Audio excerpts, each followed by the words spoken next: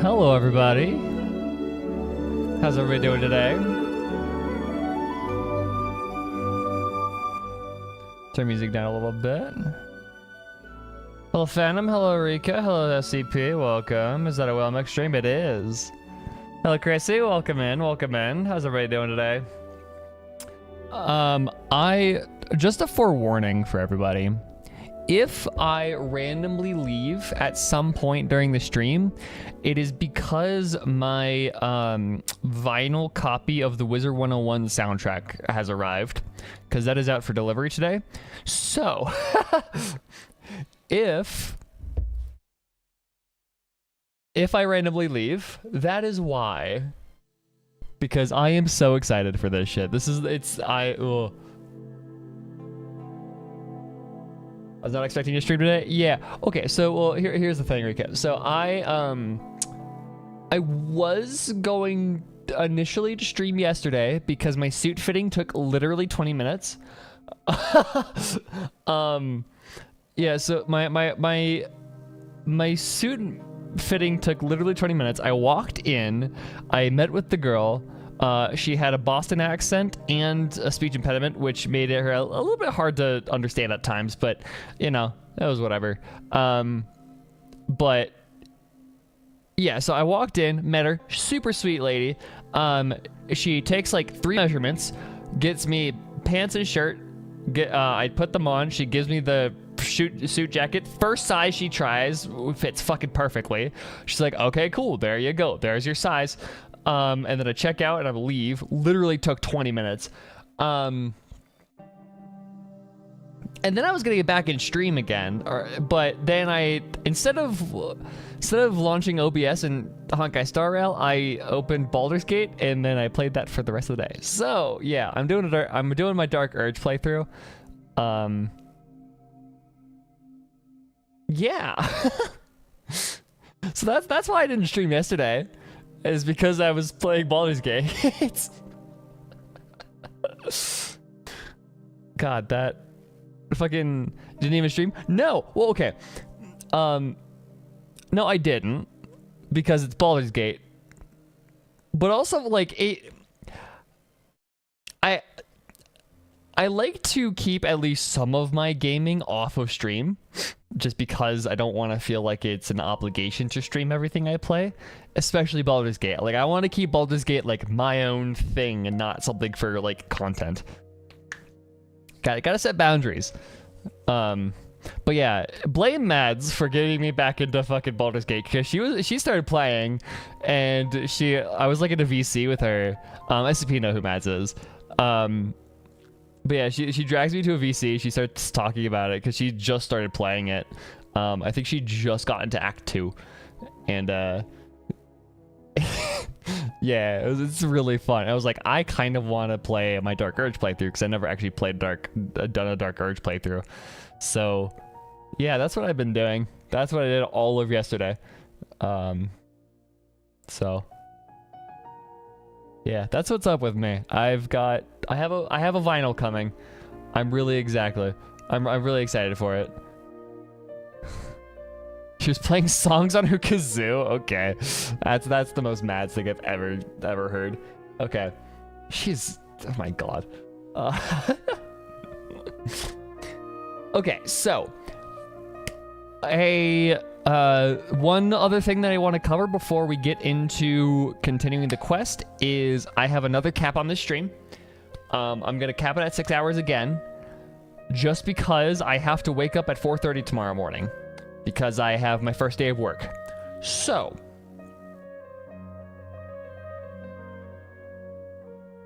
yeah. So, 6 hour cap, 4:30, yep, golf course maintenance, baby. Just chug Monster Energy. I don't have any monsters on me. It's fun. Although it is supposed to rain tomorrow, so I don't know if I'm gonna have very much work. The old people get up so fucking early. Why the hell do you want to tee off at 6 a.m.? Like, it's so stupid. I hate it. It's so dumb. Anyways. Oh. It is the most annoying thing how early old people tee off. And for that reason, so I think right now our earliest tea time is 5 or 6:30 right now, and then when the summer advances a bit, it drops to 6. So right now our start time, I have to clock in at 5:30, and then later on in the summer I have to clock in at 5. So it takes me about an hour to get up and get there. Like 30 minutes to get up and get ready and leaving the house, and about 30 minutes to actually show up. So yeah. Anyways.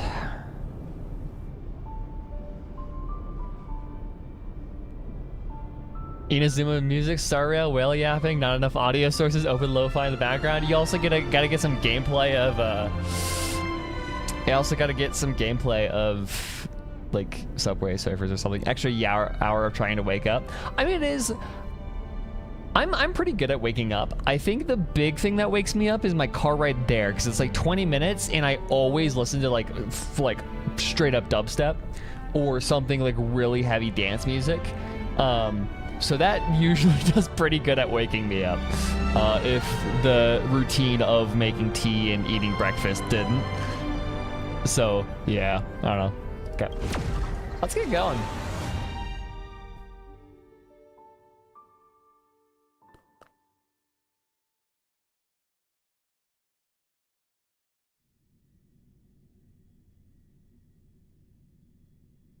Each at the abyss while you watch. Nice, nice. Okay.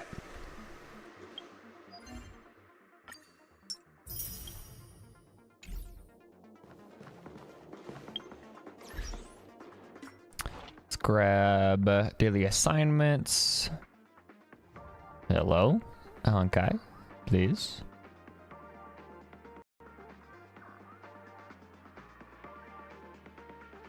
Wait for the program to respond. Anyways, the game is crashing. I'll listen to the fucking. The game's a bit loud. Is it? It shouldn't be. Dispatch again.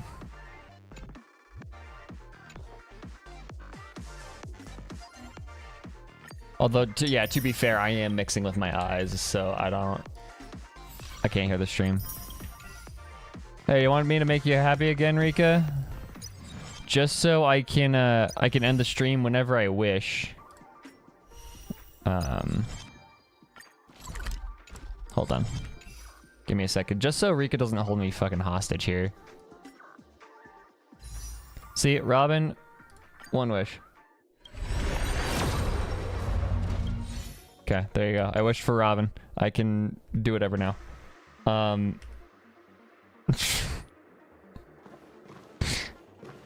Okay, so we were doing this whole performance thing to try and get into a meeting with the Dream Master, I think, is what was happening. Why is the game so slow? Come on.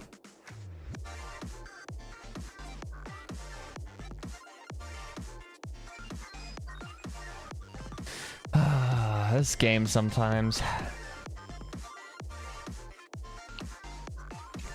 Oh yeah, we need to get to the theater before everyone else does. That's right. That's right. I just want to click on my notifications. I want to get rid of my notifications. Please, game. It's freezing every single fucking time I try to go to my notifications.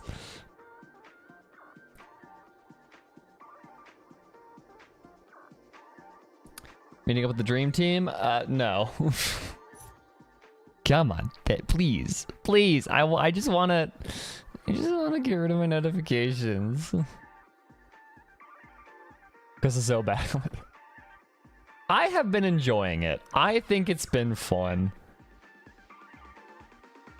It's definitely not like perfect. And I bet you this is probably going to be like the padding of the quest. Like I'm assuming I stopped where it got like stopped right where it gets boring. It's like we're getting to the slog. We're getting to those middle books of the Wheel of Time. But I mean, I've been enjoying it. Like I fully agreed with what Island tweeted. I think it was Island that said this game is definitely not, or this quest is definitely not perfect. It was like, it's like an 8.5 out of 10, which is great. Like I agree with that. This is a solid like 8.5 so far. It's been good. There are problems. There are always problems with Hoyo versus quest writing, but I've enjoyed it.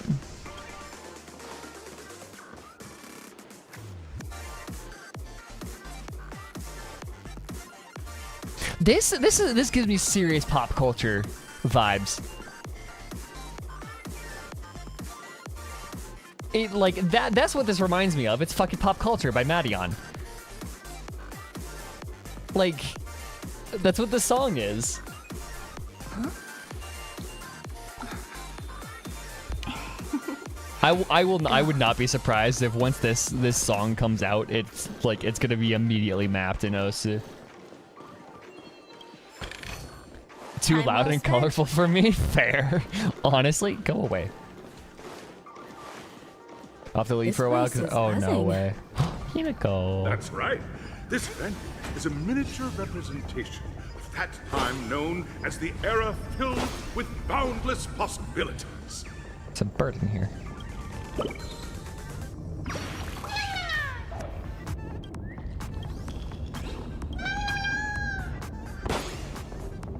Thank you. Feel like there's something that was missing? I can see it, I guess. Okay, this is actually kind of cool.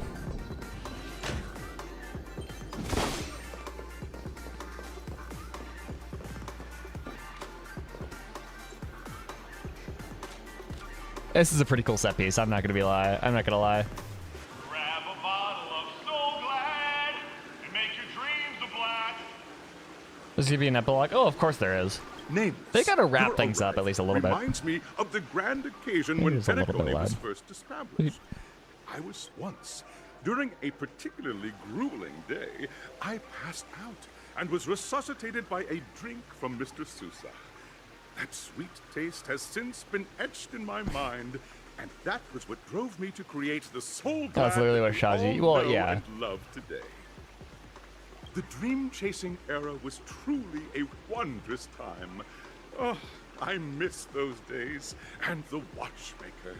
Scorched Sand Hall is my homage to that time. I wholeheartedly hope you make it to the finish and emerge as the next superstar. He's a of known Pinnacle. liar, yes, but he's also like, he lies in ways that are mischievous and funny. Just straight up lying about what the epilogue is gonna be is, or yeah, just straight up lying about what the entire like what the entirety of 2.3 is gonna be is not his style, I feel like.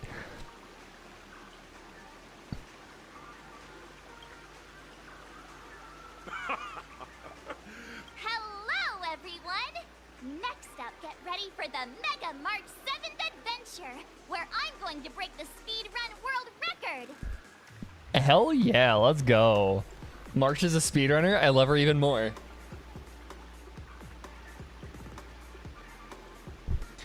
Fucking yeah, speedrunners so based. Trailblazing into the I need to get back into speedrunning. I need to find a game to run. That's Miss March 7th for you. How about Miss Firefly? I hope that by the end of this journey, everyone will have achieved the outcome that they hoped for. Okay. Adorable. A wonderful wish. Miss Himiko, what are you expecting from your team? Safety first, everyone. Hold on. I'm not saying anything, right? I'm not saying anything, but I'm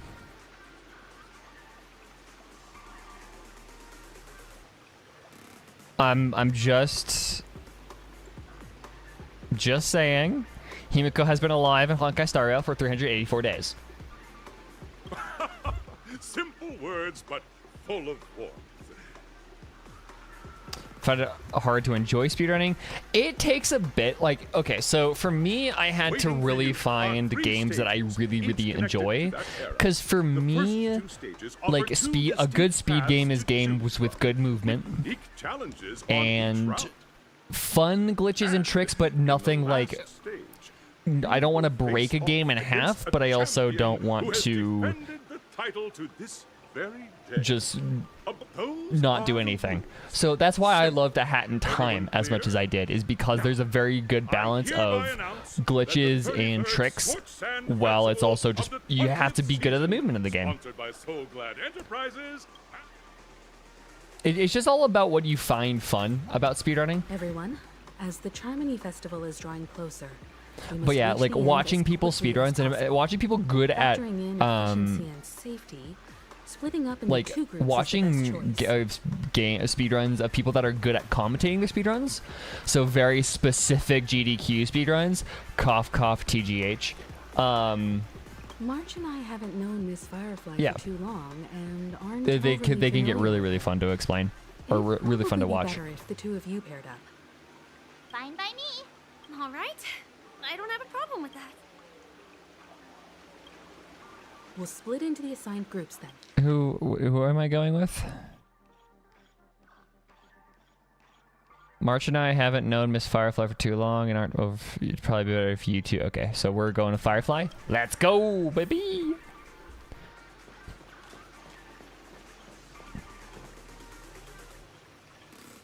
Dead Space speedruns? I don't think I've seen Dead Space speedruns.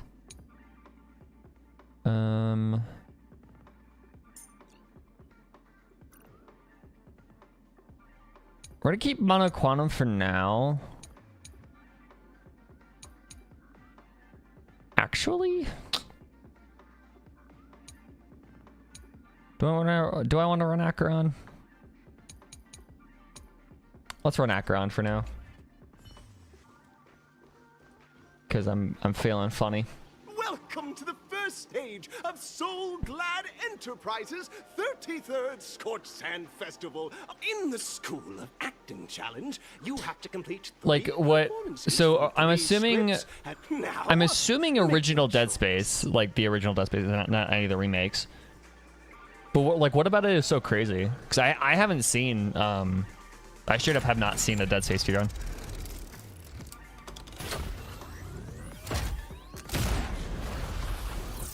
That's a cool animation.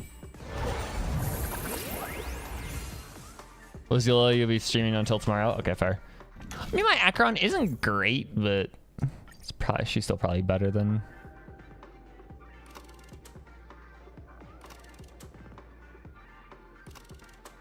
Action challenge? Yeah. The champion's crown awaits you on the stage. Welcome to the arena of action stars. Competitors, allow me. There are a total of 3 stages up ahead, each with their own challenges. The enemies you will contend against, it's worth mentioning that the fastest time for this stage was achieved by a contestant with fiery red hair. Astoundingly, he overcame all enemies across the 3 stages in only 5 minutes. Time is of the essence. Gentleman with fiery red hair. No idea who that is. My question is, can I can't Acheron these fuckers. That would be really funny if I could. Dream chasers who've come.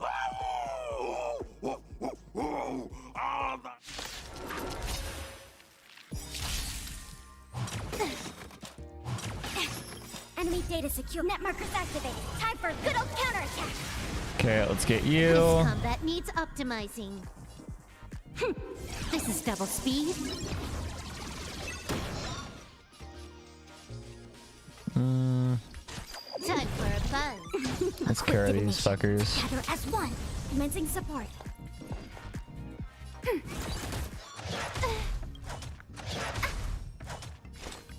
Destined for oblivion. I weep for the departed. It too shall fall. Bop. Jackpot? What does that mean?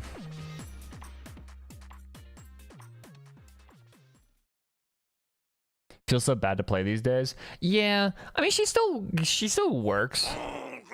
Pretty simple.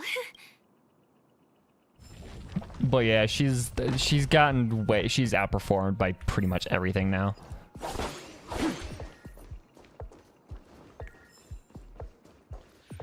Congratulations, just as you're about. Why is our opponent so glad?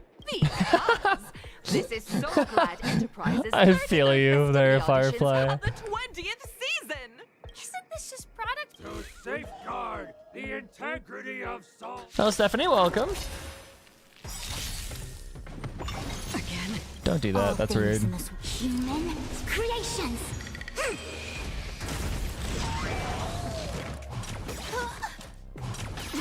Why is their Tricky speed and so fucking high? That's dumb. Time for a buzz. This is double speed. Again. Ow. Converge and awaken. Ready for another? Net markers activated. Time for a good old counterattack. Is she gonna just like summon a tank? No. I weep for the departed. It too shall fall.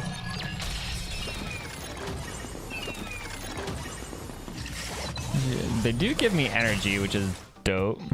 On the still waters of oblivion.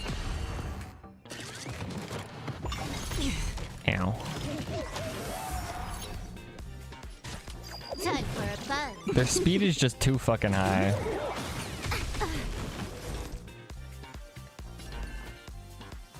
I kind of need the energy. Enemy data secure. Net markers activated. Time for a good old Get Futuran ult up as fast as possible. Just so Acheron doesn't die. More enemies. Time for a buzz. This combat need. This is double speed. I weep for the departed. It too shall fall. There we go.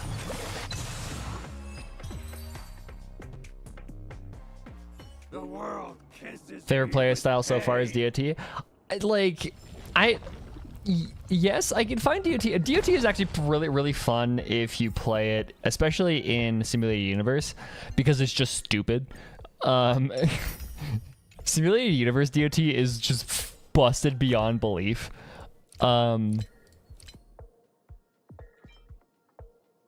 But like, I don't know. I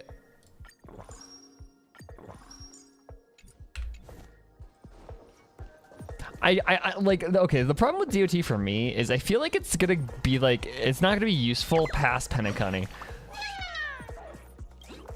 5 stacks of severe radiation. That's exactly kind of what it feels like when you play Nihility in and like, I also feel it's kind of, DOT is weird for me because I kind of don't like how it's so No matter how reliant lengthy on the Kafka. Will take my soul. Oh, dinosaur! Devour him! Grab a bottle of salt.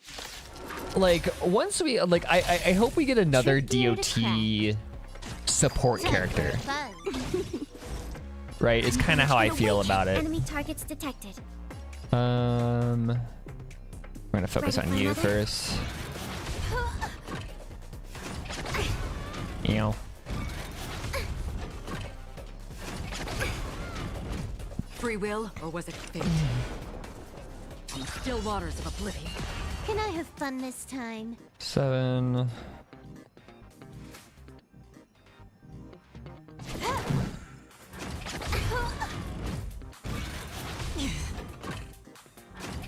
There we go. Enemy data secure. Net markers activated. Time for a good old counterattack. Spamming 1. There I we weep go. For the departed. It too shall fall. Blah. All things in this human creations.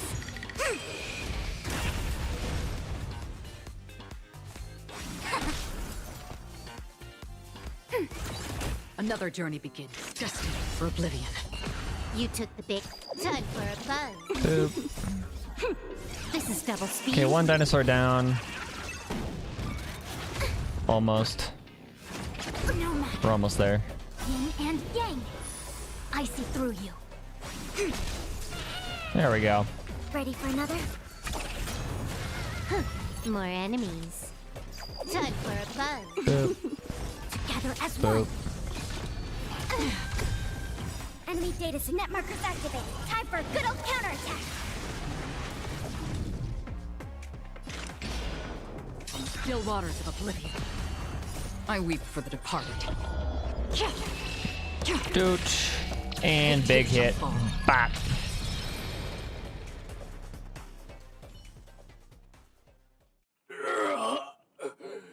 The body We need Ellie to enter and be a physical DOT. shall not. That would be an interesting playstyle. That should do it!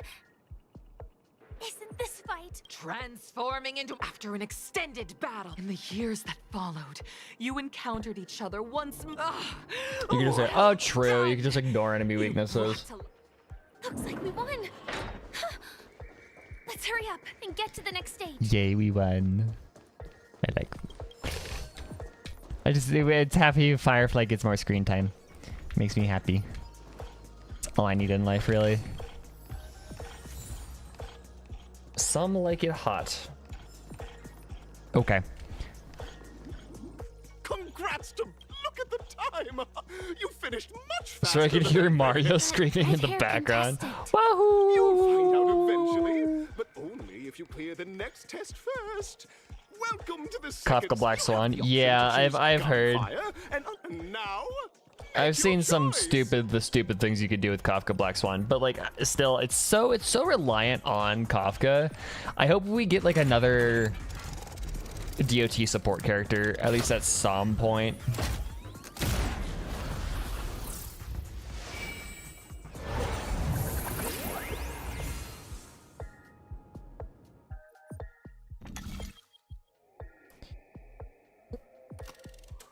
Time trial, gunfire trial.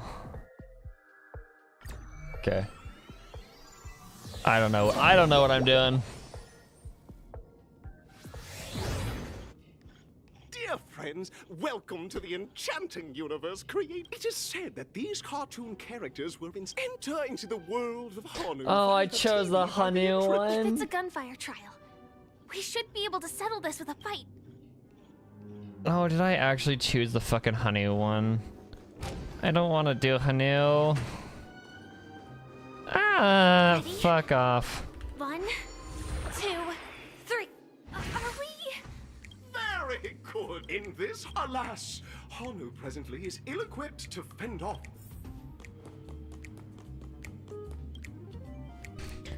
I don't want to be doing Hanu. Oh, great Hanu, you look like you could really use some help. Long time no see.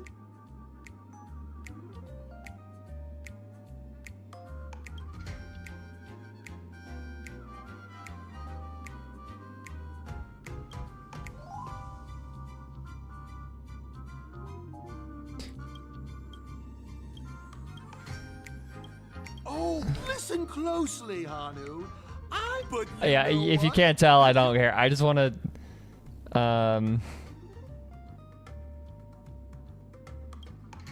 Now scurry along. I can't wait. Let's stay alert and make sure those monsters don't spot us. Look up there. If we can push that thing down, do you think that would do the trick? A literal fuck, just like just Looney Tunes. This fucker, just anvil on his head.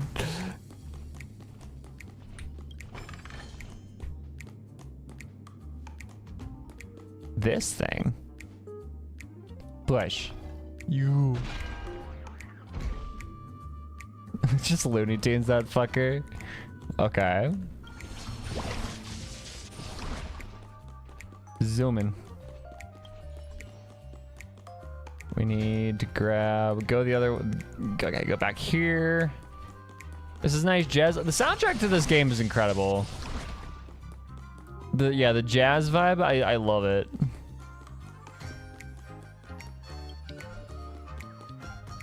For some reason, it reminds me of that Mystery Incorporated Scooby-Doo game for the GameCube. That's kind of the vibe I get. I need to play that game again. Finally, that's all the jigsaw pieces. Let's hurry back. You didn't see anything.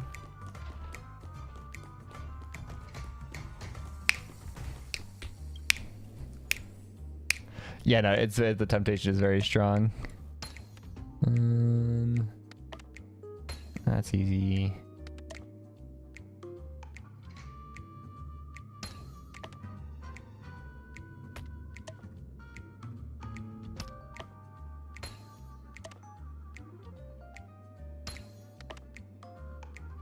I don't have to rotate anything. Oh my! The exquisite. Hurry now!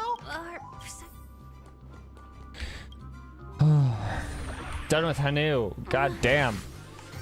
Disconnecting from that thing so suddenly has left me feeling slightly disoriented. It's fine. You get used to it. Is that Hanu? He's just here. What's up, dude? He's brother Hanu. Aha, I know the answer for this one. What exactly is he talking about? Fuck if I know. Hi, Clocky.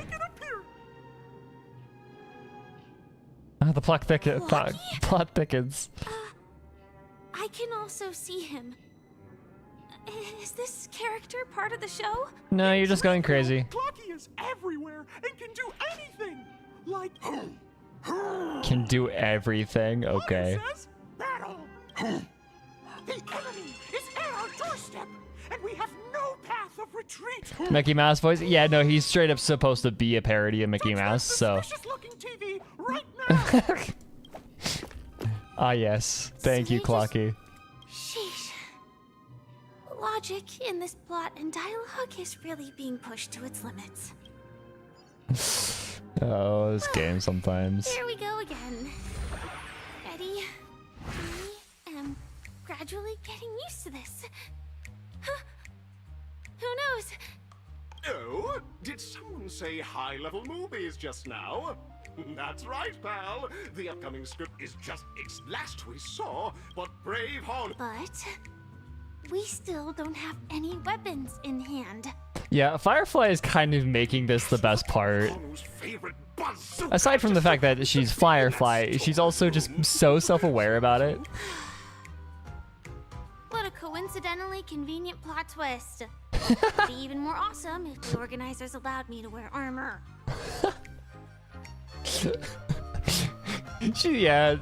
Firefly's so fed up with this bullshit. She's like, just get me out of here. Just jump with the no. Well, even if this happened before, well, one, they're in China, so not, or no, that wouldn't matter because it's still being published in the U.S. But Storage room. it's unique behind the enough shelves, right? that it wouldn't be considered illegal in IP law. It doesn't have to be He wasn't lying. public domain. They could have done this before There's Mickey was actually public a domain. bazooka here. Now we should have a way of dealing with those baddies. Yeah, you know, you just. This thing feels just like the soaring locust too. You know, you just fucking explode them. Boom. I just realized that is. Yeah, she's having some regrets. Careful. It looks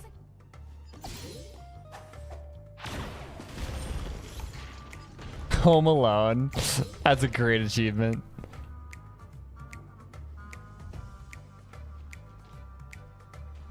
Slow motion. here we go again.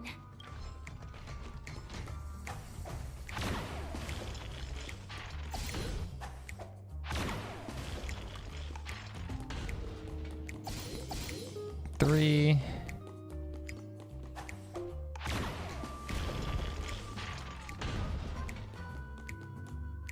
can't be all of them, right? Oh my! Hanu has a body count. Hanu has killed many. Well, that's that. But it is gonna be hard to let go of this bazooka. What do you mean? Never mind. Let's hurry over to the next stage. It's gonna be hard to let go of the bazooka. What, did you get fucking like emotionally attached to a bazooka?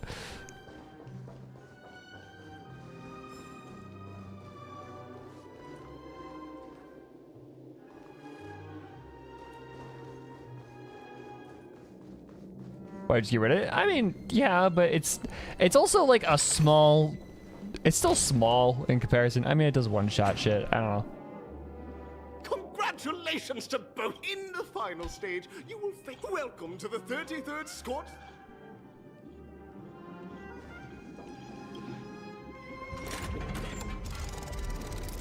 Who doesn't get attached to cartoon bazookas? I don't. I feel like having a fucking nuclear bomb in my party is more useful. The nuclear bomb being fucking Acheron. Arena 2? Sure.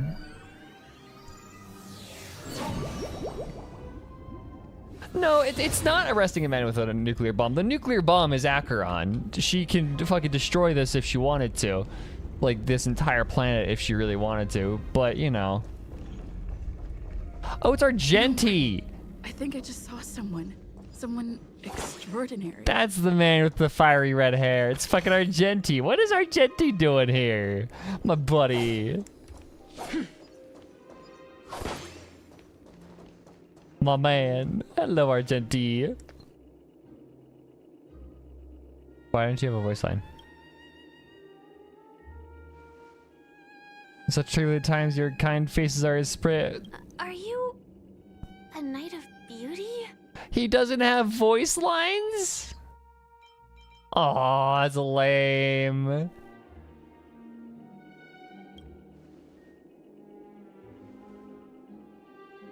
It's a bug. That's so lame. They didn't.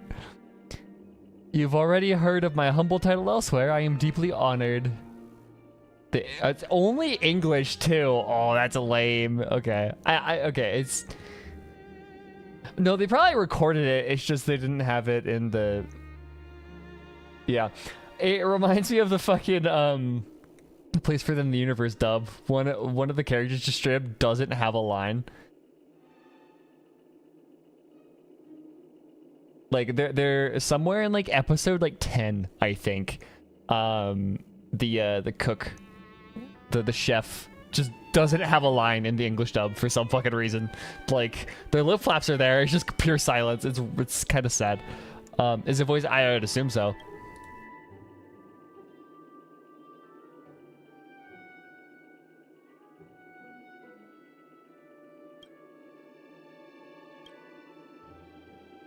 Contests are sacred and inviolable. Just, okay.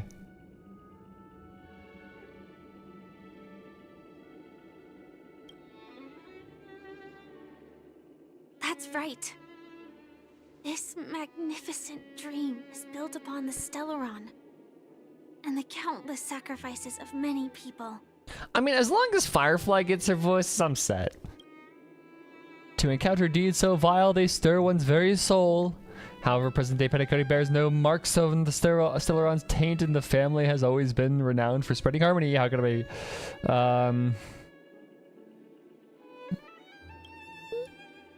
Yeah, Argenti's chill. I'm not wrong. The Knights of Beauty also received an invitation from the watchmaker, right? That's right, but what does this have to do with the Stellaron? Actually, we've already met the watchmaker. Should have kept him talking Chinese. That would be really funny, though. Good. Evidently, you are traveling in pursuit of the beauty's ideals. Go forth, my dear friend. Hell yes. Thank you, Knight of Beauty. We don't have much time left. May we meet again. Hell yeah, we just get... In that case, let's make our way to the end.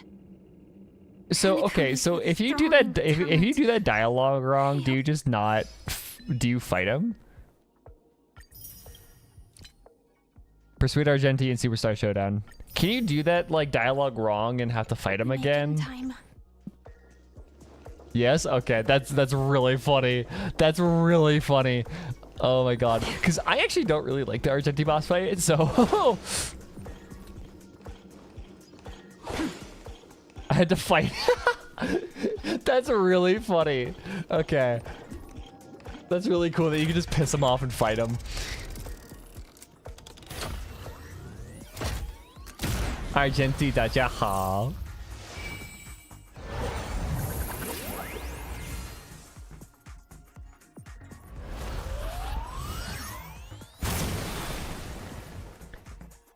That I think my head is still in Baldur's Gate mode because I don't think I would have thought of farting him anyway. Like, I don't think I would have thought about fighting him. Unless I was playing Baldur's Gate earlier today.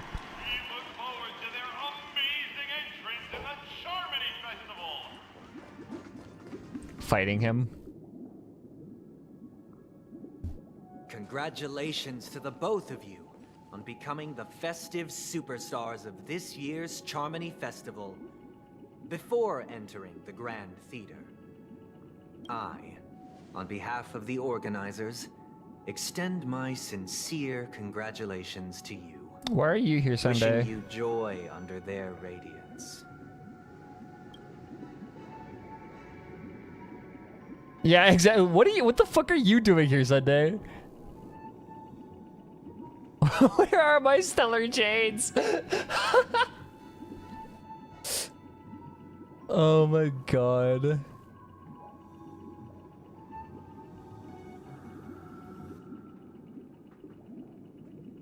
The other day I saw a TikTok when somebody annoyed Raphael so much he just broke the entire deal altogether. You can do that? That's actually hilarious. Okay, so I'm very tempted to do Raphael this quest because this playthrough, because my first playthrough I didn't do the House of Hope. I want to do that fight. I really want to do that fight. Still has 3 brain cells. She does. It's really, look at that face. She has nothing going on in there. All I get is where are my stellar jades?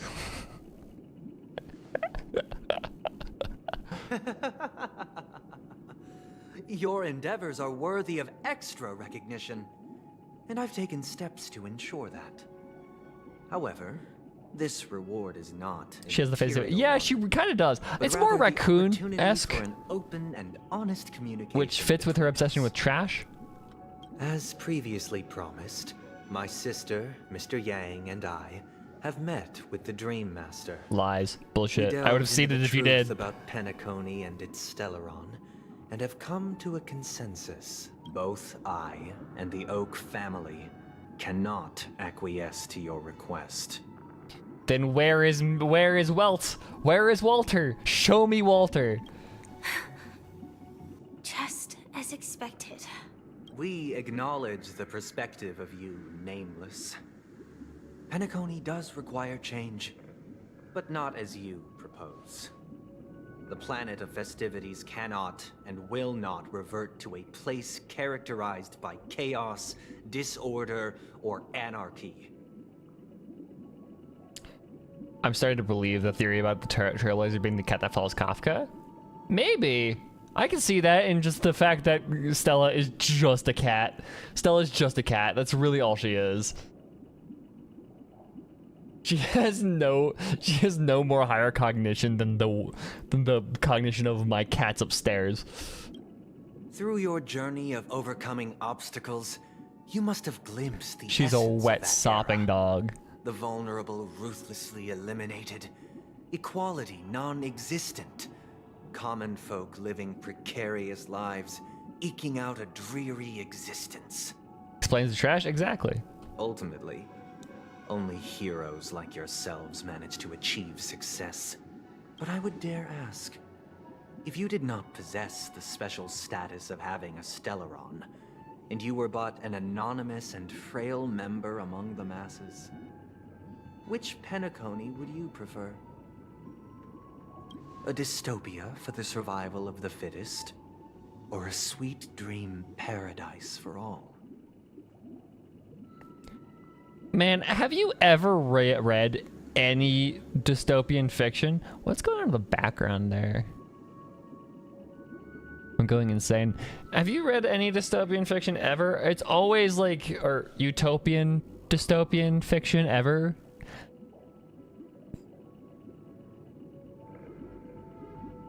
Why are you asking me?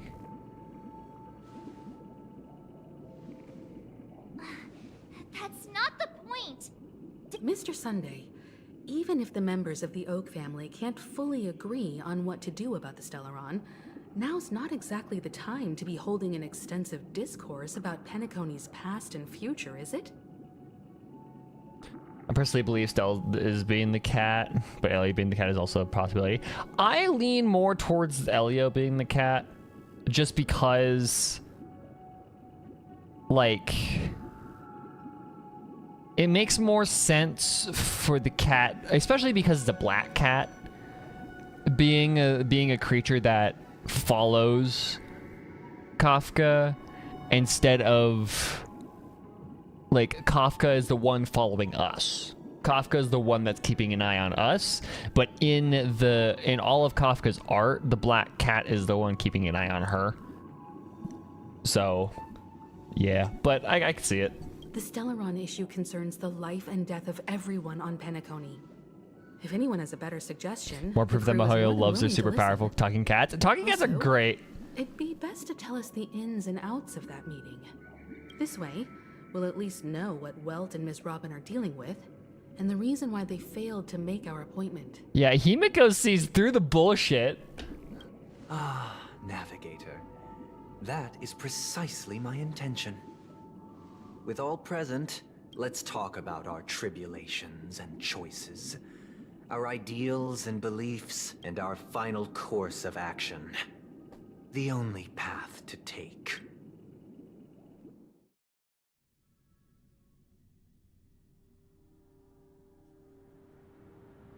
A while ago. You mean to say that for the longest time, there have been scoundrels who would use the Charmity Festival that I have bequeathed to the masses as a tool to realize their ambition? At least he's talking a little faster now. Indeed, Dream Master.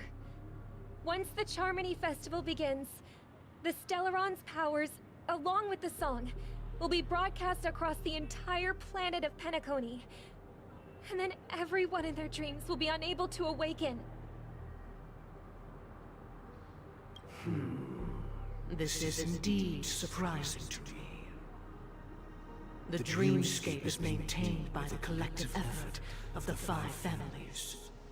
If someone were to use the Charmony Festival to recklessly disseminate the power of the Stellaron, this individual must hold a position of great authority. Do you have any suspects? I'd like to ask, did you really not know of the Stellaron's existence? I would have never thought that this nameless would point the spear at me. Deflecting Quite much? Astonishing indeed. If I have offended, the Astral Express extends its sincere apologies. But the current circumstances are dire and leave no room for meticulous inquiry. We're doing this out of concern for the Dreamscape's safety. So, if you could, please alleviate our concerns. Dream Master, it's just to prove that the Charmony Festival has nothing to do with the Stellaron. If we're being overly cautious, I will return to the stage to offer tribute in song, just per the arrangement.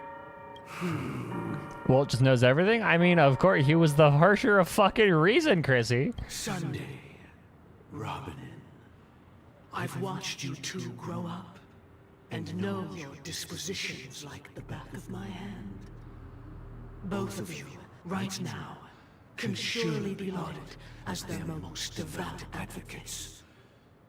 I already know your resolve. The magnitude of this matter is enormous and cannot be taken lightly. Since Mr. Yang has asked with such earnestness, I will personally respond in kind.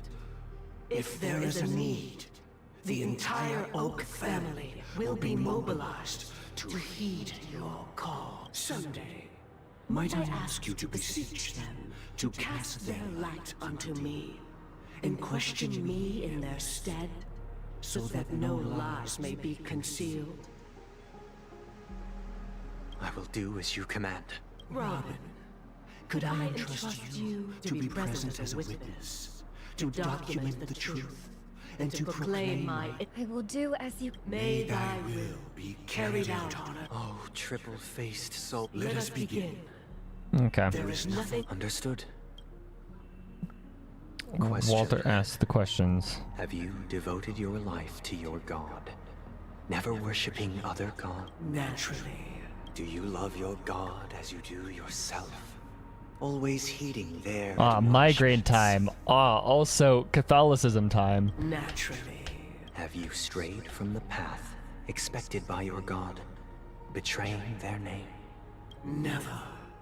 Have you ever been inordinate with your asks of your god, coveting more than the foundation of the creation itself? It's so Catholicism. Holy shit, they're leaning into it. Then, a final.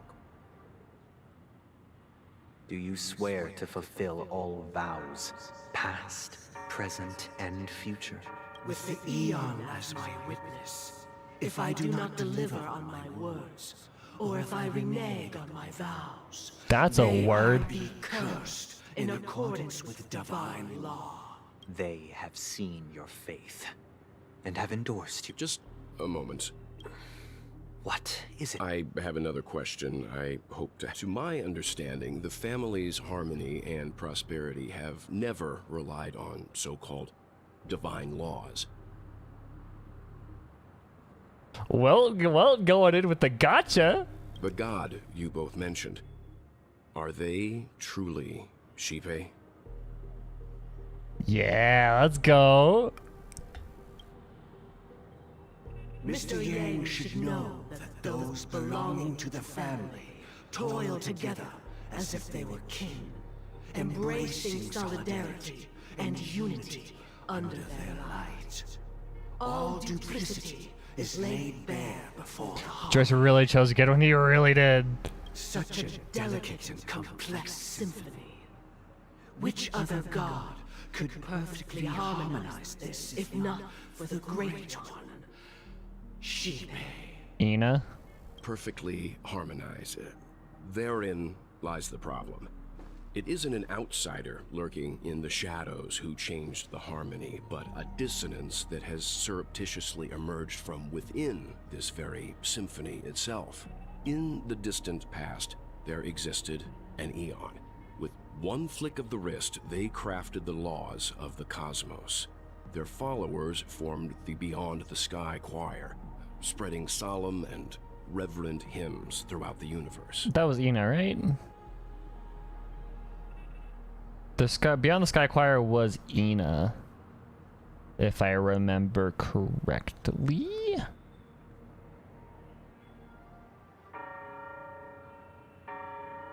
Yep, okay. Later, they fell.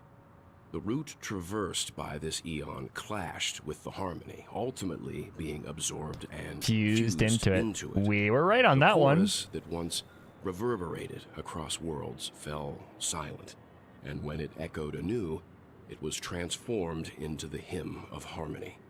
Yep. Though an Eon may perish, paths with no masters still linger. In the all-forgiving harmony, echoes of bygone dissonance may subtly arise. Mr. Yang, being overly astute can be a detriment. Especially when you find yourself alone and without allies. So this is how it is. For the sake of our grand cause, Sunday, please afford these two an opportunity to rest. What?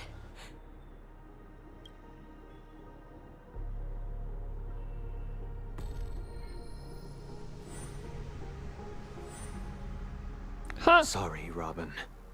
It's just you. I did not wish for you to know this. So, this is the true reason I can't sing? The shadow that envelops Penacony is actually... We were never children of the harmony.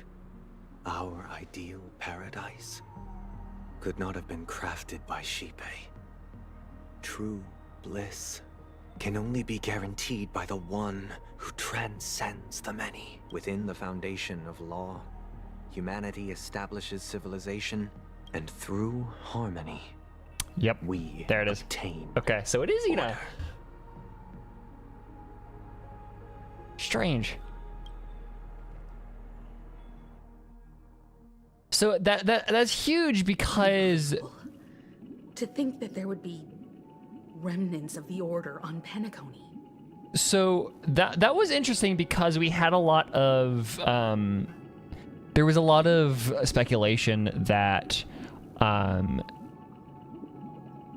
that Sunday had a lot of design parallels to Ina. So that was actually a really cool call from the theory community. I like how we got, like, in plain terms confirmation that Ina was absorbed by Harmony.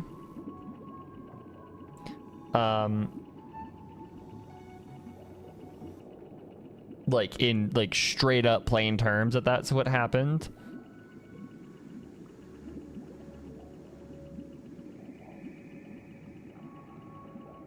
My man Welt was defeated just like that. I mean, it's the power of a fucking eon. Like, yeah, Welt is a powerful dude, but that's just straight up fucking a neon. Like, it was... What have you done with Mr. Yang and Miss Robin? Mr. Yang's here. Don't worry. I just gave them some time alone to ponder their fates. You should know that these actions make you an enemy of the Astral Express. Should we need to stand against the Nameless, it would only be myself and the Oak family involved. But we haven't reached that point Also, yet. to be fair, it's not like Welt having the Star of Eden makes him, like, impenetrable from everything. Like, it's like hypnosis. Your efforts for the justice of Something that caught him off are guard. evident to everyone and have been widely observed.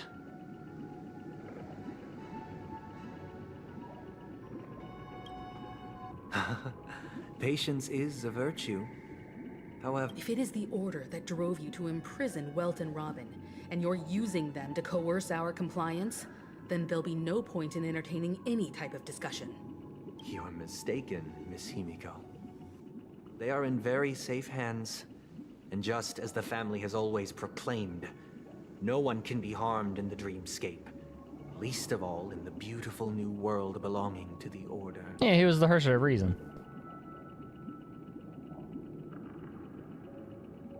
Penacony and the entire universe have witnessed far too much innocent bloodshed. The strong wield their blades against the weak, and the victors push the vanquished to the brink of life. Natural selection.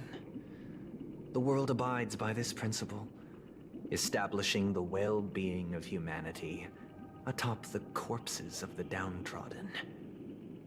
Only we, or rather, I, possess the power to put an end to this farce.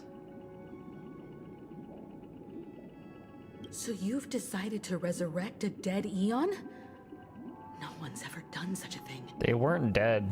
They were just kind of chilling. If Miss Himiko is interested, let's draw back the veil and speak candidly.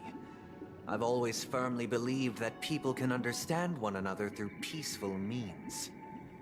Sunday is just nuts. He really is. Like, I'm getting that. I'm willing to divulge the unembellished truth as to the intentions of the Order's Pathstriders, so that you will make better judgment for the Astral Express, for Penacony, and for this stretch of the universe. Words can hardly do justice to the beauty of that ideal. So, come with me, everyone.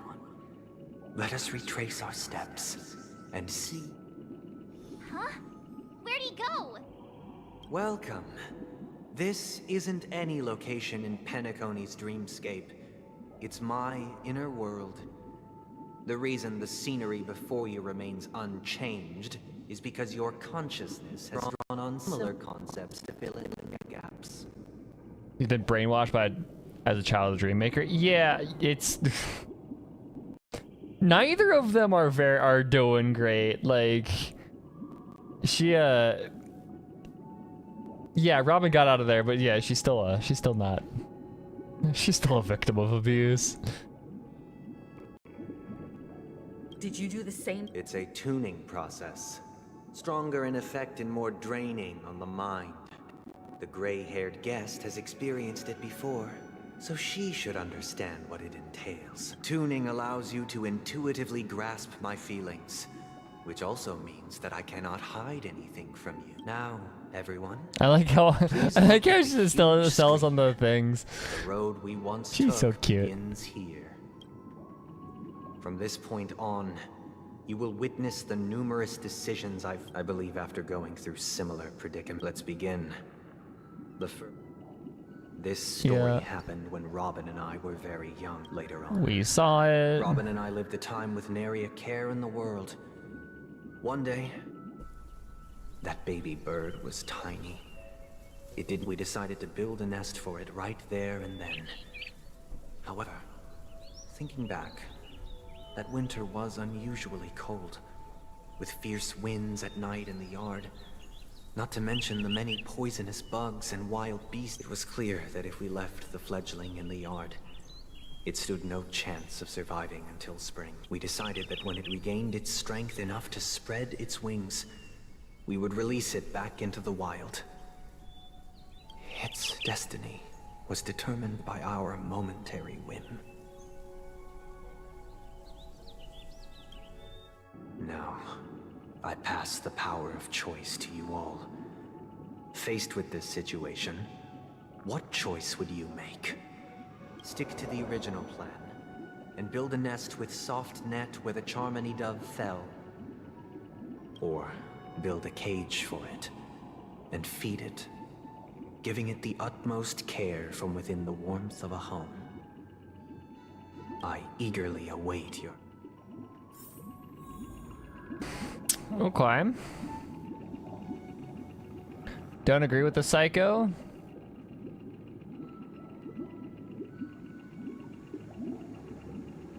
Oh, I can talk with people. I can't decipher his intentions right now, but based solely on that, even if I was gonna really... Dove cage. It looks Make like he cage. asked the question. No special reason. I do think that a Cage. fledgling should... Can we call the next one? Okay. That guy just casually throws this kind of question at us? What exactly is his deal? But fine. If it were me, I guess I'd choose Hey guys, to I build a wonder what cage the for right little answer Charlie is. dove. After all, leaving it there, it's bound to get hurt by wild animals or something. And Guys, I wonder what the right answer is. Or build a cage for it and feed it, giving it, make the decision. I'm happy to see that you made a choice similar to ours. If your mind is made up, let me reveal the outcome of this choice. We passionately nursed it back to health, preparing only the best food for it every day. We even preened its feathers. Later, on the day that Robin left, I watched it for a long while by the window. Probably about 3 or so days. In those 3 long days, Free bird, yeah. to spread its wings to fly into the sky, but fell to the ground. Finally, on the 137th attempt, It succeeded. But its attempt did not go perfectly. After the fall shattered its wings, it writhed helplessly in my embrace. But it was all for naught, finally succumbing to a painful demise. I deeply regret the choices we made. This story Okay, talk to Himiko about I was this one. appointed as Bronze Melodia, a position exclusive to the Oak family, charged with listening to the problems and vexations of Dreamscape residents. Oh yeah, and this is the providing them confessions the one. relevant guidance. It was during that period that I had the opportunity to hear voices from all corners of the Dreamscape. Joy, sorrow, arrogance, regret. He was a dream chaser and an illegal stowaway. Just like the rest of them. It's basically he an came to opportunity for the Panaconia chicken in search twink of a to better dump life. on us. Trauma Except dump on us? that, Okay. To most people, the price he paid, I suppose you could say it was everything. He told me I sold everything I could at home. He had a plan in place. He would buy back his children once he had made his fortune, and enjoy Penacony's beautiful dream with them. Alas, his plan to smuggle himself was somewhat clumsy, and he was sniffed out by those pig. After hearing the Dream Chaser's story, I immediately appealed to the Bloodhound family to cease their pursuit. That way, at least he could live peacefully. But I'll tell you the outcome soon. For will you do as I did, and try to convince the Bloodhound family to stop their pursuit, so that the Dream Chaser may live peacefully and realize, or will you remain silent, leaving him to languish while the hounds are hot on his heels, until his inevitable judgment arrives? I mean, either way, I feel like the...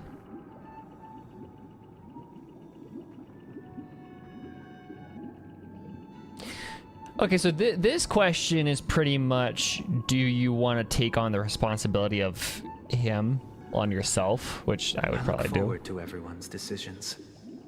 Who knows? If you're in a power position and you have the chance to take on somebody else's, like... A dream chaser story. If I acted out of kindness, I would probably ask the Bloodhounds to stop their pursuit and lend him a hand. I mean, okay, so here's the thing with that order reveal. I kind of saw it coming. Or, okay, I didn't see it coming, but, like, it doesn't surprise me at all. It was a, neat kind of thing. Just because... Yeah. Because we knew that the order was a part of Ina, or of Shipe for a while. But what cruel repercussion would this choice result in? Hey, I already... Sunday must have been deeply impressed by the 384 limitations days. of the strong defending the weak through this incident.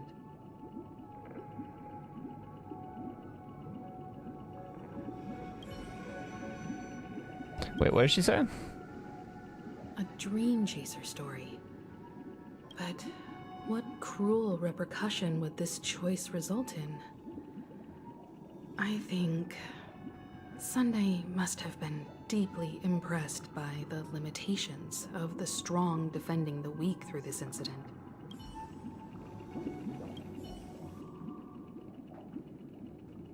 This question... Surely it has some connection to the baby bird story.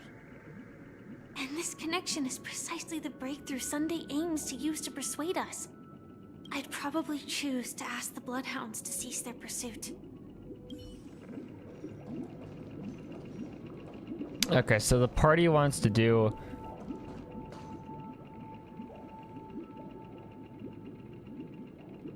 I'm curious.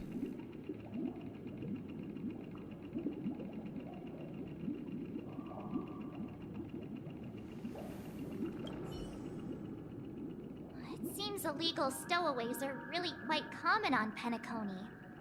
But that guy in the story, I don't think he deserves any sympathy at all. He sold his kids to chase a dream.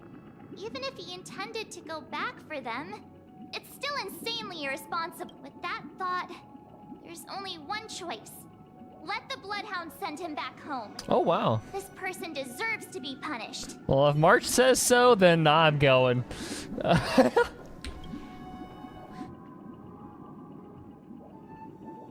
If March says so, you, I'm happy.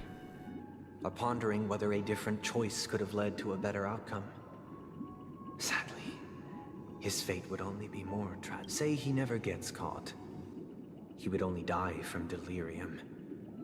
The methods with which illegal stowaways enter dreams are March's words are my laws. I am flawless faithful. like the hotels. Living in the dreamscape would be a mere pipe dream. Should he be apprehended? Could the hounds afford to turn a blind eye? The answer is a definitive no. They couldn't bear the resulting consequences, and thus wouldn't dare extend a helping hand. As to your choice, I once again offer mine, and the story this time is my own. This story happened the day I was appointed the Oak family head. At that time, what surprised me was that the Dream Master had only come to deliver a letter to me. He let me read its contents, and it was a letter from my sister. Okay. The letter contained the usual pleasantries, anecdotes from her travels. Nothing out of the ordinary. Just as I started wondering how this letter related to our discussion, the Dream Master began to speak. Do you know who wrote this letter? My sister, of course.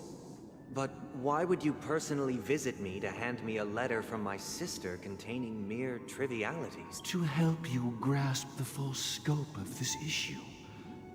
Do you know where Robin is at this moment? From what the letter indicates, she must be in Caspelina 8, correct? She's touring there right now. Correct. Has she mentioned anything about a stray bullet? A stray bullet? What? A war has broken out on that planet. It is because of this very reason that Robin chose this destination. To spread the word of the Harmony. And to save the lives of that planet. She personally made for the front lines. Robin is dead. F pull for Robin. This is their last banner. Yeah, never again we will never ever get to see Robin ever again. She hoped to ease the people's suffering with song, and was willing to brave mortal danger to deliver the IPC's medical supplies. Unfortunately, stray bullets show no such. So they committed war crimes by killing a journalist. Is she all right? If the operation was successful, she should probably be recovering in the field hospital. By the eon above, the bullet struck her neck directly, yet possibly as a reward for her consistent deeds of harmony. It didn't hit any vital arteries. Once you've attended to your outstanding tasks, it'd be advisable to... Oh, he was totally groomed. Oh, both of them were groomed. Oh my god, both of them were groomed. Like, I think the Dream Master is like neither of like, okay, yeah, Sunday was kind of... Sunday is nuts, but yeah, it's not his fault. He's entirely, he totally got fucking groomed. Those damned savages. I'll pack my bags right away. Now you understand why she always wears such elaborate neck ornaments, don't you? How could this happen? Oh yeah, both of them are victims. Yeah, no, it's like, they're both very sympathetic characters because it's the Dream Master here that's the fucking, is the insanity. Is the huge meanie, but like, still. It's all in the past, so please don't worry. I share this in the meager hope Dream Master's bananas? Oh yeah. Harmonies, what Catholicism does to someone, true. As grandiose as the strong defending the weak sounds, many times, it is nothing more than wishful thinking. Likewise, I've prepared one last question. One last choice. But rest assured, this choice will not have any grave consequences, because this is merely a figment of imagination, a nightmare that has haunted me through countless nights. If you ever had the opportunity to make a choice like I did. Are you sure you could see Robin's scar on her hands and her E6? Really? Hold on. I'll double check this.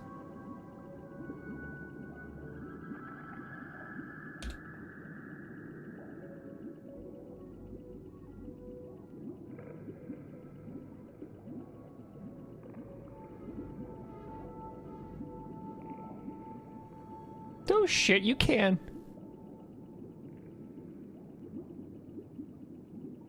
Holy shit, you can.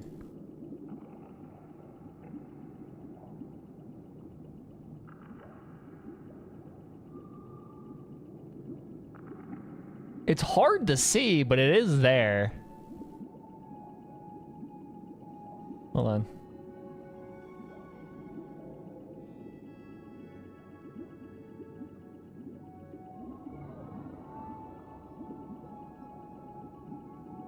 It's tricky to see, but it's there. It's this like this splotch, this miscoloration. That's really subtle. That's really, really subtle.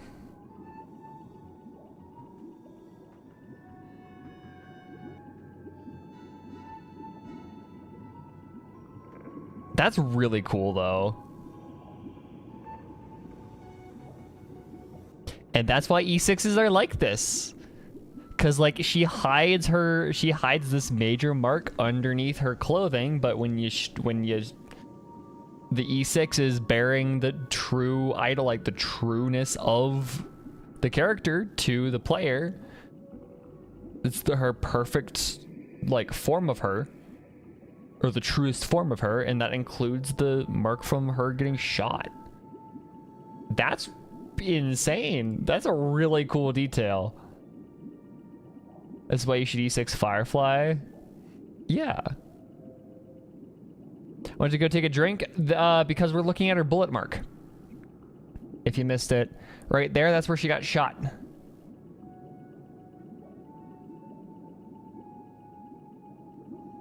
There's a little bit of discoloration on her neck right there, on her E6 art. And that's where she got shot. That's her bullet scar. Which is really, really, really cool.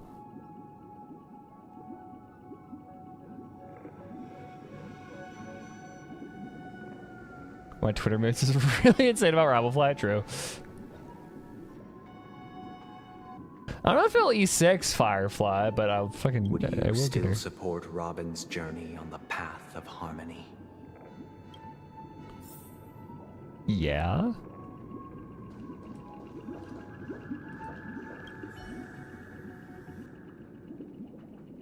I often feel like I've dreamt of similar scenes on certain nights. In the dream, I see blurry faces.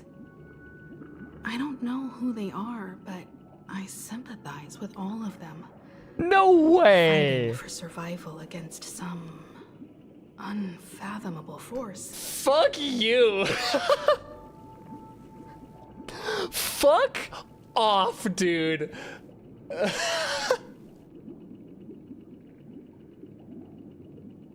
Wow. Okay.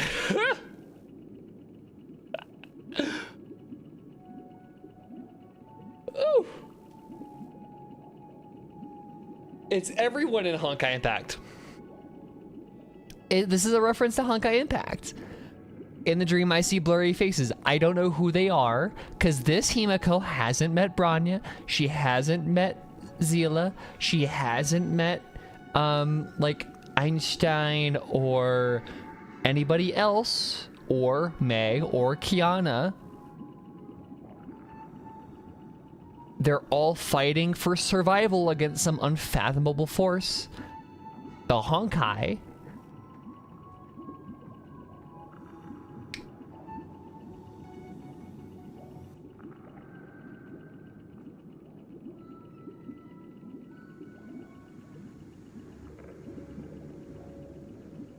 Himiko died before the main cast joined the AE, though. I mean, she still got to see them fighting. Himiko, no, I don't know if she. That's just the name that came to my mind. But like the main cast, right? She still knew them. She still knew Kiana and May and Branya. She knew them, and she saw them fighting the Honkai.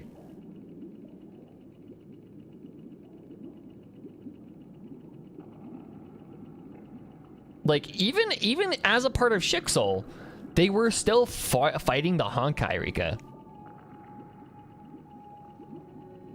Because even think about the opening of the game, right? You're going. Kiana is with May on a. Yeah, Anti-Entropy used to be Shixel, exactly. So, yeah, she died, but she died with trying to help Kiana fight this fight for survival. That's crazy. That's straight up insane. Their confusion and fear are lucid to me. But I also remember they chose never to give up. Just like Miss Robin. Oh my god. Ah! That's an adorable. If Mr. Sunday's question leaves you puzzled, you should find the answer from your own experiences. With each trailblaze, dangers and tribulations will surely follow. Yeah, this is literally asking, hey, are you gonna keep trailblazing? Stop March and I would not. Miss Robin's courage is admirable. And here I was thinking she was just another superstar celebrity. But the fact that she's also Mr. Sunday's younger sister? No, I doubt he'd wish harm on his own flesh and blood, no matter how grand the ambition. Hey, Marchie. I can't believe that happened to Miss Robin. The strong defending the weak is a great mantra, but if I had to pay such a price,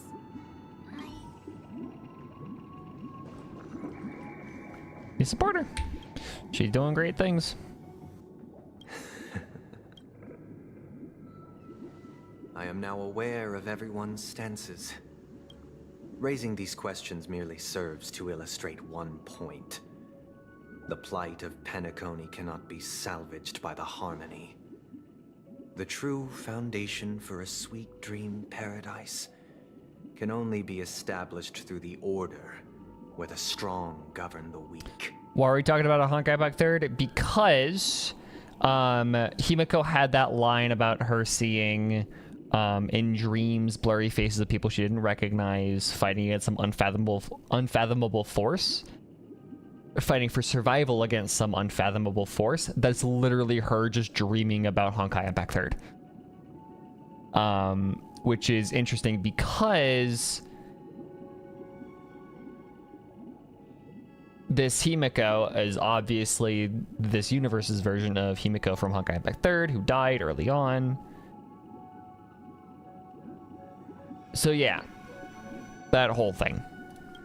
I know the suffering of being tormented, the turmoil of losing your way, how sorrow and even despair set in when matters don't work out. All of this causes me unending pain, because this is not what happiness is at all. We must teach the weak how to live a happy life. And this life isn't some noble propriety that the upper crust preaches, but in definitive terms, a way of survival that belongs to everyone. So what is your definition of living a happy life? Good question. Human consciousness is fundamentally an illusion, a cage known as self-worth. People lured in by this illusion make mistakes, yet still ask that external influences bear the burden. When one mistake after the next permeates the masses, they become impossible to trace. Thus, the amassing of these individual cages culminate to form a prison. A place dictated only by the rule of survival of the fittest. Nature is always accompanied by predation and sacrifice. Its antithesis is known as order. That is what I want to do.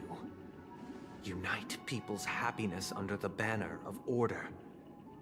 They won't need to make bitter choices any longer, nor face the weaknesses of humanity.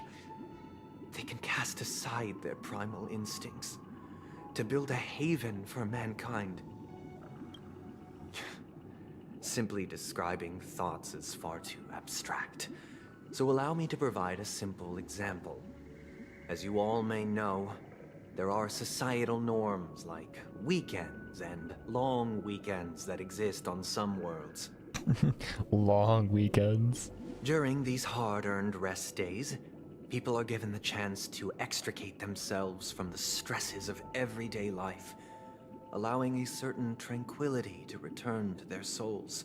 And it is only on these days that people do not have to adhere to the law where the strong prey on the weak.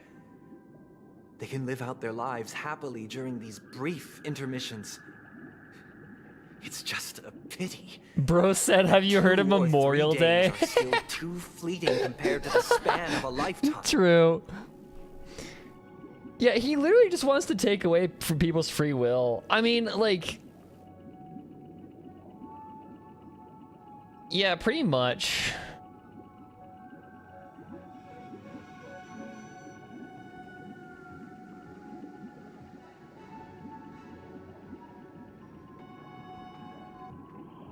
You know, that's literally, yeah. I think he has good intentions with wrong method. Yeah, pretty much. Because like he wants people to be happy, but he's saying like he doesn't. Yeah, he wants people to be happy, but he's saying he wants to do that via taking away their free will. So like taking away their ability to make quote unquote wrong choices. From where I stand, society's ideal system should be 7 rest days. Following Sunday, there should ensue a second, a third, and indeed an infinite procession of Sundays. This should be the face of the new world. Idyllic, eternal, peaceful days.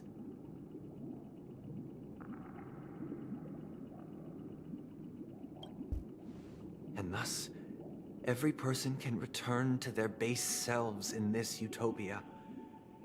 Some gaze in reverence at the stars, pouring their whole beings into calculating the distance between us and the isolated world of Pagana. Meanwhile, some seek refuge in quiet corners, holding one another, unencumbered by the chains of unwelcome obligations. There would be no need to bear the hardships of reality. Only in this way. Me when I'm radicalized by my customer service job. True. With the purest of spirit. Living a life of dignity. This is what it is to live in bliss. Isolated world Pagana, it's literally where Akivili started. Yeah, it is, but it's also because the Silver Rail completely fell apart after Akivili's disappearance / death. It makes sense that it would be completely isolated. Miss Firefly, you who are stricken with entropy loss syndrome, you of all would surely understand this. Don't bring up her medical trauma into this, bitch! Don't you dare! Let her bring it up as she wishes. It sounds like a flawless theory. But what is the price to attain all this? The cost is minute, merely a personal and eternal sacrifice. He's literally If Jesus. This paradise Okay. is to be maintained for everyone, someone must remain trapped in solitary awakening until the end of the cosmos. Jesus moment. Awakening. Which means that this so-called paradise is still a dream. Stepping into this paradise means forsaking reality, correct? I mean, also, okay, to be fair, right? Yes, there's always at least one Jesus in Hoyo games, but like Farina's Jesusisms are a little bit more subtle than this, where there was literally confession. Like, he was literally a fucking priest listening to confessions. Like, the Catholicism here is not subtle. I mean, like, Farina, it wasn't subtle either, but oh my god, this is like another level. It is not forsaking, but transcending. Flesh, blood, sorrow, weakness. If the physical is the root of spiritual suffering, it is only logical that we defeat it. But in this supposed bliss, people won't have defeated their demons. The chance to overcome their tribulations would be forever lost to them. In other words, it is an escape. Alicia literally had 12 disciples. I'm not comparing to Alicia. Alicia is Alicia. But like, this is... Whew.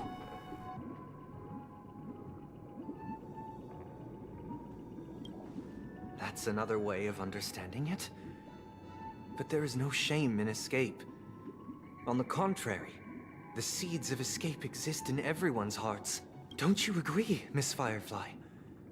And as to why we sleep, it is because we are afraid to awaken from our dreams. No? What? That doesn't make sense. That makes literally no sense. What? Think about that for just a few moments, right?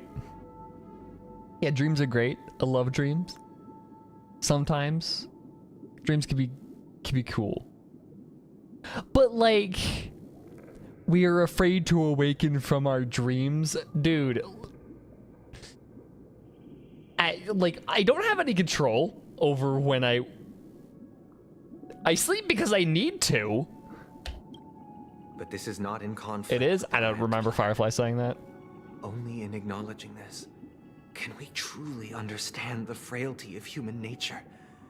And from there, show compassion and protection.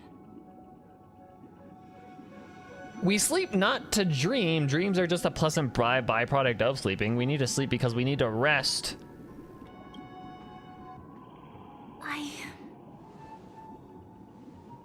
I admit that you are a born leader. Your perspective on humanity brims with pessimism. Yet you express compassion for all, even when your heart pities them. If we didn't need to sleep, I just wouldn't. Exactly. Same. I don't. Sleeping is stupid. It's a waste of time. But unlike you, I live for the self. From my perspective, individuals making choices for themselves is their birthright. The want to escape may be innate in the weak. But whether they are weak or not, it is not up to another to decide. If I never got tired and I didn't have to sleep, then I wouldn't. Because it's a waste of time. And I enjoy having, like, there is a particular joy in doing things and accomplishing things. Right? There is a joy in that, and that is kind of, that's what, at least for me, is what life is about, is doing things and accomplishing things. Learning and doing and all of that stuff. In dreams, it's just kind of handed to you, right? Like, yes, having like having friends and parties and all that stuff is fun and is a release, but even then it's still like you're able to go to those parties because you made friends, because you have like it's all like it's not entirely all about rewards, but like that's what life is accomplishing things and doing things to make things more meaningful, is finding meaning and stuff. This is just like, but Dreamscapes, you're just given that. You're just given it. There's no accomplishing. It's just mindless repetition and just doing things over and over and over. This is literally what my year of rest and relaxation is. That's what that book is. Games are boring if there's no challenge. Exactly, Stephanie. Yeah, there's an entire book about it. It's by Atesha Moshfegh. It's called My Year of Rest and Relaxation, where this lady just decides she's gonna not do anything for a year, and it drives her nuts. She goes crazy because she's not getting any stimulation. This is also what the yellow wallpaper is about. Is this lady gets trapped in a room and she starts going crazy because she doesn't have any of that mental stimulation. This is what the Dreamscape's gonna do. Is if you're not doing anything, if you're completely idle and not doing anything, then you're not getting any rewards. You're not actually in your brain. You're not gonna. Yeah, you're not accomplishing anything. There's no reason to live your life, really. Perhaps in your mind, you also view me as weak? This is also kind of what The Great Gatsby is about.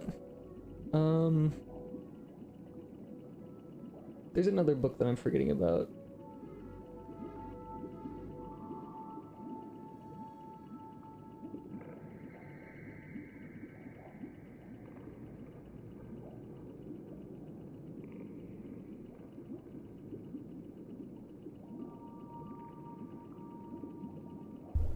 What book am I thinking of?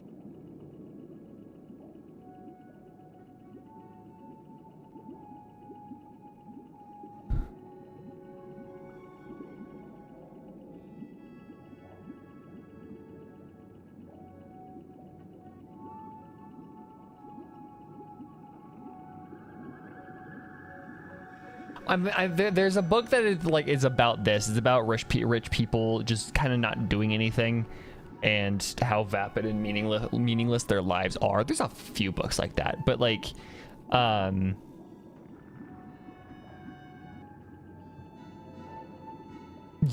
Oh, it's the fucking. No, it's. I'm going nuts, but yeah, there's a bunch of books like that. I feel like every Penacony stream specifically, just because this is Great Gatsby takes place in the same era that Penacony is based off of, so it shares a lot of the same themes of Jazz Age and rich people and that kind of stuff. That's a lot of Scott Fitzgerald's books. Is he also he talks a lot about rich people. The Sun Also Rises? I don't think so. The Sun Also Rises is. I've never read The Sun Also Rises, though, so I don't know. Because I don't think so. Since Miss Firefly has said her piece, the Astral Express will also naturally give you our answer. We'll leave it to you, just as Mr. McHale instructed before. Tell him our choice.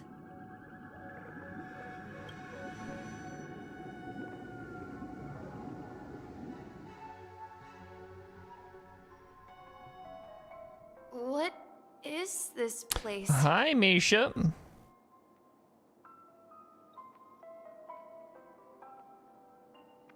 Does this place ring any bells, Misha?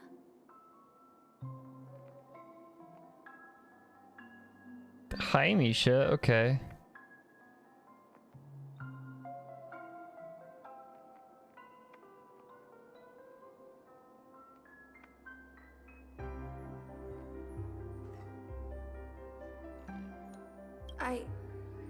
I don't know. But I feel a sense of deja vu. What is this place?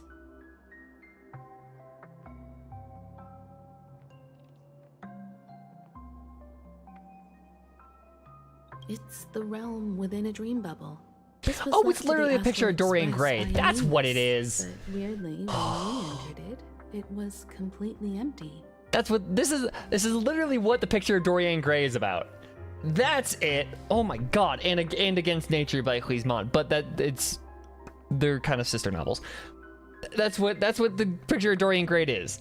Oh my god. Why did it take me so fucking long to realize that? Okay. Dr. Edward from the Dreamscape sales store told me that dreams are formed from memories, and a dream bubble can't take shape if its core is empty.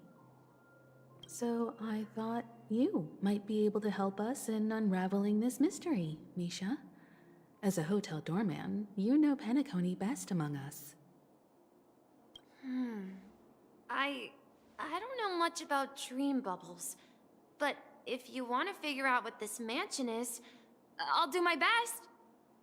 Yeah, so the picture of Dorian Gray is like, there's that passage in the middle of the book, right, where it's literally just like pages and pages and pages of Oscar Wilde describing the really dumb, vapid, meaningless hobbies that Dorian gets into because he has all the money and he has endless life, right? And he just he's pursuing all of these things without any challenge. He just does them, right? And so his life becomes so meaningless because he's just buying shit and collecting things and is living this really, really weird life where he's really doing nothing. Nothing is meant to like mentally stimulating for him. He's not learning anything. He's not doing anything. He's just kind of buying stuff and doing things for a little bit and then just dropping it. Right? And that's as his life continues, the version of him in the portrait is starting to decline, is starting to rot away and become worse and worse because he's living a life that would normally drive a person insane, but because he, you know, put all those problems into the version of him in the portrait, his portrait is suffering instead of him, right? That's what allows him to lead such a rich, vapid life. Or a wealthy, vapid, like a vapid life due to his wealth. I'm counting on you then. But there's a novel that Dorian Gray is heavily based off of. It's called Against Nature by this guy named Huizman, and it's the entire novel is that passage of what's his face, by Ori Karl Huizman. It is, a decadent ailing aristocrat who retreats to an isolated villa where he indulges his taste for luxury and excess. Veering towards nervous excitability and debilitating ennui, he gluts his aesthetic appetites with classical literature and art, exotic jewels, rich perfumes, and a kaleidoscope of sensual experiences. Against Nature exploded like a great, So that's what Huizman is about, or that's what Against Nature is, and that's what Dorian Gray is about, or is based off of, and then that's kind of what that book has to say about this whole theme of, you know, having everything just for you there is, you know, if you're not working for anything, you're not getting anything in return. Himeko, I still don't get it. Why were you so sure that Misha had a connection with this dream bubble? I wasn't sure. It was just a hunch. But since Misha feels familiar with this place, my hunch might be correct. This place looks a bit familiar. Exactly. This is where you and Firefly encountered death, which we now know as dormancy. Considering its connection to Dreamflux Reef, it's not surprising it appeared here. The question now is, who brought you here? Based on the clues we have so far, it's unlikely to be that masked fool. So identifying them is crucial to us. I still love how now the Nameless have noticed it. Yeah, I do too. Like, when is somebody gonna notice the fact that he has a fucking ticket on his thing? It's not a tie. It's like it almost looks like a handkerchief. We're drawing closer to the truth once more. Let's give Misha some time. All right, but there are doors all over the place. Which one should we choose? Do you have any idea, Misha? I guess... maybe this way? Will do, Skirt. I'm not entirely sure, but... let's give it a try.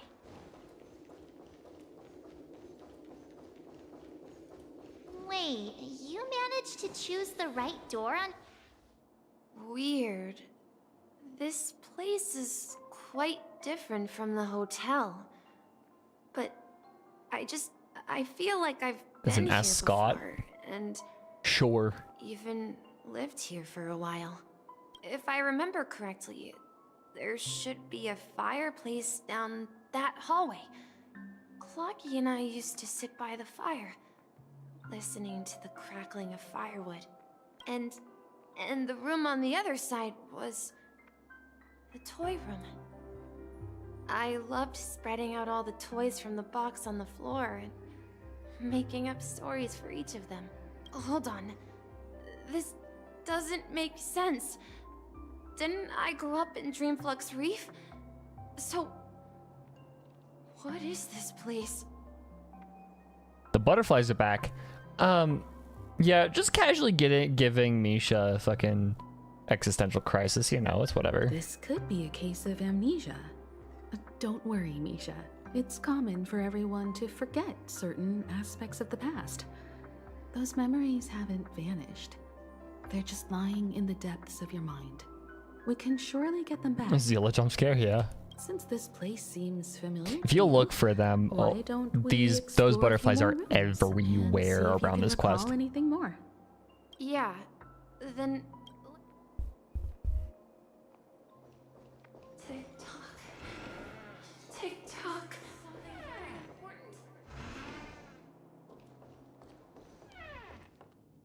I heard some noises from the room. You and Auric... Yeah. It's a member of the Compass crew. Just like Clocky and Miss Mirror. And there's more than just one origami bird. They are a big family with lots of brothers and sisters. Oh, I'm who are the aware. same. They follow Miss Mirror's orders and handle all sorts of jobs on the ship.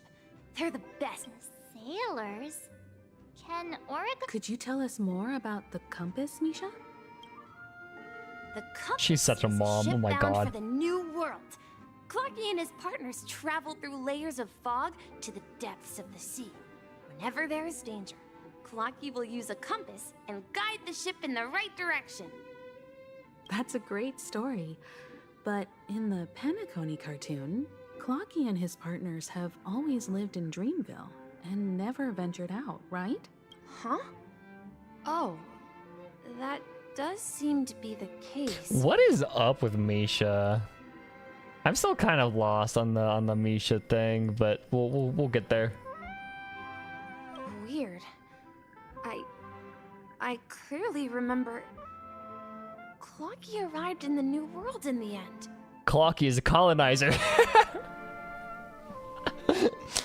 Clocky's a fucking colonizer. No, Clocky. Perhaps Clocky has a hidden past. So, where has Clocky gone? Did he leave to protect Dreamville?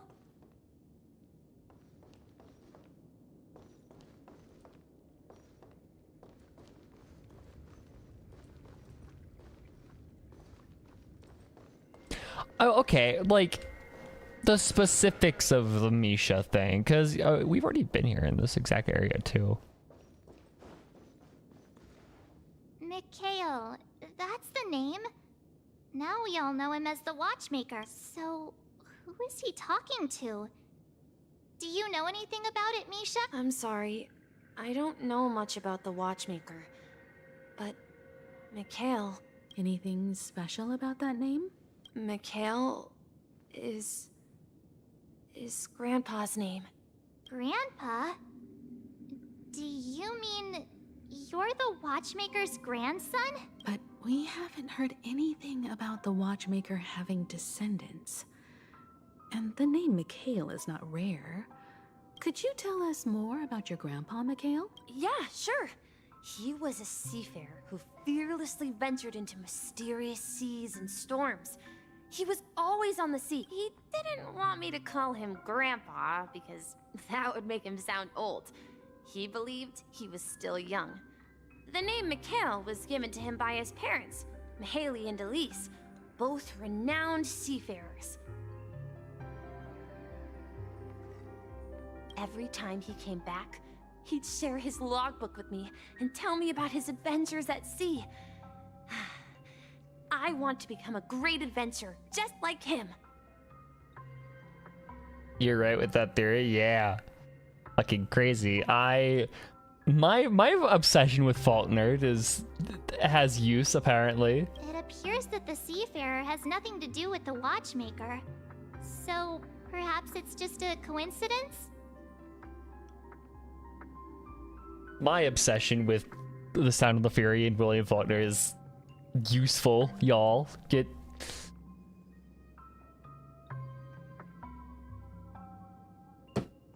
yeah, I've read way too much. Okay. So, where is your grandpa now? He went off on a new journey, and it's been quite a while since I last saw him. So the primary like reasoning or the evidence that I had that sold me on the Misha is Mikhail's grandson is the novel The Sound and the Fury by William Faulkner, which share the first chapter, the 2.0 quest was also called The Sound of the Fury. So I had like in the fact that it was so like focused around Misha, I kind of drew the story of the Compson family in The Sound of the Fury, the novel, into how it works in the book, and so I took it to mean that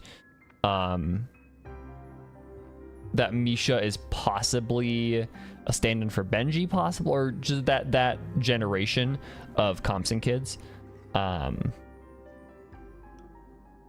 So yeah, I came up with that. That was the evidence that I used to back the idea that Misha is Mikhail's grandson. I wasn't so sure about it back then,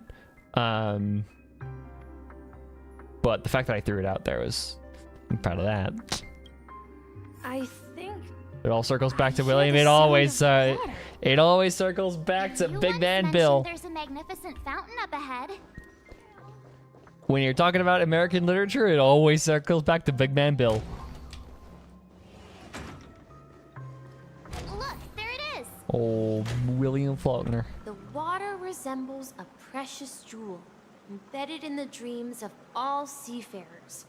Every time I gaze at the shimmering lights beneath the waves, it feels as though I'm back in this place, standing by your side. Have you recalled anything, Misha? Yeah, I saw these sentences in Grandpa's logbook.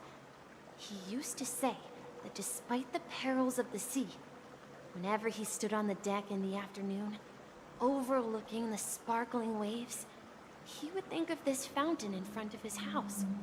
He often said that those moments felt like returning to his family's side, and the difficulties at sea didn't seem quite as challenging.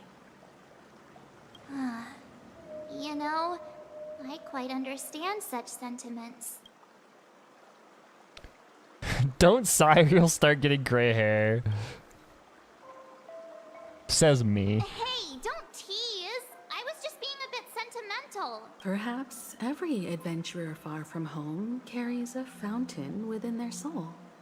Even though the other side of the sea remains shrouded in the unknown. Yeah, exactly, says Stell, the person with a head of gray hair. Serves as a compass, leading him back to his cherished ones. Yeah.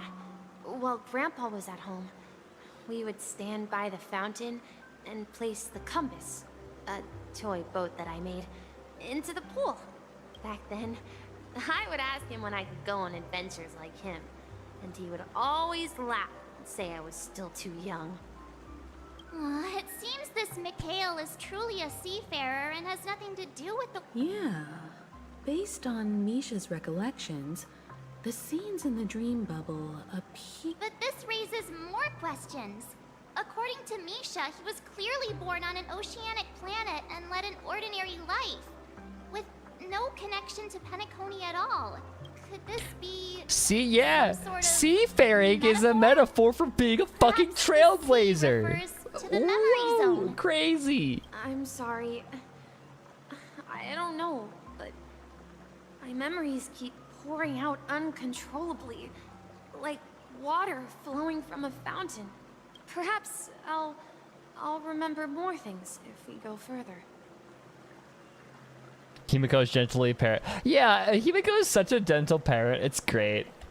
She's gentle parenting him into making the connection. I wish to share your burden. Something very... We're going to the opposite side, right? No, we should turn left here. Huh? Something feels different about this place. This is it. Up ahead is Grandpa's study. It was in that room that I saw him the last time. We've overcome so many challenges, so many times. We've arrived at the new world. We've overcome so many challenges.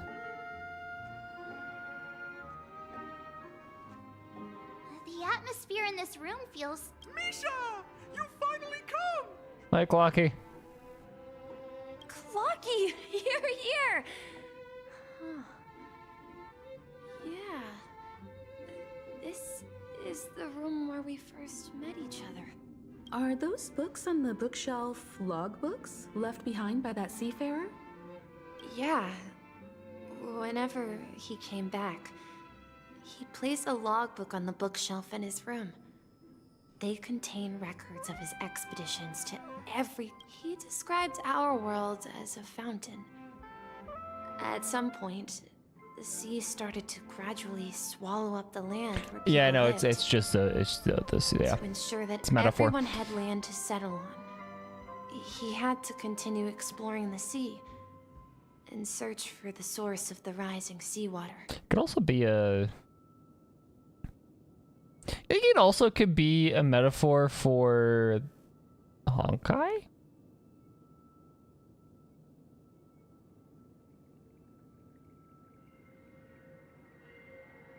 Because, like, think about it, right? If we're talking about Mikhail being a trailblazer, yes, part of the Trailblazers creed is, like, connecting all the worlds via the Star Rail. The Silver Rail. But there could also be a sort of exploration in order to, you know, keep discovering planets for people to move to. In case things start dying because of Stellarons. Or the Honkai, or whatever. Or destruction, or Nanook, or finality, or whatever. Pick your poison, pretty much. On that day, he called me to his study, telling me that he was embarking on another journey. However, I could sense the gravity in his expression. It's less Project Arc and more before his final voyage. Because Project Arc was, we're gonna put a bunch of people on a ship and just yeet them out into space, and if everybody here on Earth dies, then there's still, humanity still exists somewhere, right? I think that's what Project Arc was. But, like...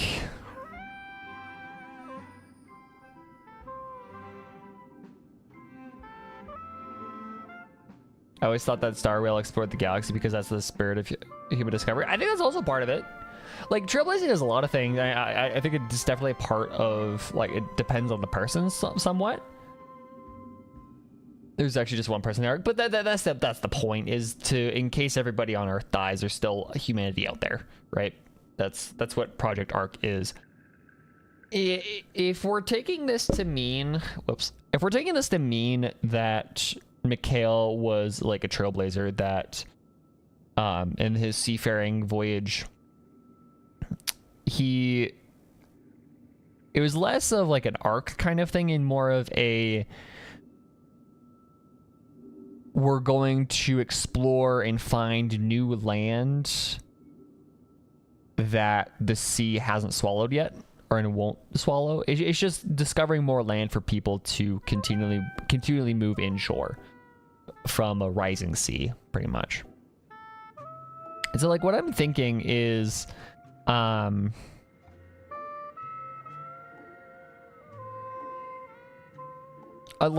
also kind of brings up the idea. I'm pitching this. What if Honkai is an umbrella term?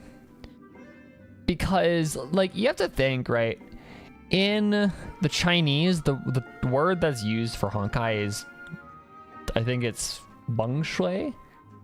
It means collapse, is what Honkai is. So the term Honkai refers to just a collapse of civilization. So what if Honkai is just an umbrella term? What if it doesn't have to specifically refer to the Honkai in HI3, but Honkai could also refer to Stellarons or Nanook or whatever might cause society to collapse?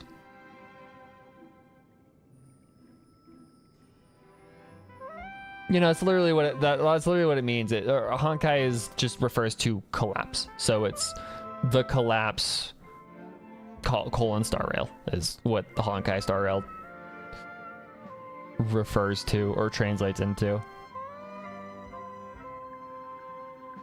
I asked him if I could go with him, but he said that my adventure lay elsewhere and told me to stay home and patiently await a certain sound at the door. What sound? He told me about a vast ocean in the sky. An ocean of stars. He spoke of a train that transports children with a desire to venture far away, traversing the sea of stars without ever stopping. It's not okay. So if you take the literal translation of Honkai from the title, it's not saying that the Star Rail has collapsed. It's saying Honkai is the name of the game with the subtitle Star Rail. Like, we observe Honkais.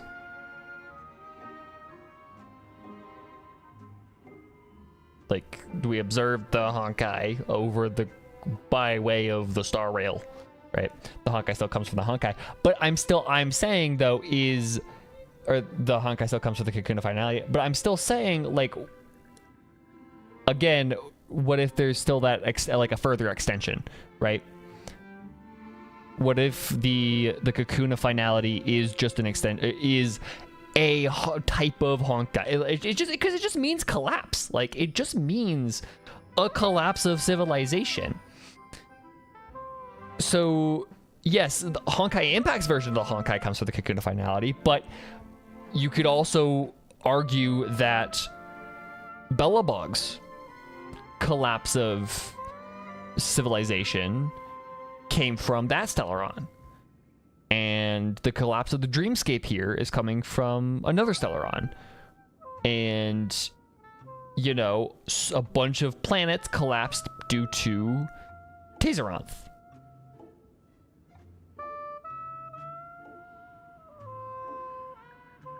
And a bunch of planets are now also collapsing because of Akivili. So I feel like Honkai could very well be an umbrella term for a force that causes things to collapse. And what if that's what the title of this game is saying? Genshin Impact, aka Primordial God Impact. Genshin and the title of Genshin Impact is referring to allergens.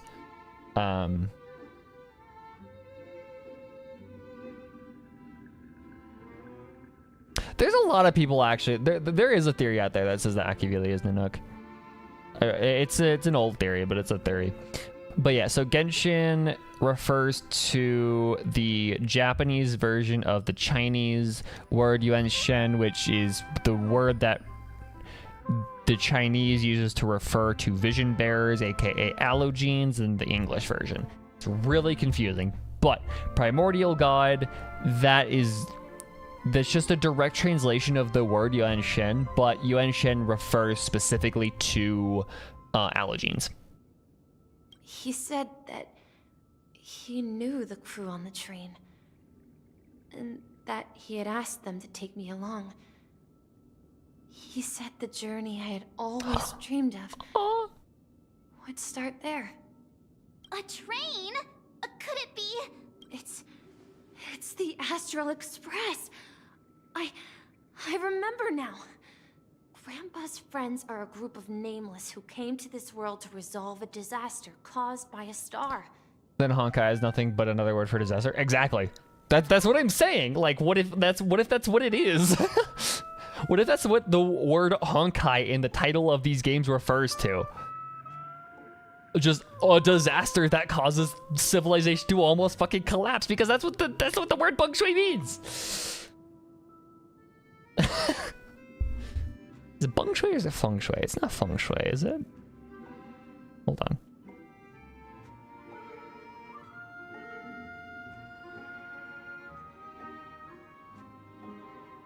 Nope.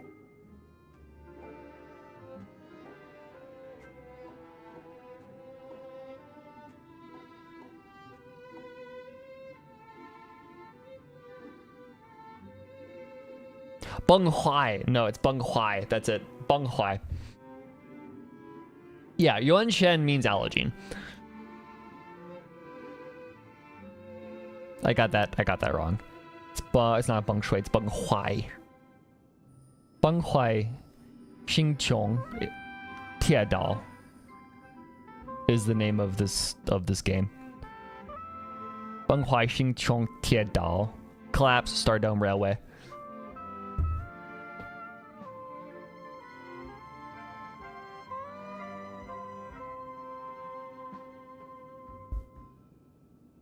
Feng Shui, no. It's Beng Huai. It's like HI3 calling a tornado a problem. Yeah, pretty much. Then, he gave his pocket watch to me. It was his cherished treasure, appearing in every one of his adventure tales. He explained that difficult times were ahead, but assured me that the watch would guide me. Mausoleum of all. Oh, what's in... Hold on, let me go grab fucking Absalom. Wait, no, it is Mausoleum of all hope and desire. That's the line. He said, as long as I kept moving forward, I'd eventually reach. I'm glad I have the Subtle Fury with me right now. And then it was as if I heard the distant sound of a train whistle echoing throughout the room. Choo choo. Exactly, Misha.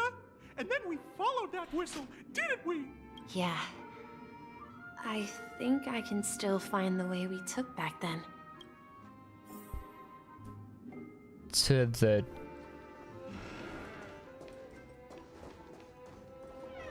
I'm swimming to the lobby? Jigsaw, right? Do you remember? You said you obtained a mysterious shard when...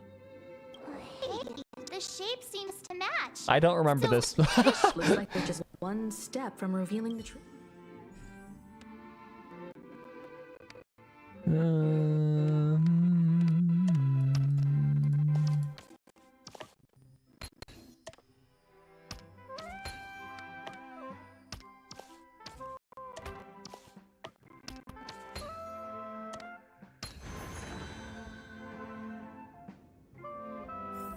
That's from the chest where Sleepy appears? Oh, okay.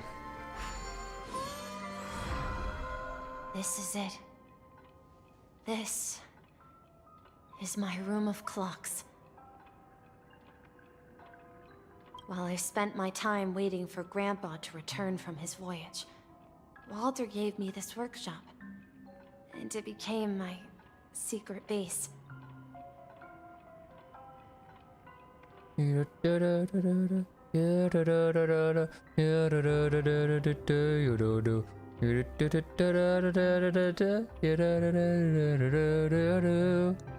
I love how every streamer I've seen in this quest gets the... Yeah, no, I don't remember getting that at all. Here, I learned how to repair clockwork and gears out of my fondness of precision mechanics. In my dreams, I was the captain of the compass, embarking on adventures with my companions, Clocky and Miss Mirror, in search of the new world. I was born and raised here. So, this building in the dream bubble is your childhood home? Yes, but not exactly. To be more precise, this dream bubble itself is my home. Looks like you've remembered everything now. Wait.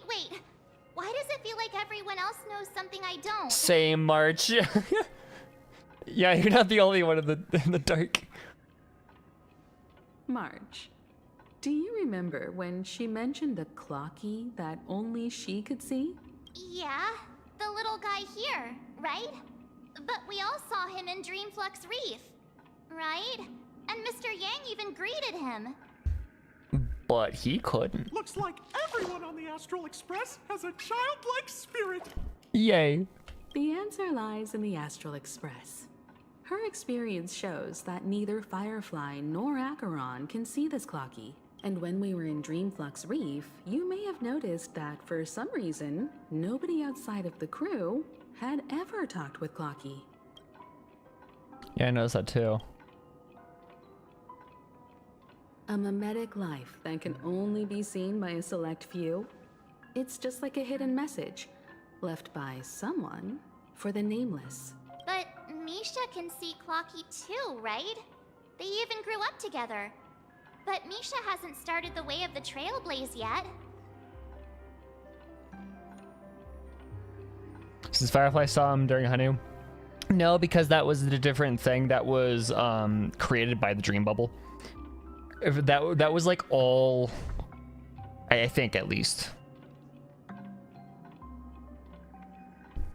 I took that scene to be that Clocky was a creation of that like scene of like it was all a fabrication of Soulglad, pretty much saying, hey, here's funny, Clocky is gonna keep you going through this game.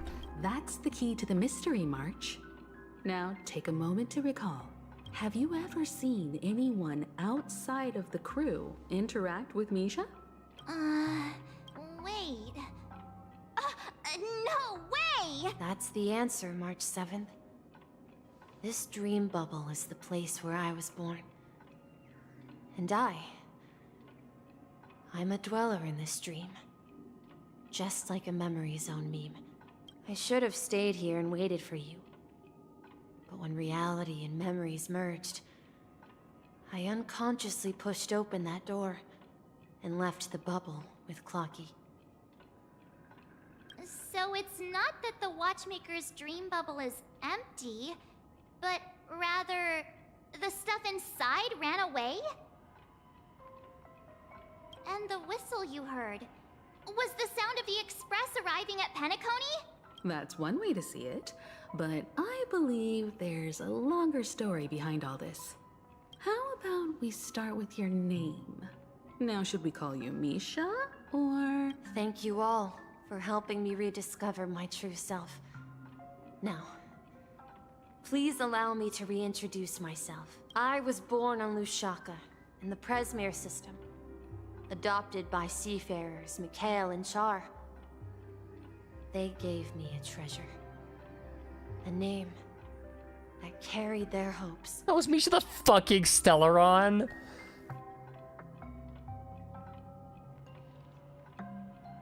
Lushaka in the Prismir system. It does sound Polish. It looks Polish. Seafarers Mikhail and Char. So that's interesting because Mikhail's name was Mikhail Char Legwork. Is that because he was married to Char?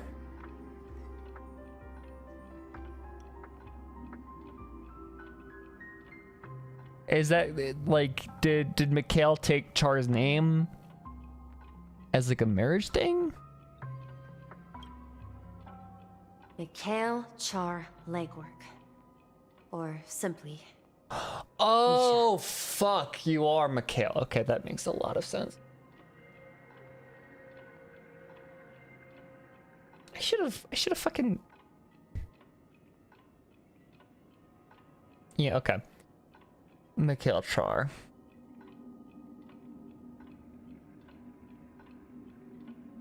Okay.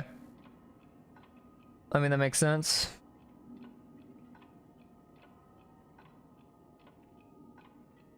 I still don't know the last name Legwork. I don't know about that. Like, it's kind of a cool name, but also I'm not sure.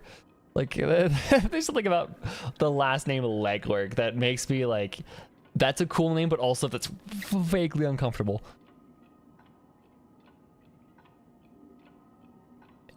If you prefer, you can call me by a more familiar name. The Watchmaker. So, you're the Watchmaker himself? Unfortunately, that legendary figure is no more. As for the child who has been with you, he's the innocent protagonist of Misha's childhood dream.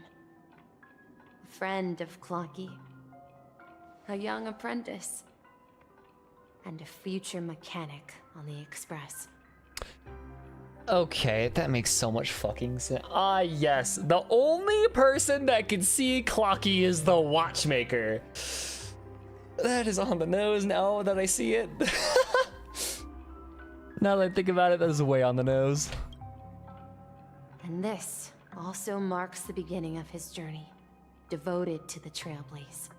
At the end of the journey, I left this little flame, which I so cherished, in my deepest dreams, hoping to pass it on to the nameless of future generations. However, he somehow left the dream bubble and forgot all about his task. I apologize for all the confusion this caused. Because he was born with a desire to trailblaze, wasn't he? I don't think Misha has forgotten his role as a guide. He remembered it, and that's why he mistakenly appeared as a hotel doorman in her dream from the very beginning. All the theories were true at the same time? Yeah, exactly. Like, everybody got it right, which is actually kind of cool. The one who brought our unconscious friend here must have been Misha. If that's the case, we encountered the Watchmaker's legacy from the beginning, didn't we? That's kind of actually really cool writing. Is that, like, no matter, like 95% of people, if you were taking a guess at who Misha was, or what the deal with Misha was, you were right in some way. Like, that's actually really fucking cool. That's good writing. That's a good mystery that you've written. It's not everybody was like, oh, that's obvious of what he is, but everybody's guess was at least right in some way. That's really cool. Well, I have a sarcastic friend who says I always take big detours and end up back where I started. Perhaps that's what every nameless has to go through. But in the end, you found me. It's probably Gallagher, sure you're yeah. all wondering what my legacy is. I believe my hound has mentioned the Stellaron and my wealth. If I may apologize, the Stellaron part is real. As for my wealth, however, it's nothing more than a baseless rumor. I left my homeland as a child and embarked on the journey of Trailblaze. I traveled to various planets until finally reaching Asdana, where my friends and I built the original Penacony and fought for its future ever since. Do you know if Gallagher is supposed to mean anything? I don't know, actually. I don't think so. Also, this is really interesting how so Penacony was originally founded by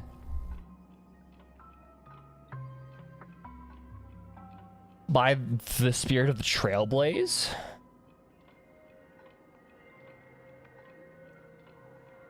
But now it's trying to be co-opted by Ina, which is neat. But also, Mikhail was a colonizer. I've been moving forward all my life, doing what I could to overcome the obstacles in my path. But ultimately, my journey reached its end, and I left behind no possessions. So, if you ask what's left within this worn-out train engine that can be called a legacy, I suppose it's the things that are still burning in the engine's furnace. Now that you're well aware of the current situation of Penacony, I certainly hope that you'll help me get this world back on track. But I'll leave that decision to you, for the path of Trailblaze is never paved by others. All I have for you is a story and 2 gifts. I want to give you my pocket watch. It has accompanied me throughout my long journey, guiding that naive child forward, and has been blessed with the presence of so many great people up to this day.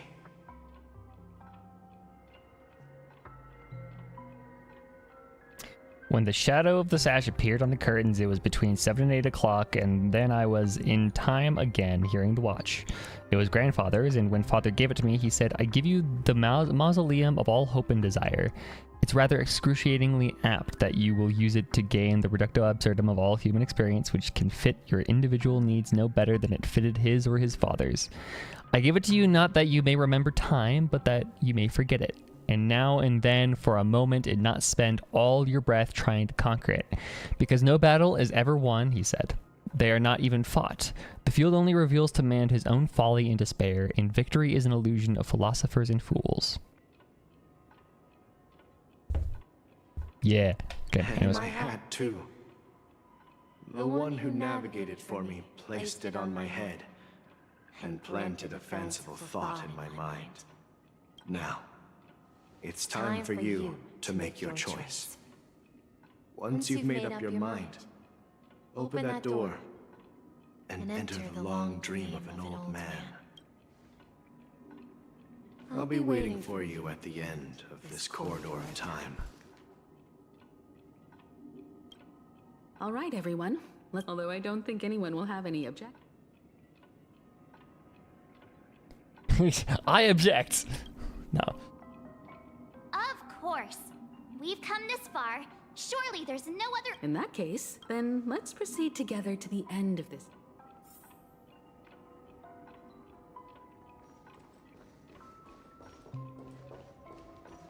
I don't think there's anything in here to yank or to open.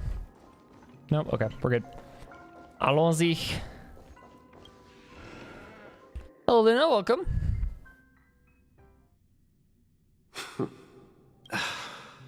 Mikhail, where are you going? Someone has to step up and save Lushaka. So why can't it be me, Misha? Please don't go. And if you must, please take me with you. Don't leave me alone. Even without me, you know how to proceed forward, brave Captain Misha. The compass is waiting for you. Haven't you always wanted to be a better adventurer than me? Today was a sad day. Aw. Why is that? And yeah, I hope you have a better day. Arlecchino Banner is no more and I only left. Oh, lame. That's sad. Hell. She'll be back though. She'll be back and we'll be lucky. We'll be lucky next time. Okay. We'll get better. We'll have better luck next time. She'll be back.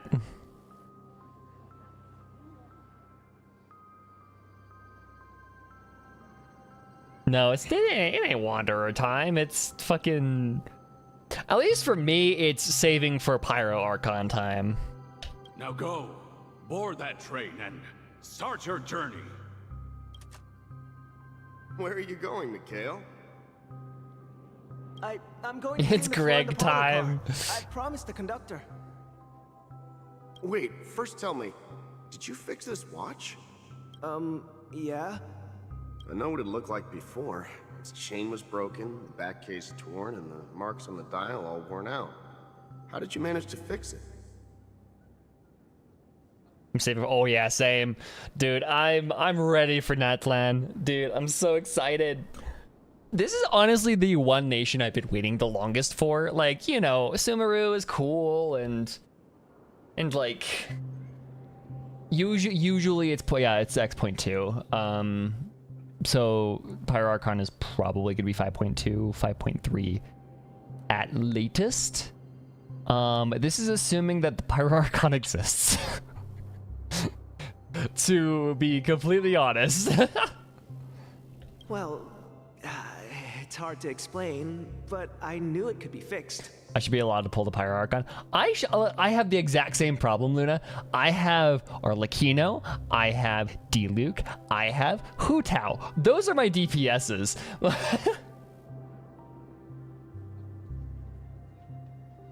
Your voice went out, did it?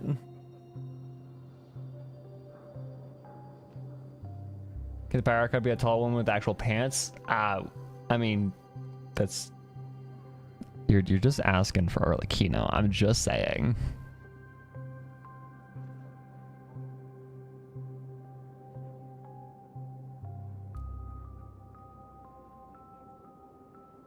The one I waited for the most was Fontaine's. I'm waiting to see what's after the Takeout chapter. True. I mained D-Luke, and then I mained Yoimiya, then I mained Yanfei a bit, now I mained Hu Tao, and now I'm... Yeah, exactly! Okay, you have a little bit more steps in there than I did, because it was for me D-Luke, and then Hu Tao when she came out, and then I mained Hu Tao because Hu Tao, my beloved, and then Arlecchino came out, and I was like, okay, cool. It's the hands, Mr. Amundsen. Its hands were intact and pointing in the right direction, so I knew there would be a way to fix the rest. I mean, even if the hands weren't pointing in the right direction, have you seen people fix watches?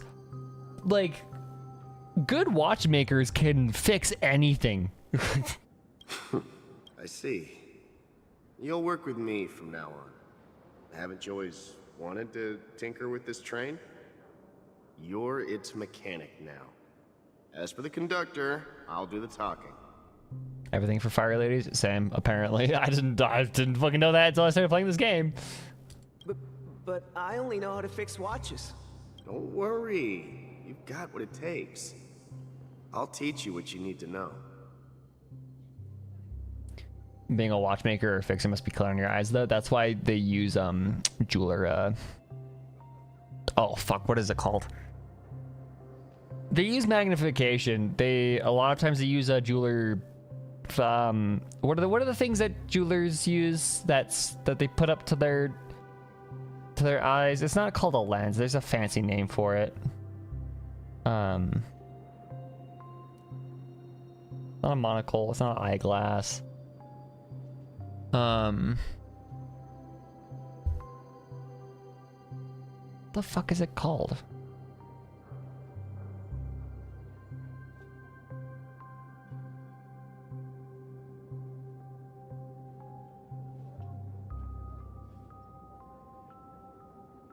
Loop. It's a jeweler's loop. That's what they're called. L-U-O-P-E. Jeweler's loop.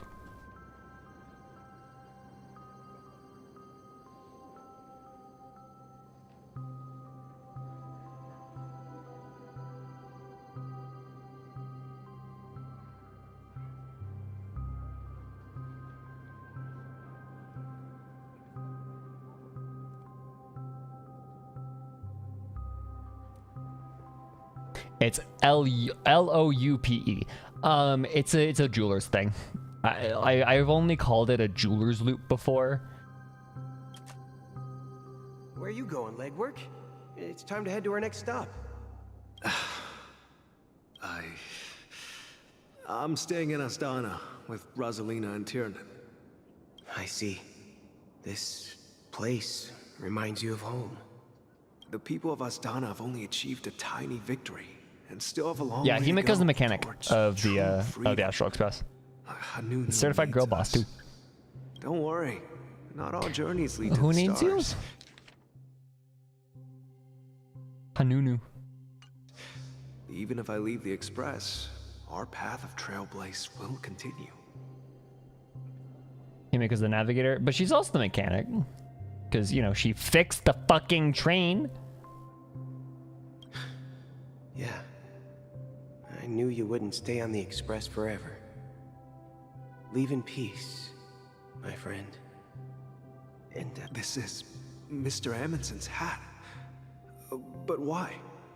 Himiko got the mechanic coffee, yeah.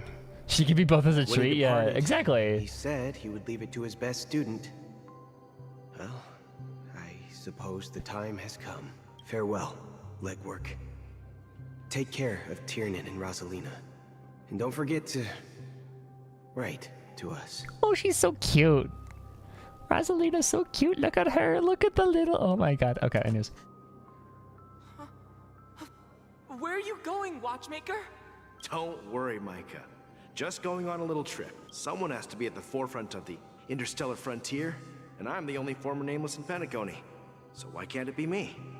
Because you're all we have. Have you forgotten about Tiernan? The cosmos is way more dangerous now. What will happen to Penacony if we lose you Yeah, too? at least she's not drinking alcohol. At least it's in, like, awful coffee. But what will happen to Penacony if we don't find a way out? Ah, Tiernan. How could I ever forget him? I've spent countless sleepless nights asking myself why I didn't go with him back. We Nameless won't stop. Don't worry, Micah. It's just a matter of getting back to my old profession. Just wait for me to come back. But if, and it's a big if I don't come back in one piece, then you'll become the next watchmaker. Where are you going, old man? Oh, you're here. Answer my... Relax, Gallagher. I just came up with a great idea. Wanna hear it? Yeah, fixing unfixable magic trains, navigation, making unique coffee, and kissing women. Exactly. Oh, come on. Aren't all your ideas just ways to get yourself killed? I may be blunt here, but you're the last remaining hero in Penacony. Donhung is the guard, yeah, Himiko is the navigator and mechanic apparently, Pom Pom is the conductor, Welt is, Bolt is Welt, March is March, Stella is the raccoon. March is March and Stella is March's girlfriend.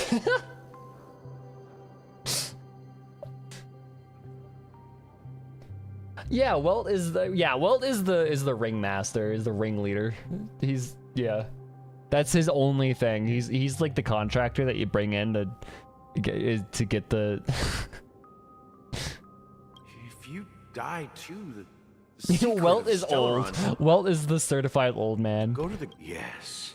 I'm afraid there's no way out in Penacony.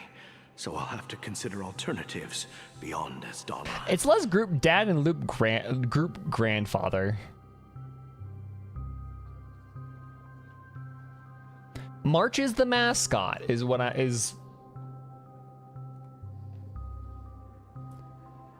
Yeah, March is the mascot, Stella is the mascot's girlfriend. We'll organize a festival using the Watchmaker's legacy as a facade and send invitations to the entire cosmos to gather people here. So, a desperate struggle against the family? Desperate? Don't we have you here, my friend? This task is challenging, but what hasn't been challenging for us along the way? Well, whatever, make sure to send an invitation to the Astral Express. Misha! Where are you going? Oh, it's you, Clocky. Take me to Dreamflux Reef. Last night, I had a long dream about the day we met. I want to write down that dream. Write it down? Oh, so I won't forget it. Do you remember how you got your name, Clocky? I can't imagine it was a very hard process because he's a literal fucking clock and he's a cartoon, so you would want to choose something cute. And you just add an E at the end, like how we call March Marshy. It's just Clocky. Of course. You told me that when you were a kid, you lived in a room full of clocks. Those wall clocks and pocket watches grew up with you and were your best friends. Just found a plant growing through my wall. Nice. I mean, you can touch grass now without going outside. It's a rule full fee. I don't know about that one. Yeah, I'd agree with you on that. Yes, but what I didn't mention was there's a funny misunderstanding. I was a kid, and there was always a special pocket watch in my memories. It was with my grandpa, guiding him on his sea voyages and leading the way in his every adventure story. I wanted to have a pocket watch like that too. And that's when you appeared in my dreams. Yeah, Brony is yeah, that's what she's.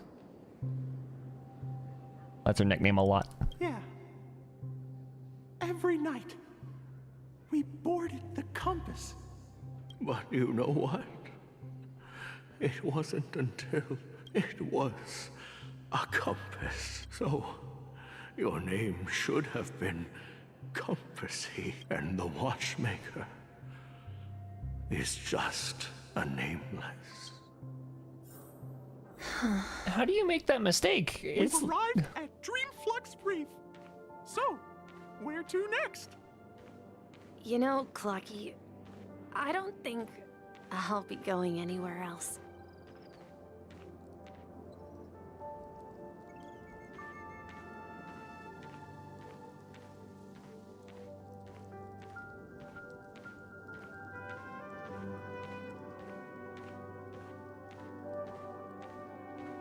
Rest under the moonlight. That's not a moon. I've traveled far enough, and it's time for a little break. Oh. So, we'll set out again. When you're rested? No, I'll stay here. And then, this is where it ends. This is where it ends? What do you mean, Misha? You told me that the Trailblazing expedition would never end. Yeah, that's what I said. So now, it's up to you to decide your next destination. My next destination? What's that supposed to be? I've been following you. Misha? You're acting weird today. If you're feeling down, we can just do what we usually do. With the clockwork. No, I'm not feeling down. As for clockwork, yeah, it resolves all problems in this dream. So, do you know what clockwork actually is? I'm not quite sure. Well, everyone gets lost at times. They may hesitate and doubt which way to go. That happens in this dreamscape and beyond. But don't worry. Everyone goes through moments of uncertainty and hesitation. Eventually, they gather the courage to make bold decisions. Whether it's calming, joyful, angry, or sad, all they need is a little nudge to take that step toward where they truly belong. I'm leaving that little nudge with you, and I hope you'll share it with others. Aw. Such is the essence of clockwork, the will of the Trailblaze. Clocky's hands spin around non-stop, indicating confusion, frustration, and weakness. But ultimately, people still need to move forward. Just like your hands, always pointing ahead. This is where my journey ends. From now on, it is your path to walk. Trailblazing means taking paths your predecessors forswore and venturing even further. The Penacony in Mikhail's dreams does not belong to order.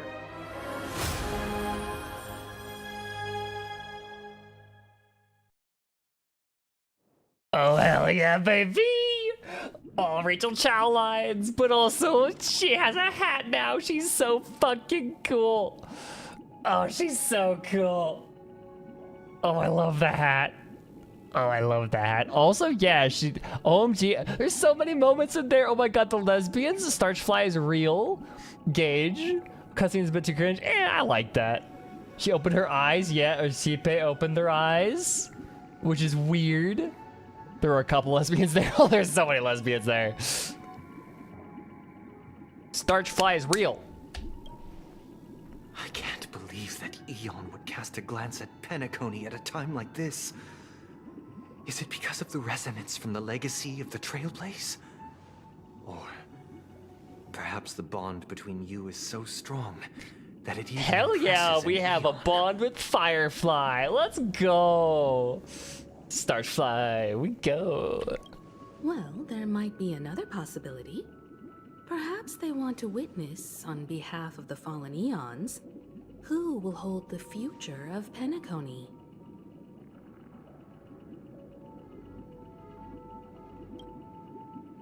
If that's the case, on behalf of the Dream Master of Penacony, Me and my group mom, and the my two girlfriends. 107,336 members of the Oak family, I'm extending a formal invitation to all of you. Yeah, literally. Starchfly and their mom. I'm cordially inviting you all to the Penacony Grand Theater to participate in the upcoming Charmony Festival. And, of course, you won't be in the audience, but on center stage. So, the reason why is unclear. How well put it made it sound like it was purely just a collapsing or a conflict of paths. But when you go and read Swarm Disaster, the Eon encounters in Swarm Disaster, it sounds like there was an orchestration put on by who that kind of put the cornered Ina and Shipe into making a mutual agreement to fuse into each other.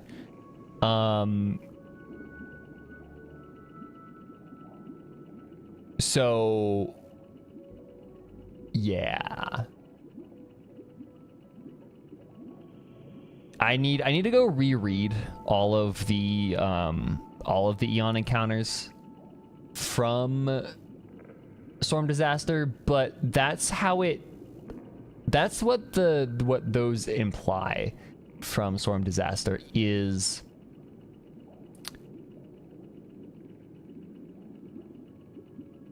I always pronounce who as ho-oh. Yeah, it's not ho-oh, it's who. That's how the word, so the word, the Chinese for the Chinese character that refers to the Eon of that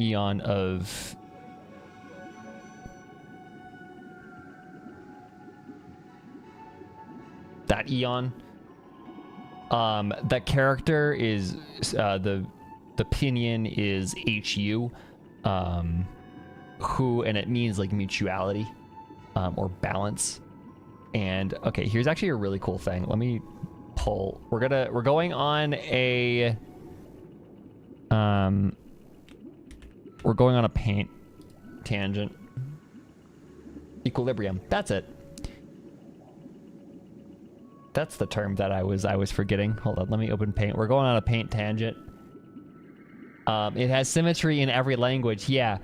But my favorite part is in so in the Chinese, the okay, yeah. The character is written like, ooh. God, I suck at, it's written like this, right? In the Chinese, this is HU with a downtown. So that's what this character is. If you notice, it has symmetry in four directions. That's, I just think it's really cool. It's a symmetric, and this means like balance or equality or mutuality. So yeah, judging your stroke order. I have not learned the stroke order for this character. I'm just kind of guessing. What is the stroke order for who?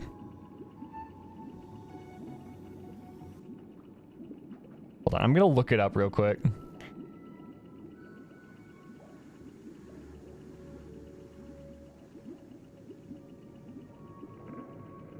Oh, we did it right. I did it right. Shut up, Zhongi. I did it right. So yeah, that's a really cool thing.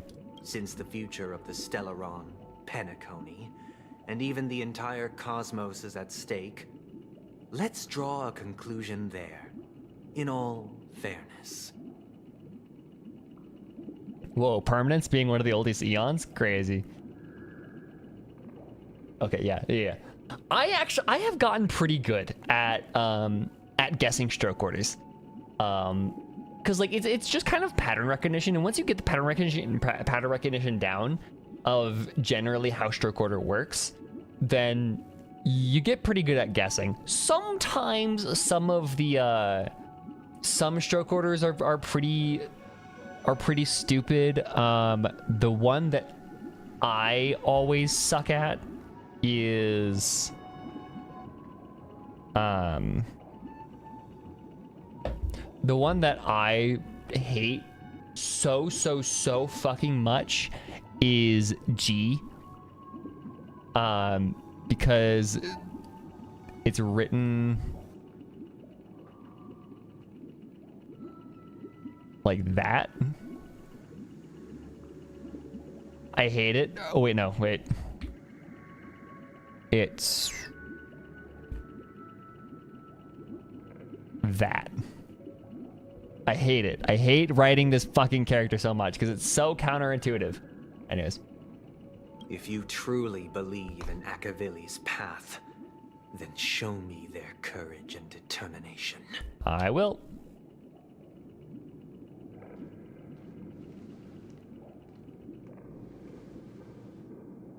Yeah, does it look like a Chinese character? Exactly. Yeah. Treading a brand new path. Let's fucking go. Okay, Acheron. That's Aventurine. That's Sparkle. That's Black Swan, I think. That's Firefly. I don't know who you are. Can't tell. You got the dog, the fucking bloodhound, Clocky, of course. Got the gun.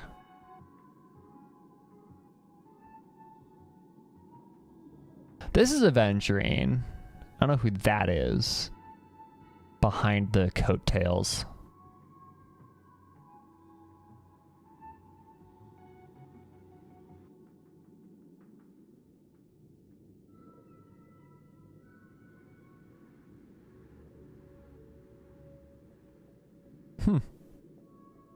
Could be Sunday. It could be. Oh no, maybe that is Robin.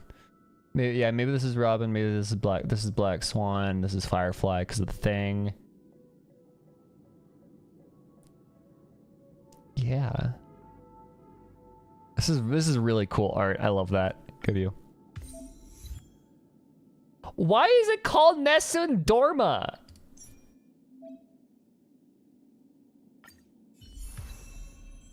Why the fuck is the achievement called Nessun Dorma? That okay.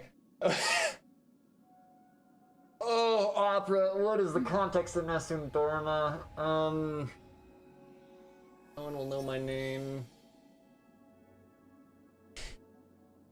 That's a lot of trial. Okay, start trial. Imaginary harmony. Increases break effect of all allies. It causes additional break damage when allies attack enemies that are weakness. Ooh. Ooh. Want a tip based on Firefly Leagues? No.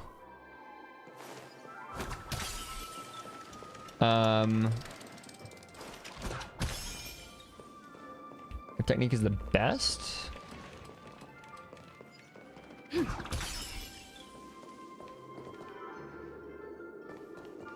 We need a strategy. Please stay tuned.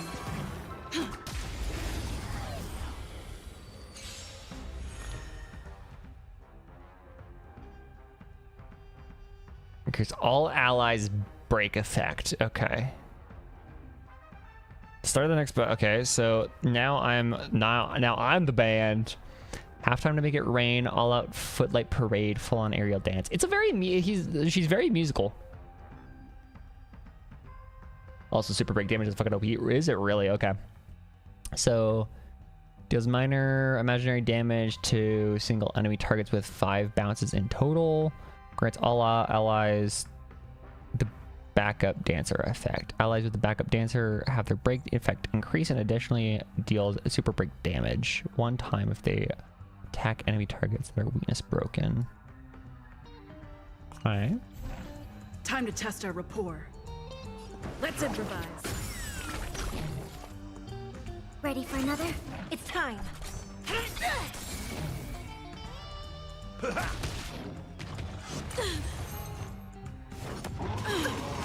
Stay in step. Dreams do come true. Commencing The mood is set just right. Let the show begin. I love that animation. Holy shit. Enemy data secured. Net markers activated. Time for a good old counterattack. By the order of the 10, execute the Marastruck! Oh, wow!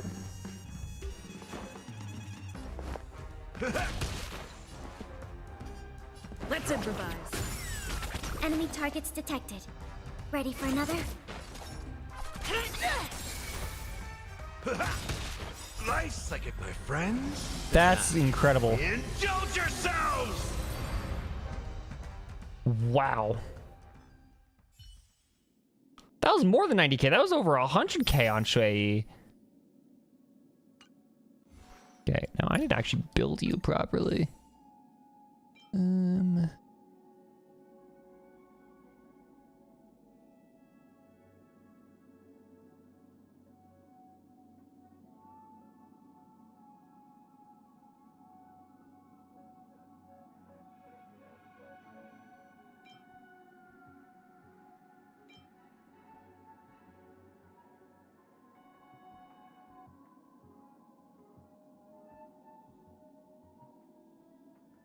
I don't really have a good... I could probably take, but the battle isn't over.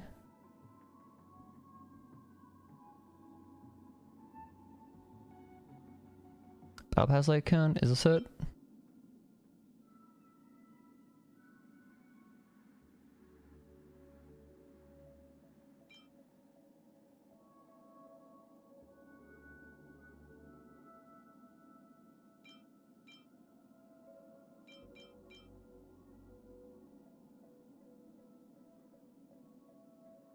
Memories of the past, increase the words. Oh shit, I do. Damn, okay. Hold on, enhance.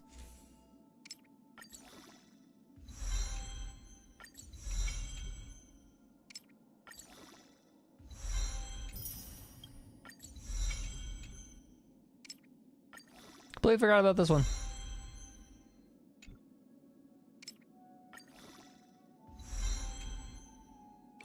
I was wondering what I was gonna put in here. I'm not gonna be able to max it very well, am I? A Babronia. I'm not gonna be able to get it very high. Whoops. My synthesizer. A material exchange. I want to craft it up. Probably shouldn't have used all the boxes, shouldn't I? Fuck, that was dumb.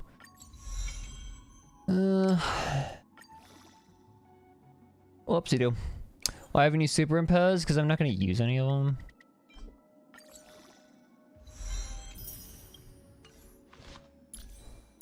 Yeah, I should have.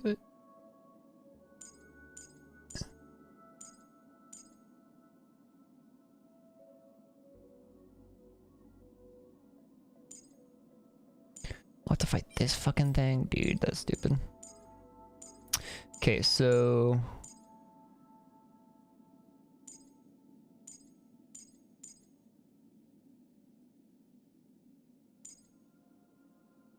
I want to focus on you.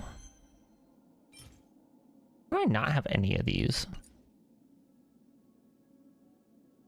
Oldest priority, yes.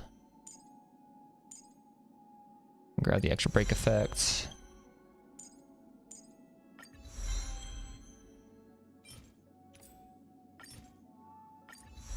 I do have a bunch of Tears of Dreams though.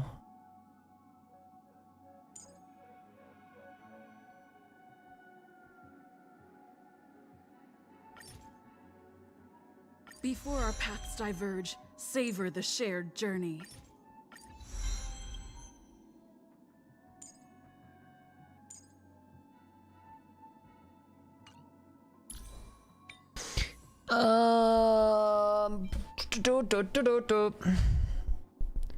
Relics. What relics do we put on you? There's a break effect relic, right? Force piece watchmaker. Do I have watchmaker?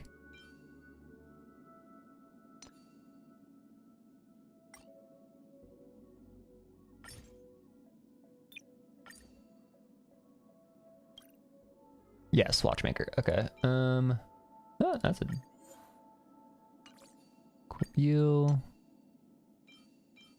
Oh no, I have a fuck ton of watchmaker because I've been farming this shit.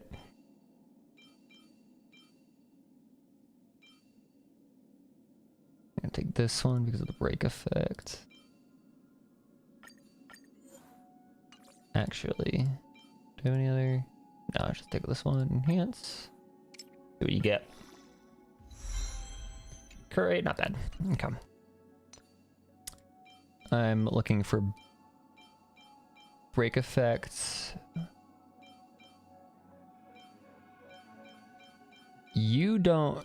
Coats don't get break effect, but I don't know boots do. Do I have any break effect boots? No, but I'll take speed.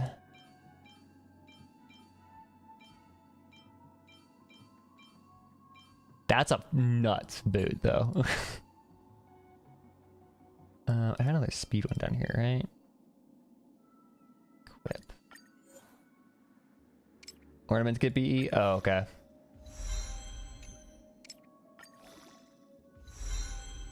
God damn it. Coach? Should I just take attack? Great. Oh, actually a really good coat. Holy shit.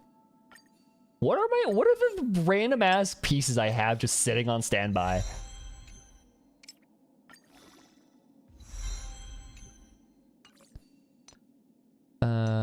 And then we undo the filter. And then what ornaments should I run?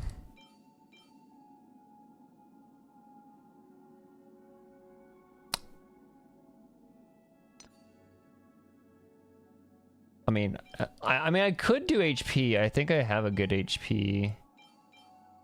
Bone whack? Okay.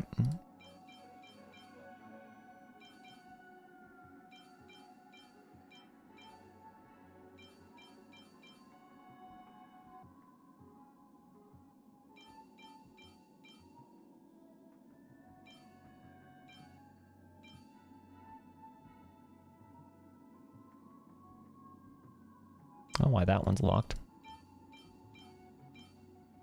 I'll take, okay, no, actually I'll take this one because it has speed and it has extra break effect. Damn, 2 break effect rolls on that shit. Let's go. And then I want Von Whack.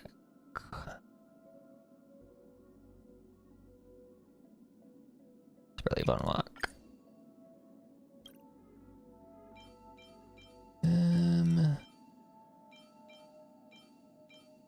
Should I just steal the imaginary damage boost? Okay, actually, let me see if I can. Do I have a break effect? I do. Yes. That's actually also a really good break effect.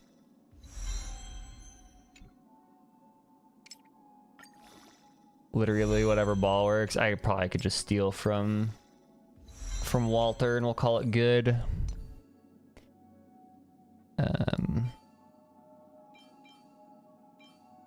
Equip, switch. I'm gonna max out this rope because this rope is really good. Walter White, we need your balls. Except for, okay, it's not really good because, you know, the stupid ass shit. Okay. Let's level artifacts, my favorite thing.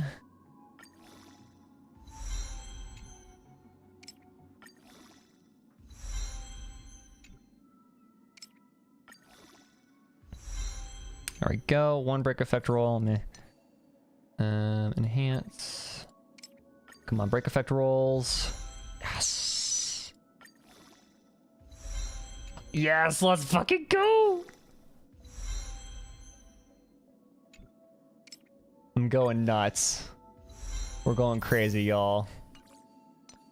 Don't care too terribly much about what you roll. God.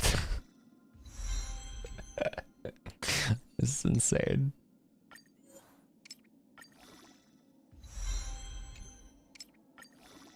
Hey guys, my Stella's busted.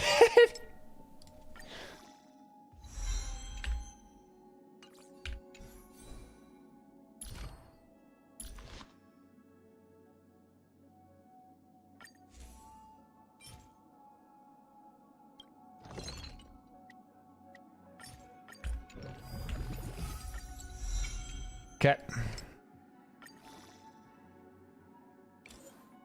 Hold on, let me level this and then yeah, I'll keep the B set.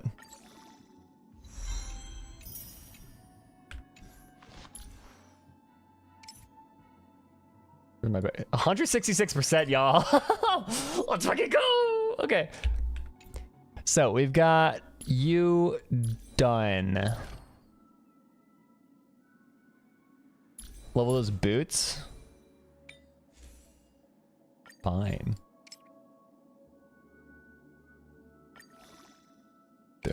Throw those in there.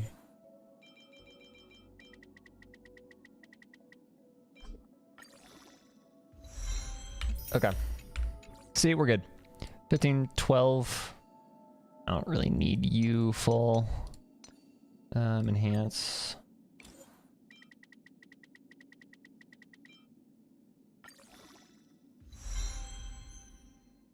Not bad. Okay. That's good enough for now. So the team that Rika recommended me was this, but with Stella.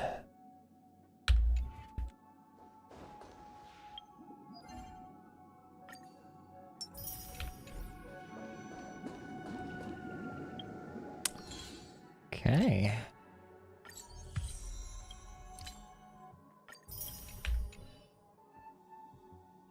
Does that mean I need to actually. I'm afraid so. This is I didn't weird. actually fucking Aren't equip the Ark goddamn villains thing. usually plotting some dirty conspiracy? Well, in my opinion, Sunday is deeply committed to his own philosophy and genuinely wants to prove that the Sushang order and is Gallagher. right. Huh. I sensed a strong conviction and a desire for dominance in him. Maybe he won't accept the outcome unless he wins. Yes, fair and rip, square. but also I want to use. That's why he'll give it his all in the upcoming battle.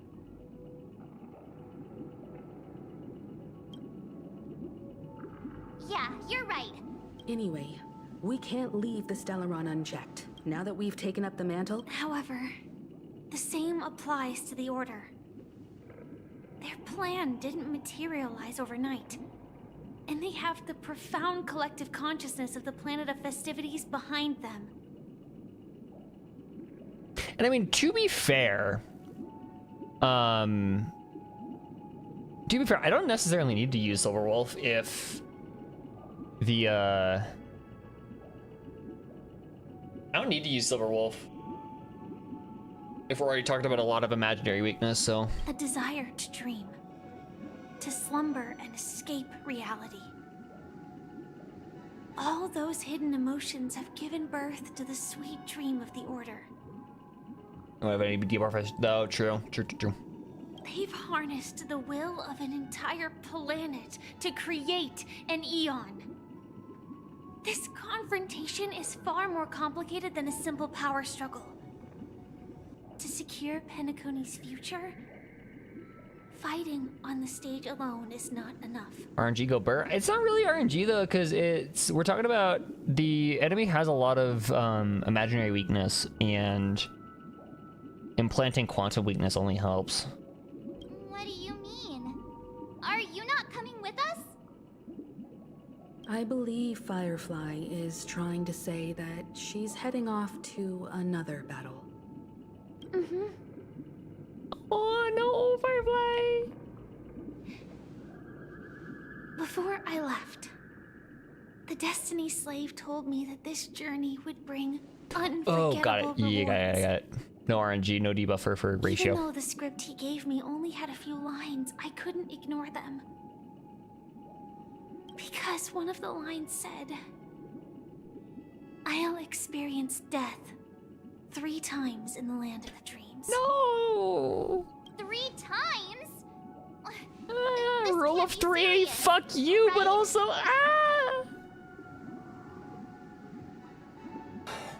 They're metaphorical deaths, yeah, obviously, but also it's 3! This goddamn number! Go away! The first time was a painful death when I was stabbed by the Blade of Dormancy, which led to all subsequent events. The script will always come true, but in a way that will only be revealed when that page is turned. So now I've understood the meaning of my second death. And I am prepared to face it. No, it's not. The third death is not. It can't be because it's Firefly. Firefly won't die. Firefly won't die. No, she won't. Nope. Only by achieving victory in this battle can we secure a future for Penacony. And only then, my third and final death. No, you can't. You won't die. You won't die, Firefly. No way. No way. You're not gonna die. The most terrible... The true death. Where everyone in Penacony loses themselves completely in the eternal sweet dream of the Order. No. We must do everything we... Have you made up your mind, Firefly? Yes. Otherwise, I wouldn't be here. Thank you again for your assistance for the Astral Express. May we meet again, in reality. Please. Yeah. Farewell, everyone. May your trailblazing expedition never end.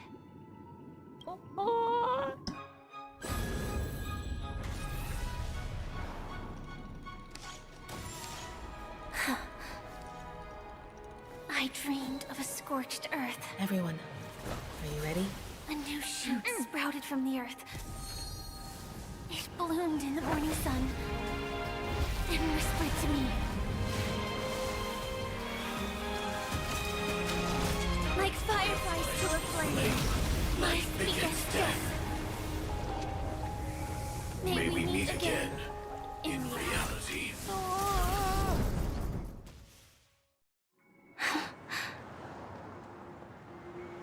We're back here? After today, Japella's name will disappear from cosmic history, and the Everflame Mansion will take its place. In the not-too-distant future. you'll receive an invitation. That's your next stop. Land of the dreams. I hope you find whatever you seek there. Be it answers or salvation. You mean my 3 deaths? Silverwolf told me about it. It's such a shame that it's not part of my script. Well, I want to live. I'm never afraid of death. The opposite of death is eternal life, and that's something I'll never desire. People die, and I am no exception. Death is like a script, a fate that cannot be defied. But that's exactly why we have to choose where we want to rest forever. Do you exist just to perish? Are you not the same, Blade? The end you desire is not one dictated by others. If I were to die now, I would only be a weapon. I believe I should die as a human, though its definition escapes me. Isn't this the answer that ordinary people look for their whole lives? A name that can be carved onto their tombstone. The tombstone that belongs to me once bore the inscription, Glamoth's Iron Cavalry. Then it changed to Stellaron Hunter. But one day, it will bear the name Firefly. And all the brilliance she showed at the end of her life. Trans Firefly is real. Okay.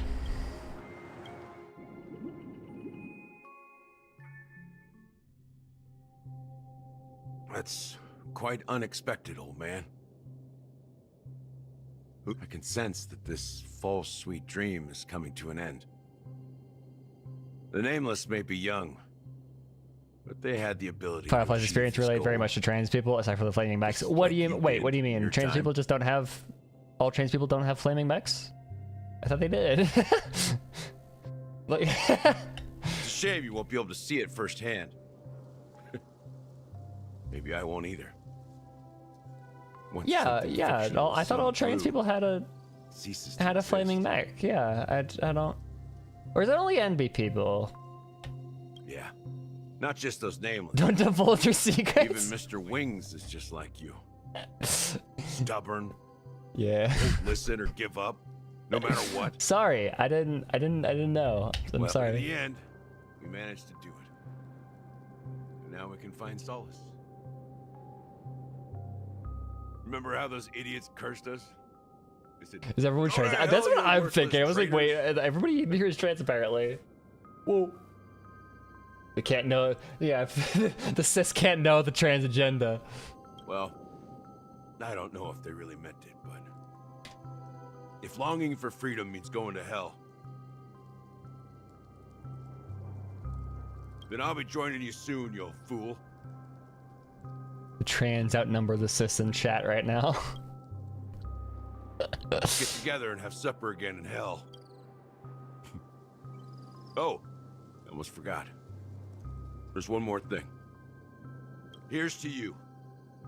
A glass of hello and goodbye, Trailblazer. To the imperfect tomorrow.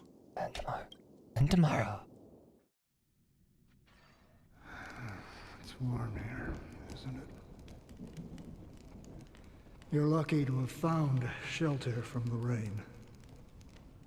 Let alone fresh berries in this desolate place. I want to know who this is. Who the fuck is this person? Also, yeah, goodbye, Gallagher. A lot of...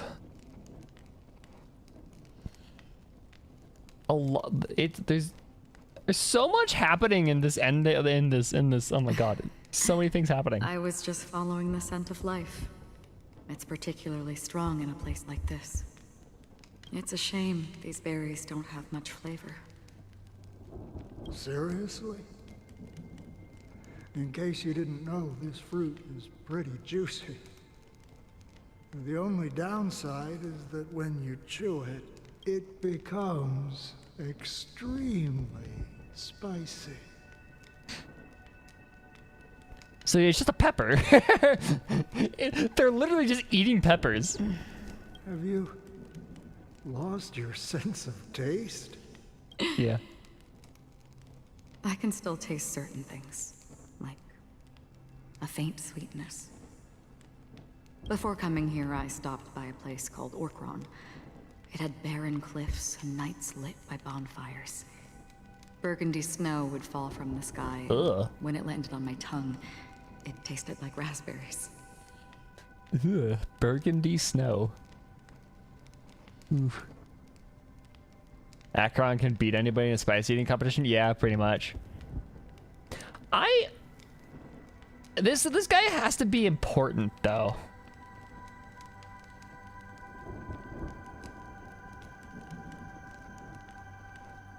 Like, this dude has to... He has to be important. We have to figure out. We have to, at some point, figure out who he was. Exactly sweet, but it left a lasting impression. When I think back on my past, I realize that what's tying everything together isn't the big events, but rather these small yet unforgettable moments. Don't worry about it. Losing oneself is a reality that every self-annihilator. This guy is MacGuffin. we found him. He is Mr. MacGuffin. Well, congratulations on adding another footnote to your journey. By the way, are you always alone?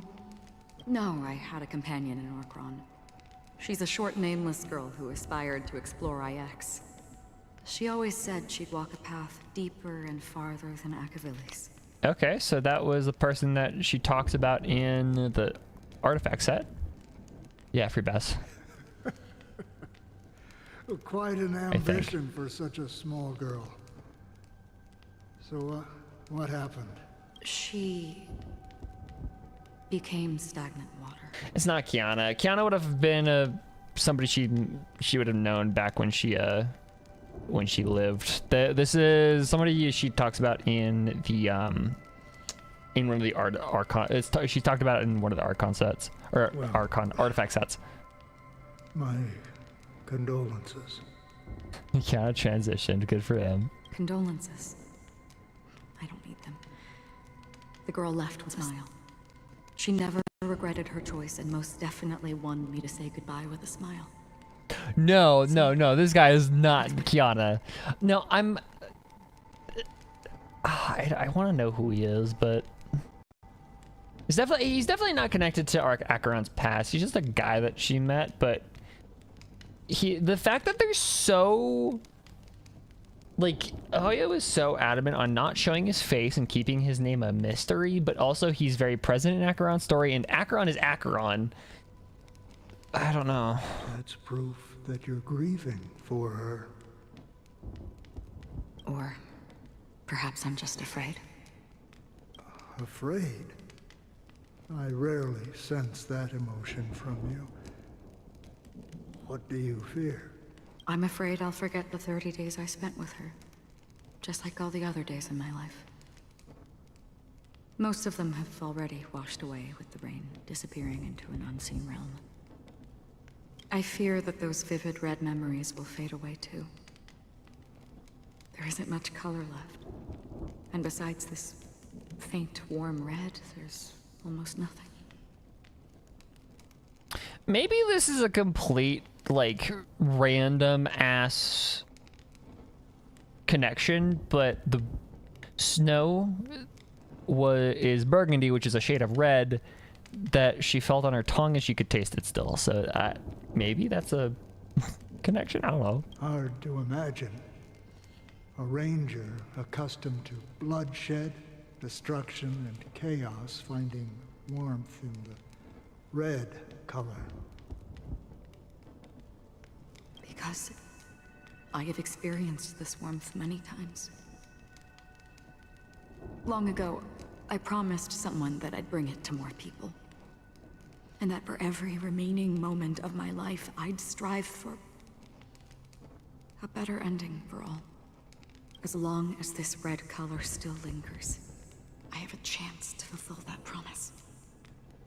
It represents a burning fire, a blooming flower, the berries in this cave. Yeah, the berries in the cave, they're red. She can still taste them.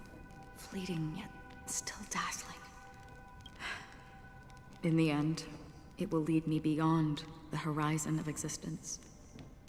And on the other side, I will cut off nihility. The one blessed by the sleeping and shapeless is considering how to kill them. That's truly pure nihility. That's really fucking cool.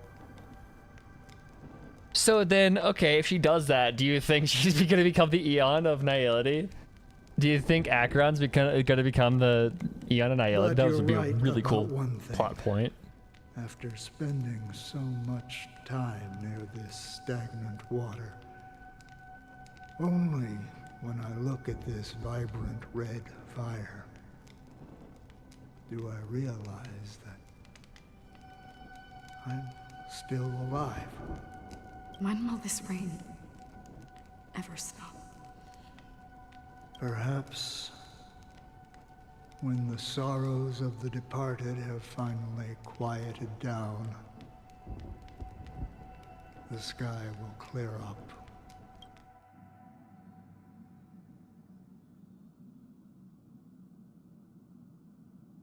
Have you heard of a planet named Biari Scamandros, Don Hung?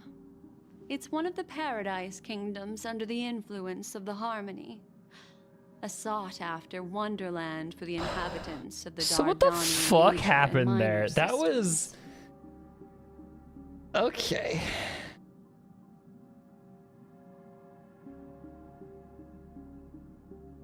That's wild. Okay. Hold on. I'm gonna take a quick break. We've been going for 3.5 hours. 3 autistic people in Black Swan? Yeah.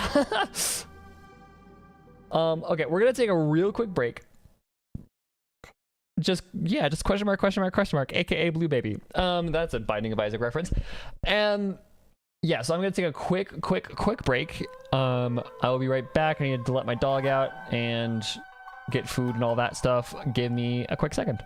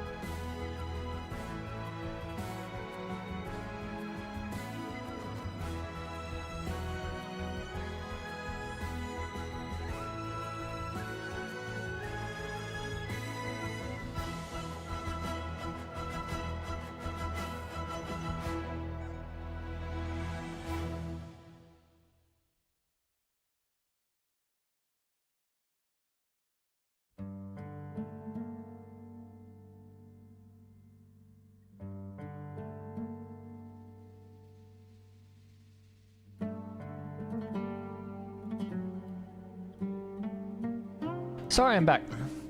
Whew. I have some pasta. I had to let my dog out. It took longer because there were bunnies in our yard. And so my dog has some sort of hound in her. So she has a very, very strong kill instinct. And she has a very, very, very good sense of smell. And just a very, like, she has a hunt instinct pretty much. So yeah, we have to, I had to throw rocks at the bunnies to get them to get out of the fucking yard. But their smell was lingering, so she was very preoccupied with smelling the bunnies instead of going to the bathroom. Dog, yeah, she is like dog. And she has so much energy. Oh my god, this dog is fucking crazy. No, straight up, she would be a fucking really good path rider of the hunt. Oh my god. She would be such a hunt follower.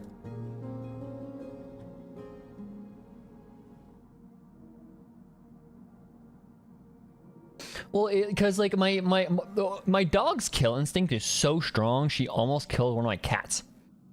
Like straight up. Like so she one of our cats, Oswin, dropped her or caught her off guard, caught our dog Darwin off guard. And so I think she didn't have the time to really check her instinct. And so she attacked Oswin, and we could tell it was her hunt instinct going in. Or it was her hunt instinct going in because she attacked right at the base of Oswin's neck. And so we had to take her to the emergency vet. Luckily Oswin's okay. She's fine. But yeah. She has such a strong kill instinct, she almost killed one of our cats. But, you know. Yeah, she's a dog. She is a fucking hound. She is a hound. But hopefully, we got that out of her system at least a little bit.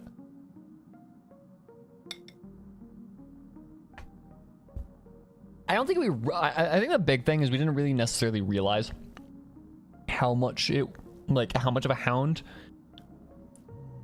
she had in her until she got older, because she always had an obsession with our cats, because we got the cats before we got the dog.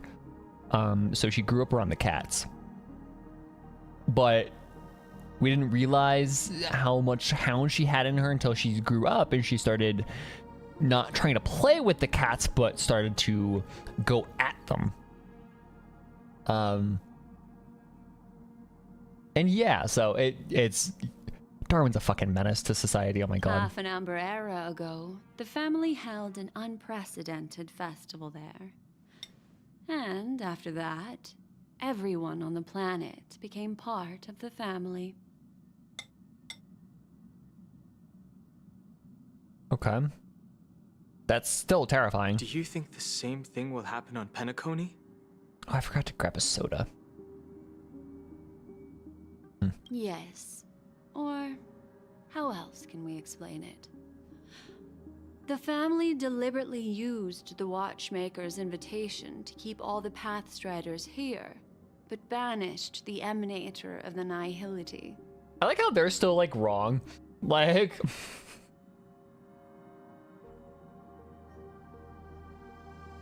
I mean, if you're diligent with it, then keeping your cats and dogs separated is not hard.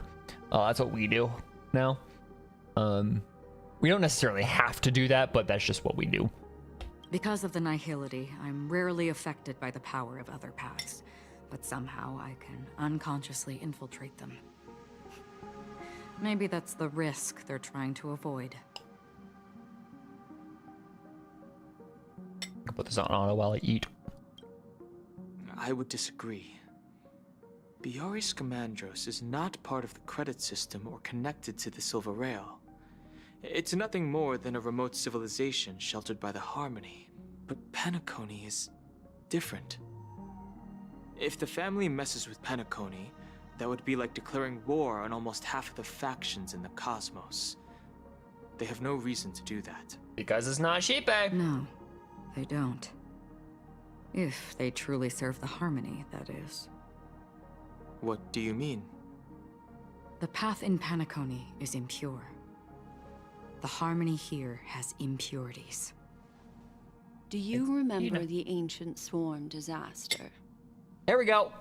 Here we go, here we go, here we go. Propagation brought endless havoc to the universe, and it eventually evolved into a fierce battle among all eons. Yep, there it is. We were literally talking about this earlier. Two paths lost their eons in that war: the propagation and the order. Coincidentally, their downfall is related to a certain eon. Shepe, the Harmony.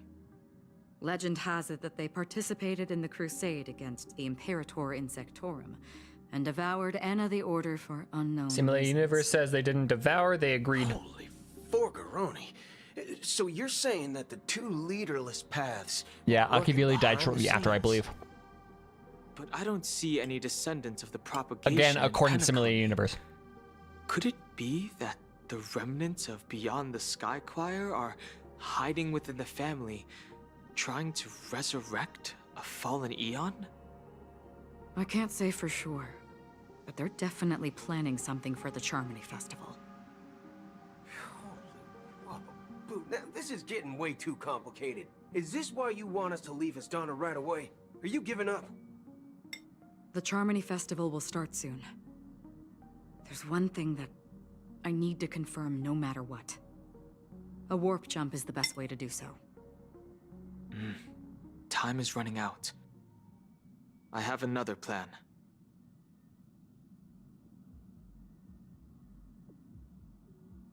Hold on. Are you thinking of using the Jade Abacus of Allying Oath? Exactly. The assistance from the Lawful Cloud Knights would be enough. Think it over carefully. You can only use that once in your lifetime. I have considered it thoroughly. My companions are... They're also once-in-a-lifetime treasures. Oh, okay, homosexual just want to see Jingan again? Yeah, true. Oh, he wants to protect us. Oh, that's what that meant.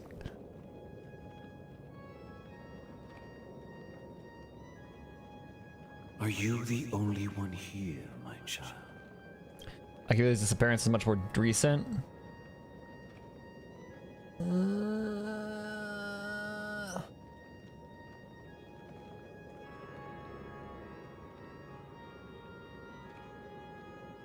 So Akibili's disappearance is covered in Swarm Disaster lore. I would have to go review that shit. Because it's implied that Akivili fell into the Nihility. The Nameless is quite the diplomat. Our secrets have spread like wildfire within the family. And IPC starships are gathering towards Astana. This is a crucial moment for us. So, where is the chosen one who harmonizes the varied sounds? Well, it's not Fuli's job to tell us. What do you mean, Master? I'm right here in front of you, aren't I? You know, she was supposed to be the star of the Charmony Festival. In our plan. But the plan has changed. As her brother, I know she doesn't want to sing for the Order. So I'll take her place. Hell yeah, Sunday. You've always been wise beyond your years. I'm sure you understand the consequences of your choice. If you consider this a betrayal, well, There can't be two suns in the sky. Bet. I'll step up and take down the other sun if necessary.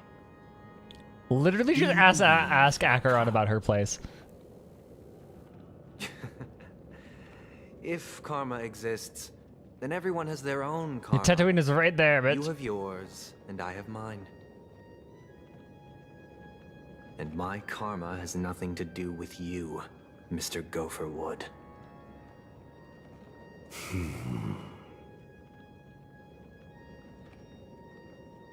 All right. Since you're willing to sacrifice yourself for her, I'll grant your wish. Well, the compromise came sooner than expected. Why? You and your sister were born as twins of the Order. And one of you is destined to follow this path to the end.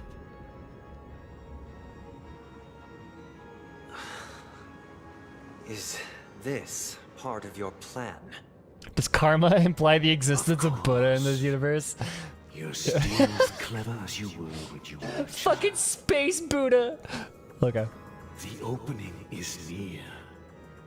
Go, my child. Seize the power of the harmony and reveal your karma. Reveal your karma. I have one final And question, worship the existence of space Buddha. Why did you choose to bring the Order to Penacony? Wouldn't it have been better to choose a desperate world instead of a city filled with hope and dreams? Why? Oh, the inverted cross. Oh my god. For justice? If we lose justice in our hearts, we'll make the same mistake as the harmony did. What mistake? The harmony is the one that's alive, It's not bitch. you who manipulates the dreamscape with the Stellaron, but That's where our conversation ends. Go ahead. The 107,000. Also, is there a reason behind this number? Okay. Anyways,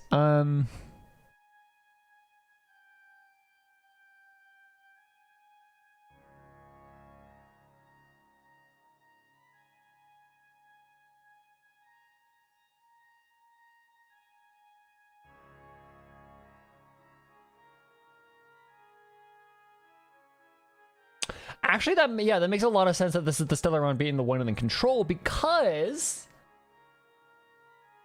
remember, I'm thinking, if does 107-336 have any biblical significance? Because that's the only thing that I can, yeah. But my thinking, I'm gonna go with you, Stephanie, and I feel that this is the Stellaron is the one controlling everything here, because according to Herda, Stellarons can anchor themselves to specific paths, right? Stellarons can attune themselves to specific paths. So imagine you have a Stellaron at the center of this world, of this dreamscape, and it anchors itself to order. The path of order had an Eon that got vored by Xipe. And then it's like, I want to avenge, justice, to make a fool. That actually might be what it is. It's kind of like, the Stellaron is pretty much orchestrating a smear campaign against Xipe in the name of Ina.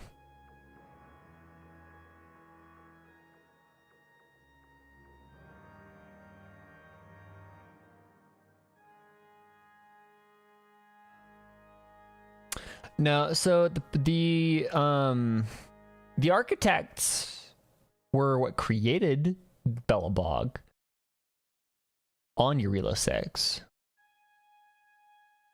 107-336 is the hex code for Oak? No way.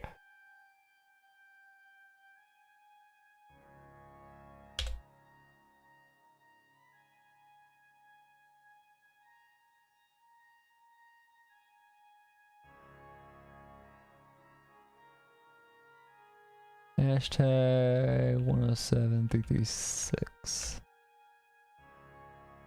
No, the hex code 107336 to me, for me, is like a green.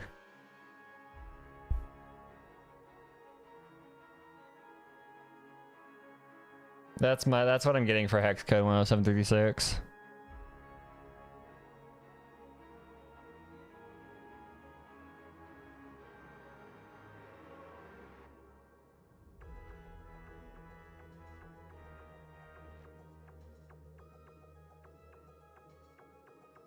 You know, the entire point of Fuli is to reset the world. Once it ends. Fuli is the beginning. Who is the middle? Terminus is the end. That's three phases. Oh, green is a card color. Oh.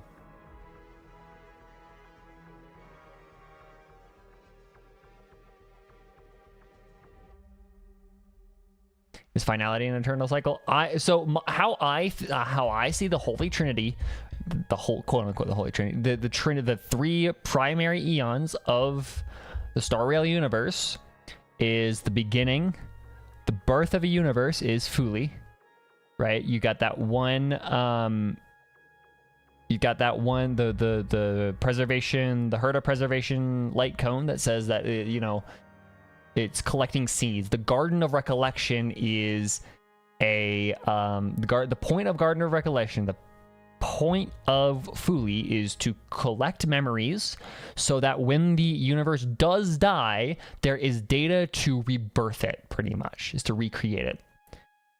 Then you've got the middle of like the actual runtime of the universe is equilibrium, making sure nothing ends too quickly. And then the end is terminus. That's the kill.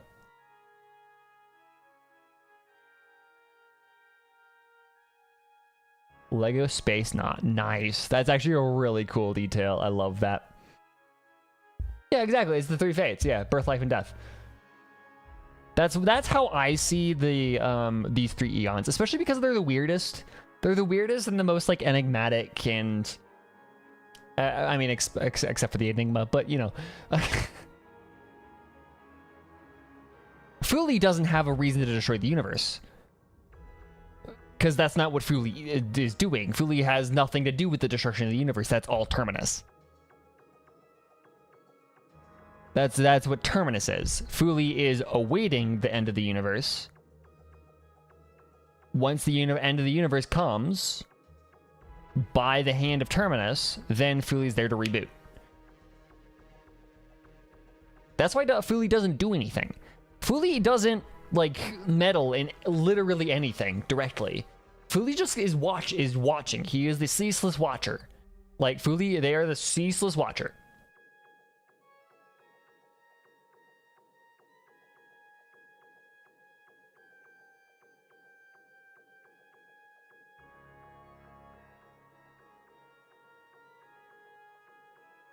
I wish we knew more about a lot of things, to be honest.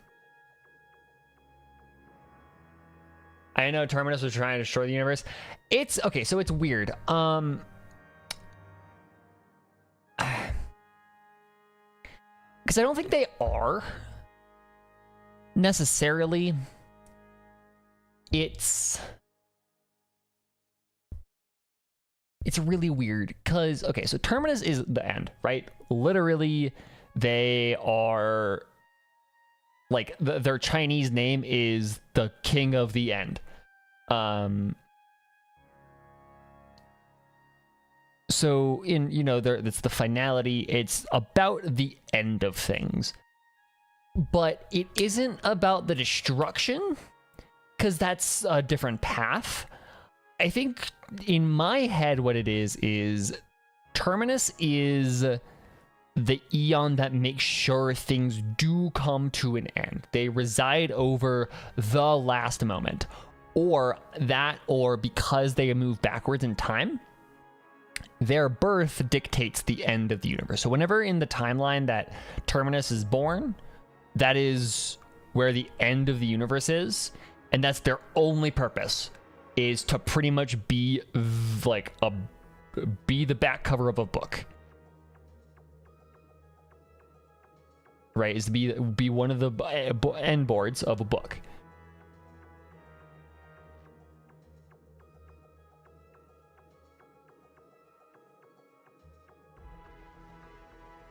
So it's not that Terminus is looking for the end of the universe. It's just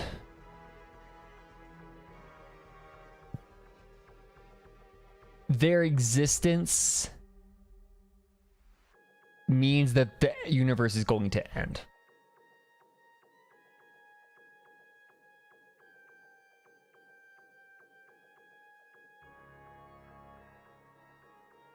I think that confuses me that Terminus seems so similar to IX. I actually don't think so. I think IX is more similar to Nanook than anything. I think Nihility and Destruction have very, like, at least the eons are very, very, very similar. Terminus has emanators. Theoretically, that's what Elio is, but we're not entirely sure. We don't know about fucking anything. Also, I love that theory. Terminus is said to both have always existed, but also not counted among the oldest eons. Yeah. I think Destruction is way more active than Nihility. True. Nihility just kind of exists and people just find their way in there. 336 souls of the Oak family have dreamed of this moment. Yeah, Terminus is just the guarantee of an end. Destruction and Nihility are the means to the end. Terminus is the end, pretty much, is how to think about it.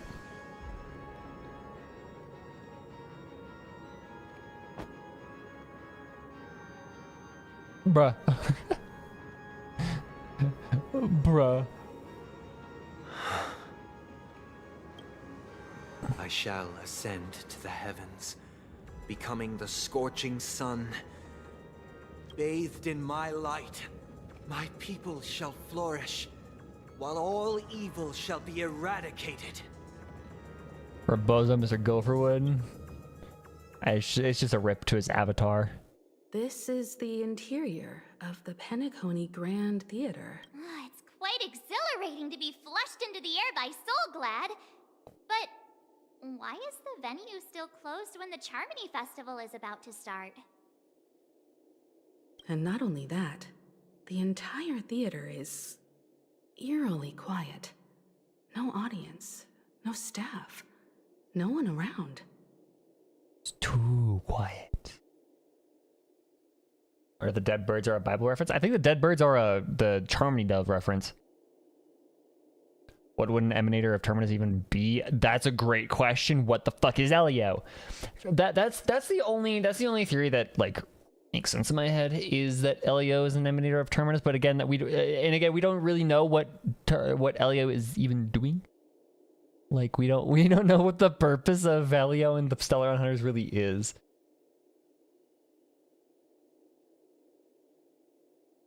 He's a cat. Yeah, well, that's all we know about Elio, is he's a cat, and he might, because they are very dodgy about what eon they actually follow. So I wonder, did everyone forget what Stellaron was saying to Kokoli, or it doesn't matter? I don't think it matters. Even if we're late, a grand theater like this shouldn't be completely empty. Let's explore. We'll be freemen as our fathers. What? There's an enemy behind me. Home Alone. Maximum firepower. Flint dance move. We will be freemen as our fathers were. So wake up, Mr. Freeman. Wake up and smell the ashes.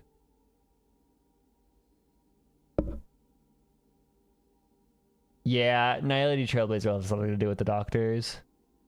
Wake up and smell the ashes.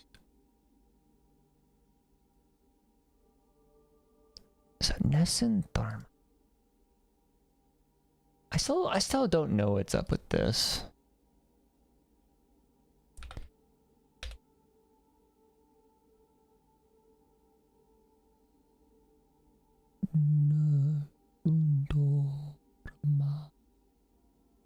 None shall sleep is what it refers to.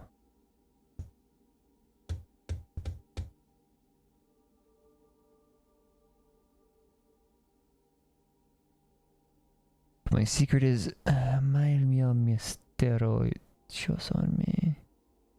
My secret is hidden with me. No one will know my name. No, on your mouth I will say it when the light shines. My kiss will dissolve. The silence that makes you mine.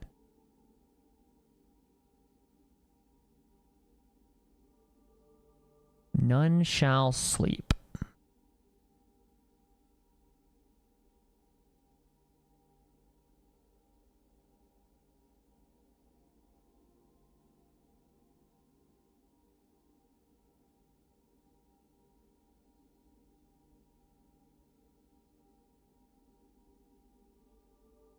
I think Akivili falling into nihility and the Stellaron's emergence have to be like a bit connected. Yeah, just a little bit. I don't understand. Let no one sleep. Oh, okay. No, I get it. Nessun dorma, let no one sleep. No one shall sleep. It's saying we're going to put the end to Penacony, the endless dream of Penacony. No one shall sleep. No one shall know my name. That's what the reference is.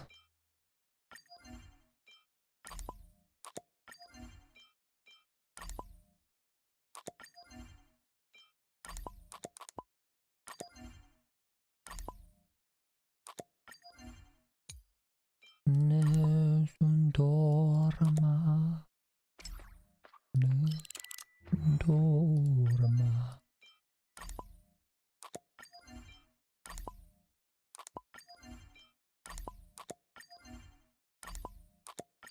Do I have enough to get?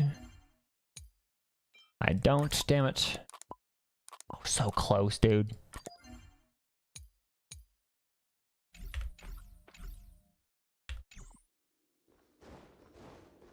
Would most likely become a Doctor of Chaos. Possibly.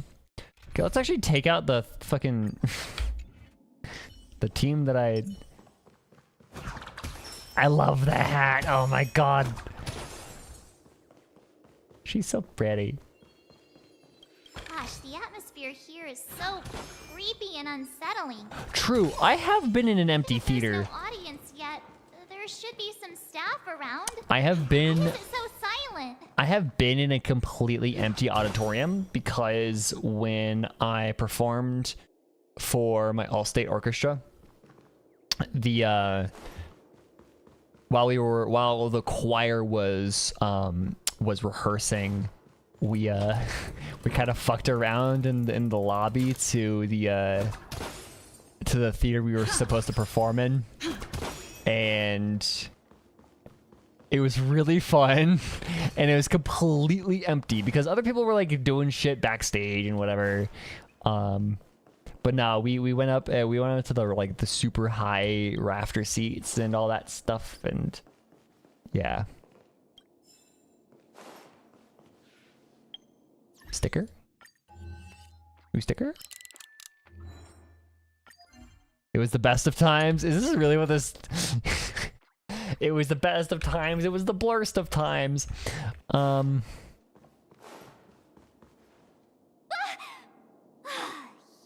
they scared the life out of me. Liminal spaces, subliminal spaces. Why are there so many puppets at the ticket office? Have you guys ever seen The Amazing Digital Circus? They're just NPCs that Kane has just not bothered to model. Are these puppets part of the stage setup? Even so, it's so eerie that the entire front hall is empty. It really is kind of eerie when there's nobody in a theater. In just like in a place that should have people. New question, does IX have a nose? Probably not. They barely have We're in the eyes. right place, right? There's no other grand theater in the dreamscape. So Sunday's messing with us? He said we'd have a final show. My apologies for the delay, March 7th.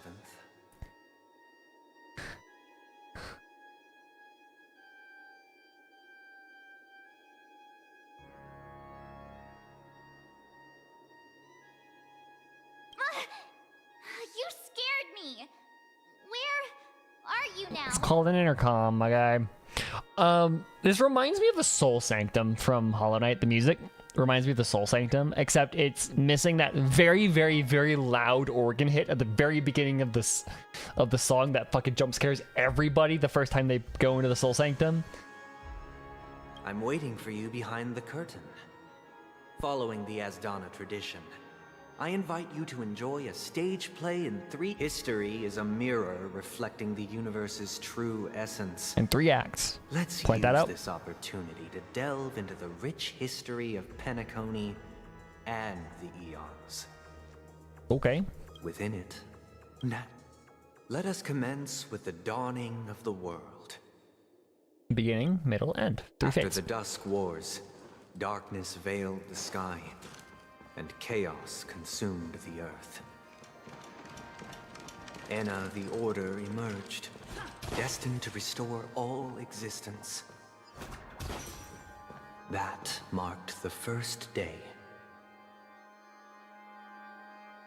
Sunday's Yap Fest. I mean, if we get lore out of it, I am okay with it, to be completely honest.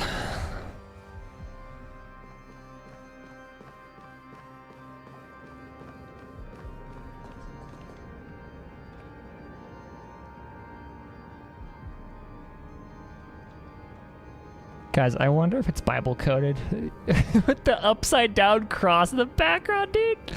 Look at that shit. Okay. You have another 2 hours of story?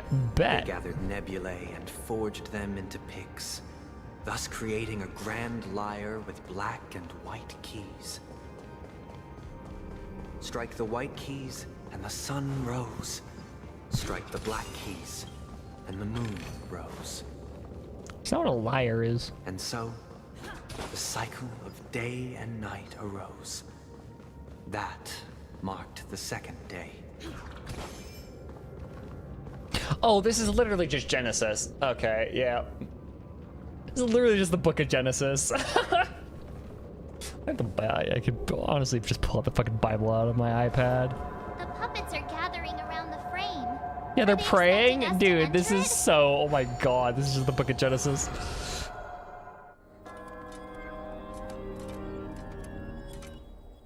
Ode to Prisoner.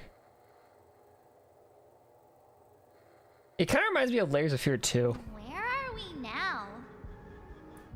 The atmosphere here looks similar to Sunday's inner world. Perhaps this so-called stage play is created with his abilities. This act is named Ode to Prisoner.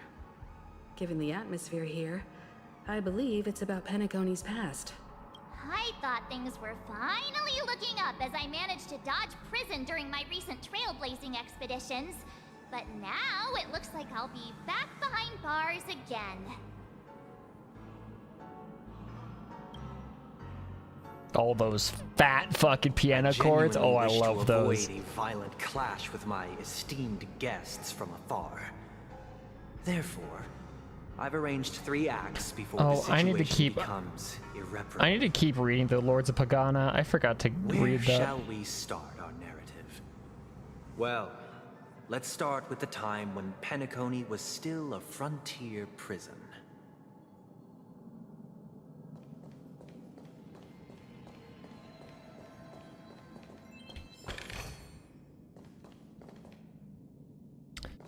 Hold on, yeah, so let me read just the beginning of Genesis.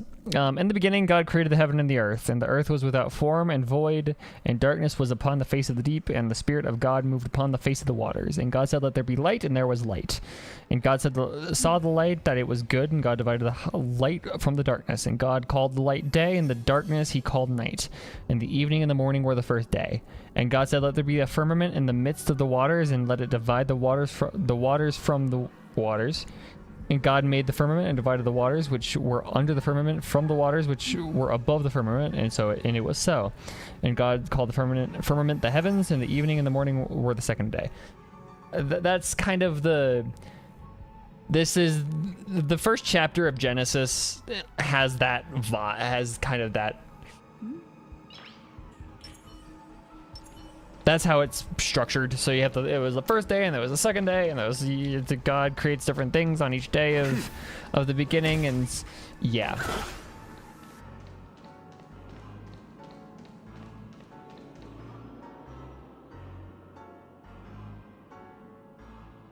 Think Mr. Bible needs an editor? No shit. Oh, I love those piano chords. Oh, those are so sweet. Oh, the dissonance, but it's also like super jazzy.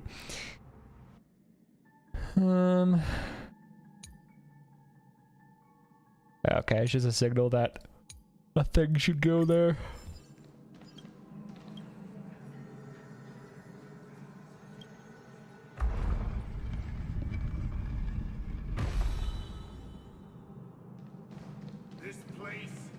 In 2147 AE, a prisoner named Hanunu ignited a struggle for liberty. It's such a funny name, Hanunu. IPC referred to it as War of the Frontier, while the Asdanians dubbed it the War of Independence. It's such a goofy fucking name, Hanunu. For a completely serious, like, historical figure.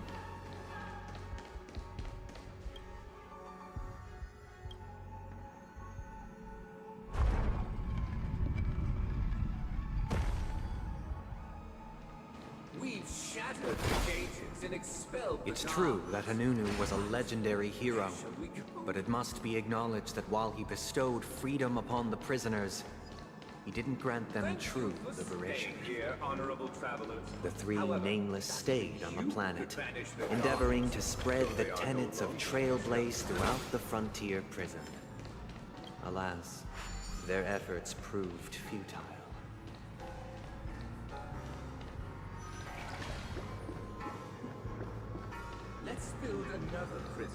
Once again, Asdana was engulfed in war. This time, the enemies originating from within.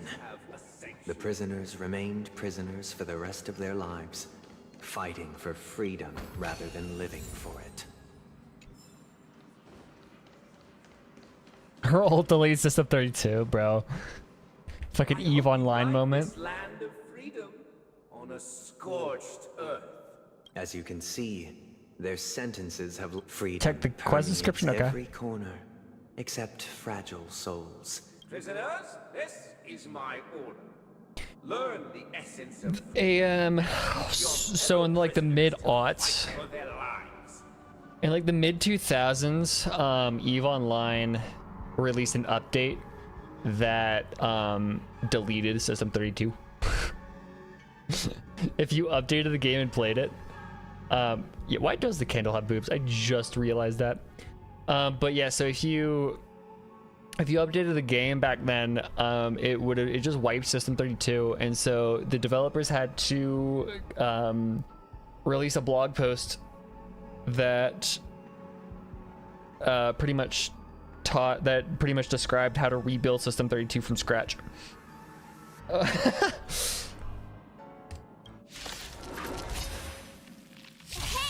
Why do we have to fight while enjoying the show? For I desire not only your enjoyment, but also your assistance in its completion. Oh, this is this song. Holy shit, this track. Don't miss the best timing for an attack. This actually is killer song. Holy fuck.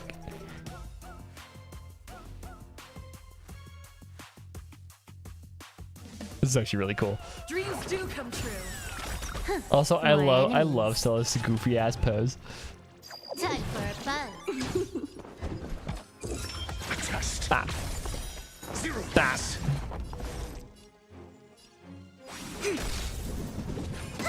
Ew. The mood is set just. Let the show begin. This combat needs up to. This is double speed. Rhythm get messed up. Let's improvise.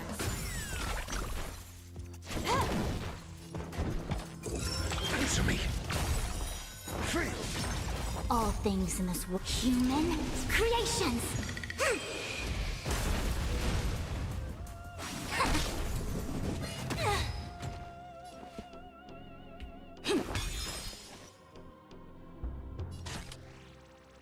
Time for a buzz. Your answers?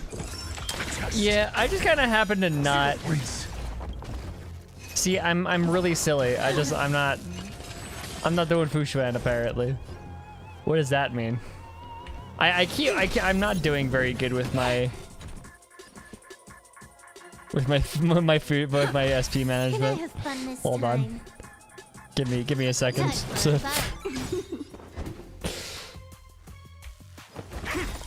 SAS. There we go. The measure of truth and falsehood. No matter.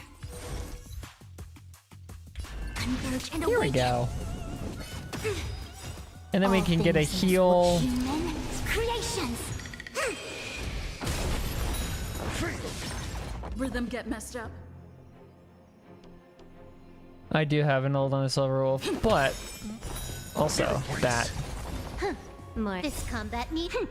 This is double speed. The mood is set just. Let the show begin. Time for a buzz. Answer me. Free. There we go. No one can restrain you anymore. You are. Thus concludes the first act. Amidst a raging war, the frontier prison headed toward becoming Land of the Exiles. Robin Ult plus Harmony Trailblazer on a weakness broken enemy is so goofy. It does sound This must goofy. be how Penacony was constructed. With the aid of outsiders, the prisoners were finally liberated. However, it appears that Sunday aims to convey the spiritual plight of the prisoners more than the. This show is a bit too literary for my taste. But the battle part is quite easy to understand. Anyway, we've arrived at the exit. Let's go! No, it's just literary enough for me, March. I'm loving it. These puppets. Oh. Where are they guiding us this time? Whoa, okay. I want to be with those who are cast out to walk barefoot over paths paved with shards of glass. I want to be with those who are hated to walk naked through valleys embedded with 1,000 blades. What is this poem? This is a poem. This has to be a real poem. I want to walk with the blasphemers bleeding as we treaded over the corpses of the gods. I want to raise up a battle cry for all the traitors. I want to be martyred for the heretics. As long as the pure saints still burn, I will never extinguish my flames of dishonor. Huh. Wild. Yeah, I know. There are things.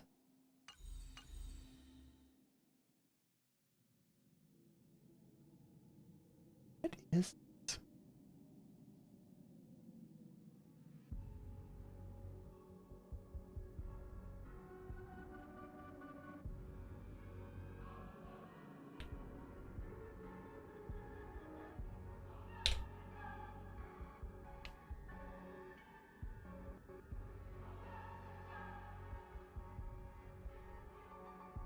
It's not a real poem, as far as I can tell. Interesting.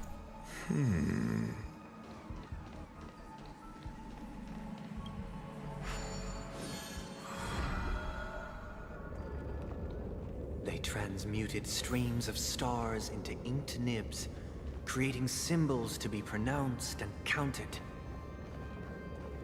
They molded stardust into flowing rivers, assigning the righteous upstream and the unjust downstream.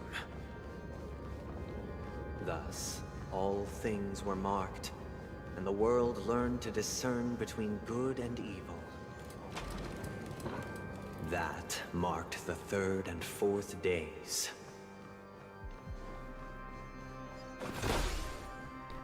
Wasn't there a Heard a side quest or something of the sort that mentioned Tezzerath? Yes, I think that was mentioned in Storm Disaster at some point. That Tezzerath isn't entirely dead, they're just kind of sleeping. So them coming back to life is a very strong possibility.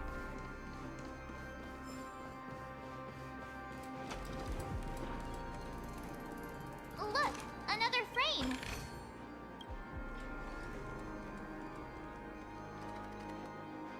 There goes the cryptic message passed between friends at the theater behind the scenes. Okay.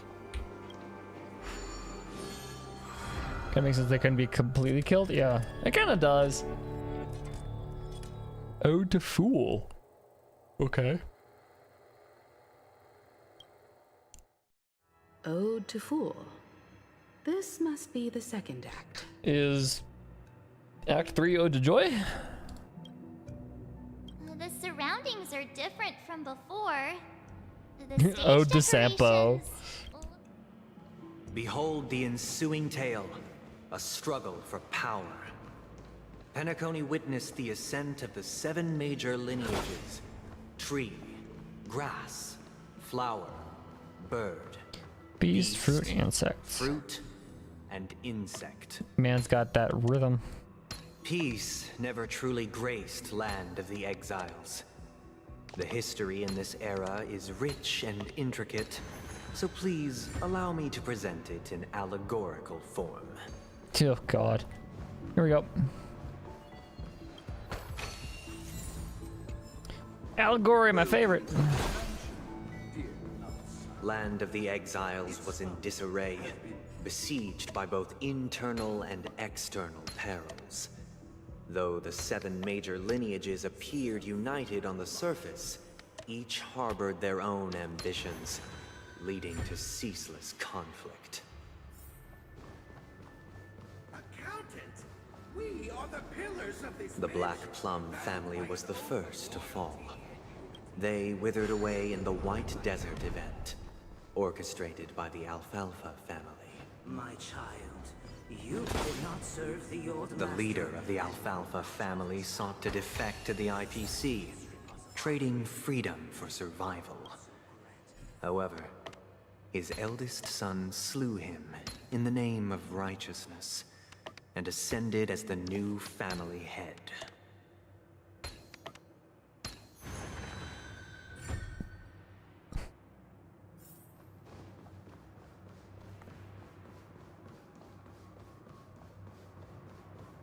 Okay. Yeah, these mannequin thingies are really reminding me of Layers of Fear 2. Which is not a great game, but it's aesthetically a very cool game. I'm getting so many jades, dude. Holy shit. Go for Wood led the family Oh yeah, check quest. to Land of the Exile. Holy fuck, there's a novel!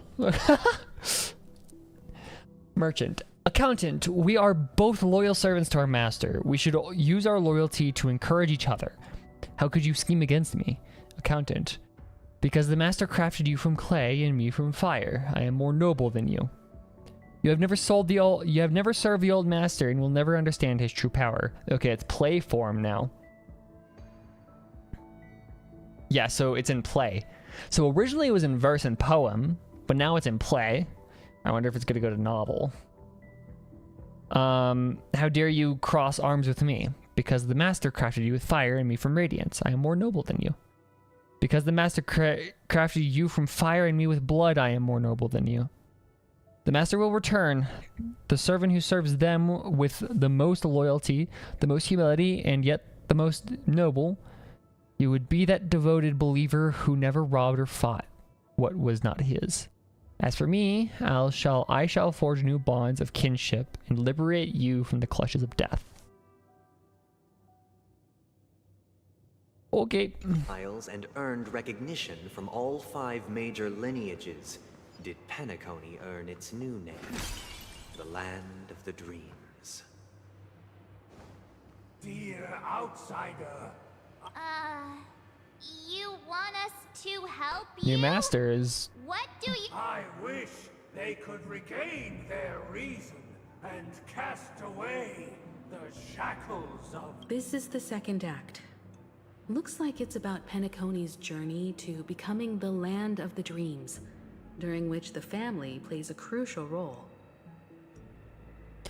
How they do with Drilla and Tazzy is strange. You know, the fucking Terminus being hidden in there. But this new master seems like a bad guy to me, don't you think? Perhaps this is the truth Sunday is trying to express, if you read between the lines. The Harmony changed Penacony just as the guards once did.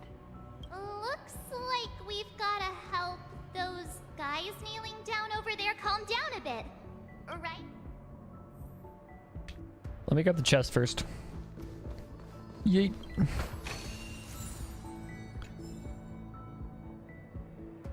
Okay. I'm curious, how many wishes do I have stocked up here? Nice.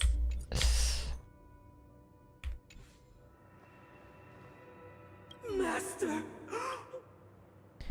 Only reason. Activate clockwork. Calm.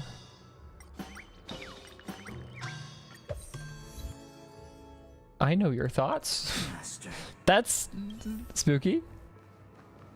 Once I stood as the most loyal.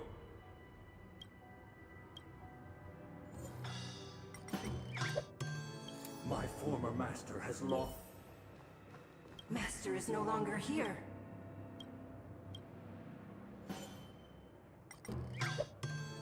Master is no longer here.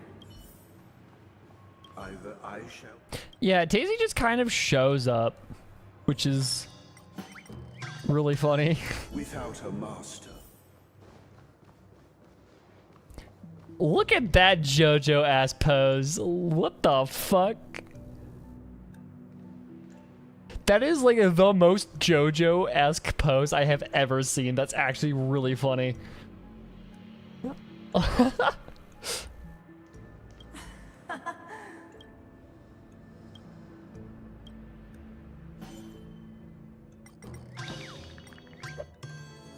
I shall sing for my new master, just as their noble voice once resonated. Thank you, dear outsiders. My servant. It's such a JoJo's pose. It is such a JoJo's pose. Heed me, one and all. Your former master shall not return. It is through righteousness.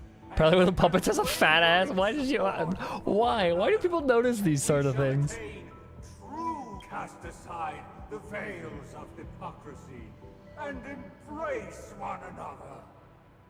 Get ready. Looks like another fight is about to begin.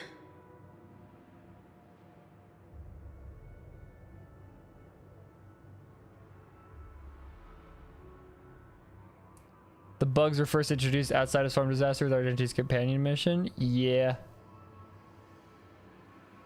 True, actually.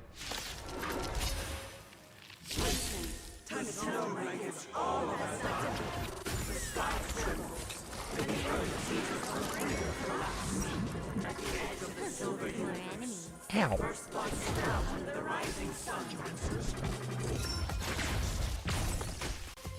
Converge and awaken. Stay in step.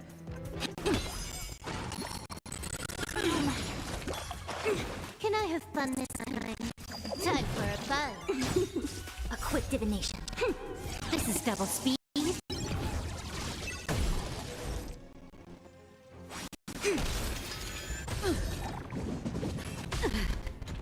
Yin and yang. Prince. Answer me.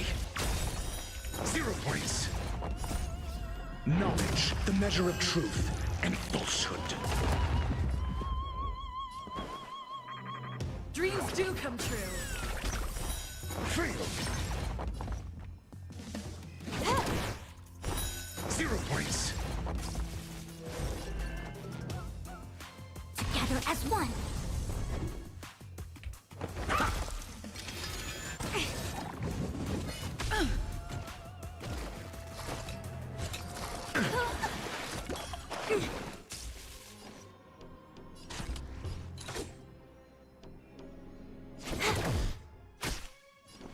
Let's improvise.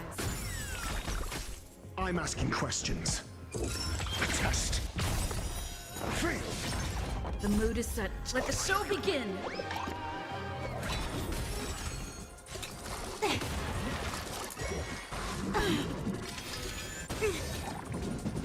Still the same old. This is hurting like a lot. I see through you.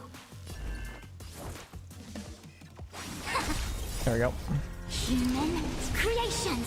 Get at least a heal in, at least a little bit of heal. Rhythm get messed up. Literary fragment. Dreams do come true.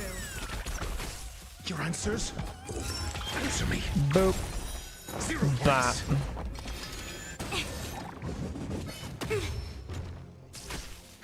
More enemies. This Okay, here we combat go. needs this is double speed. Yin and yang. Take your positions.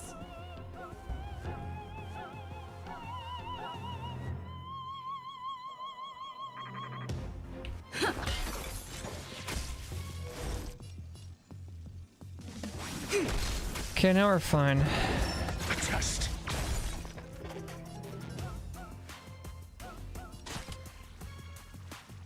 Actually, target this fucker.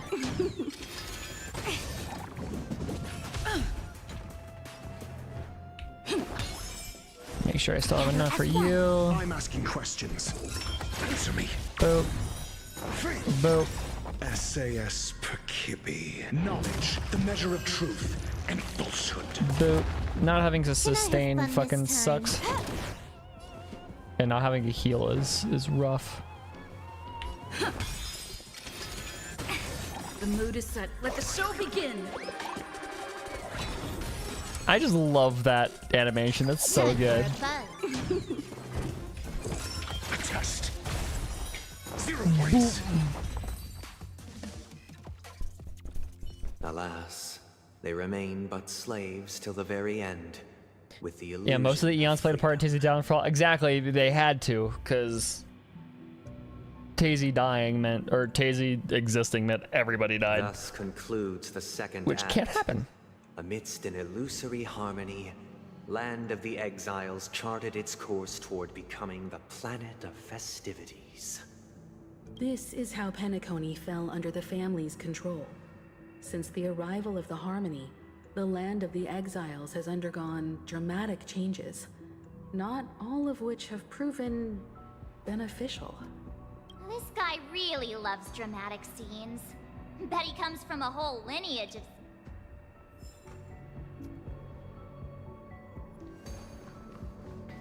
Can March read? Is that why she didn't like all the literary things? I mean, she has ADHD, okay?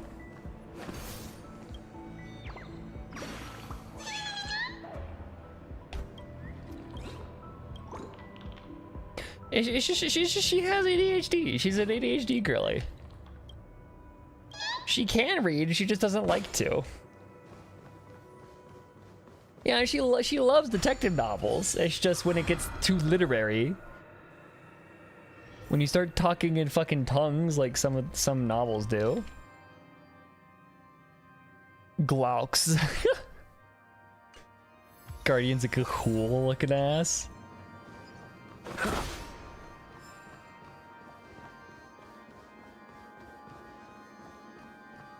They used the planetary rings to establish the law, forging a code of conduct among the masses.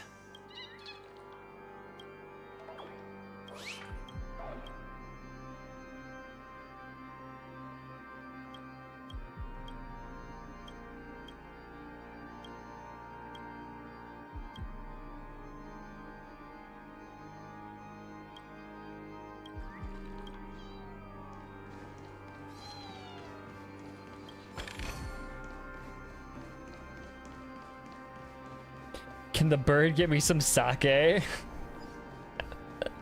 Okay.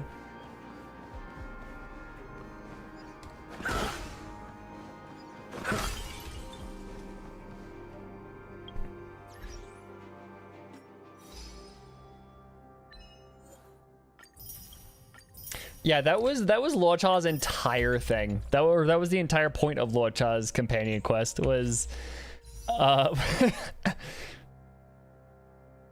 was just March RPing as a detective.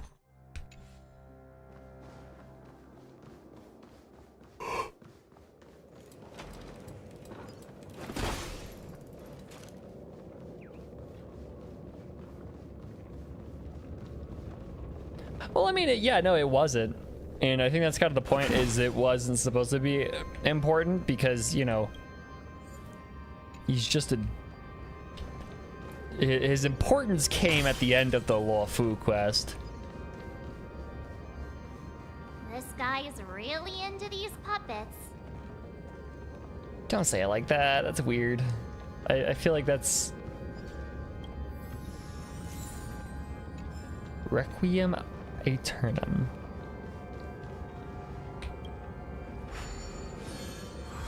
I know, and that's kind of why I love Luocha's order. That's kind of why I love Luocha's companion quest, was because it was just March. It was just March RPing, and I love her for that. I get it now. The last scene is all about singing the praises of the order. And the atmosphere here is... Without a ruler who would protect the weak and fight against the tyrants, Chancellor, we must assist each other in protecting the weak, just as we must assist each other in opposing tyrannical.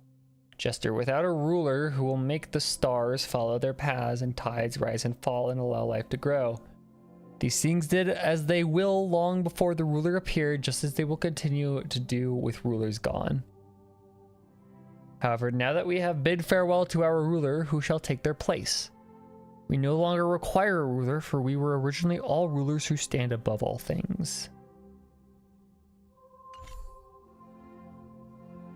This is the concluding act of this play. I have showcased the past and present of Penacony, hoping that my desire for change resonates within you. And now, I shall reveal its future to you. Which way do I go? That way doesn't have any puppets, so I'm assuming this way. Without a king, who shall take responsibility for the people? If the people lack foresight, we will make choices on their behalf and bear the protect the weak and stand against the mighty. We shall support one another, protecting the weak and standing against the mighty. Word.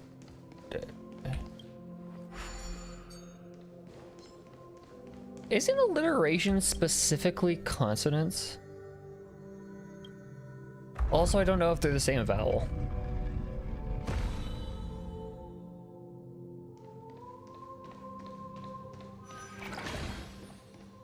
They're different vowels, I think. Ode and order start with different vowels. Everything after the king's departure, we no longer have become the new king. Quote unquote alliteration. Kings of all things.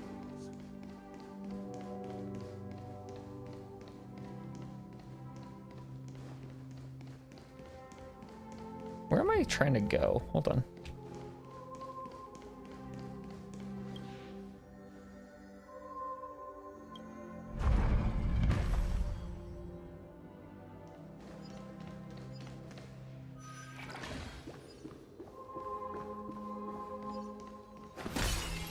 Okay.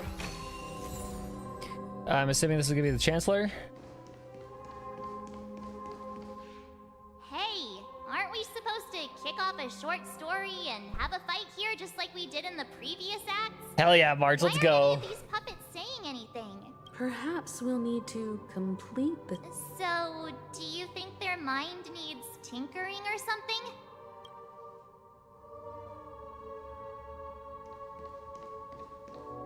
That's not how you hold a bow, you little shit.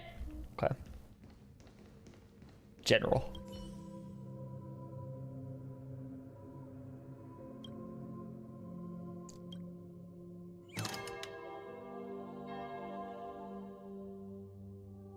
Farewell, former king. Whoa. How did it go? That's cool. You can't change them? What does that mean? My apologies for my negligence. I forgot to inform you that the final part was scripted long ago. Let our previous king recount it to you. Now it is time for the final rite.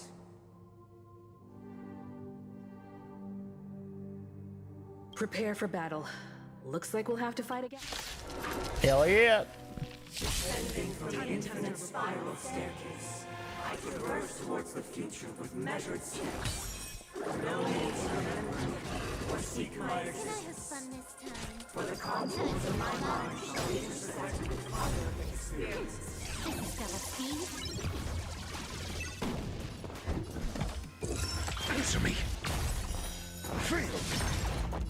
Converge and awaken.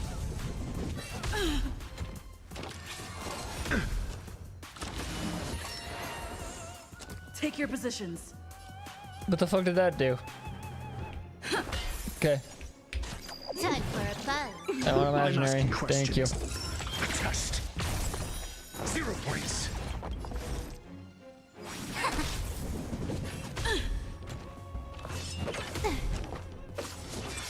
Stay in step. Let's improvise. You took the bait. Your answers? Answer me. SAS Perkibi. Knowledge, the measure of truth and falsehood.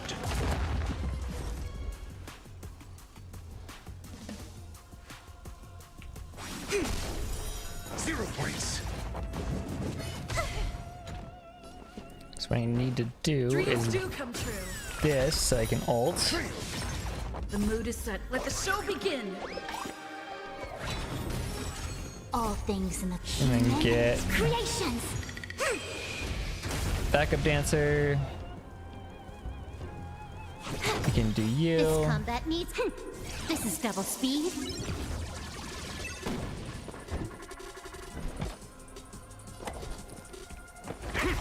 I see through, converge, and awaken.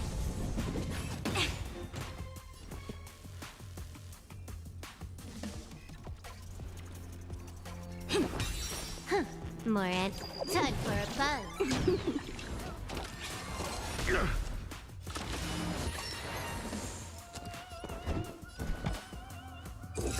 Test. 0 points. A quick divination. Let's improvise.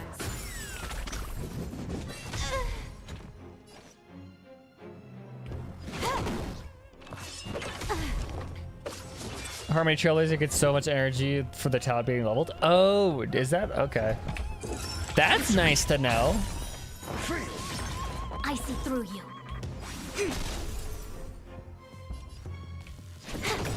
This combat need. This is double speed. So then I should probably do that.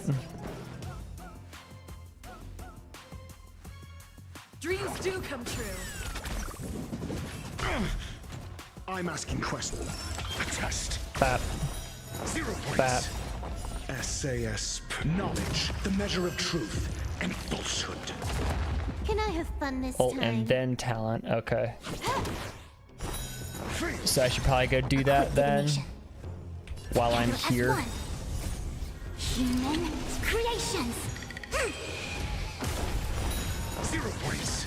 Stay in step. I just love the boink sound. I just adore the boink sound that her hat makes. Let's improvise. Also, that stance that she makes. Let the show Oh, begin. It came together. so hot. Okay. I'm asking questions. Bushman Q just fucking destroys. Oh, that's so funny. Okay. In the hushed expanse of a nocturnal reverie, I leave faint traces behind. What is mine shall wait. This is the final scene. Let's go. Once this stage play can...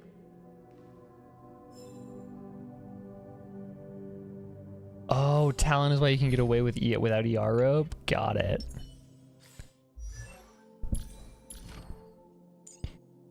Talent.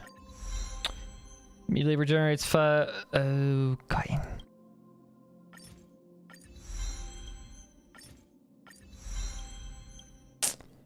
That makes sense.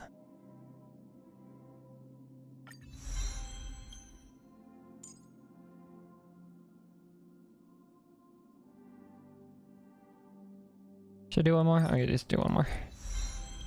Okay.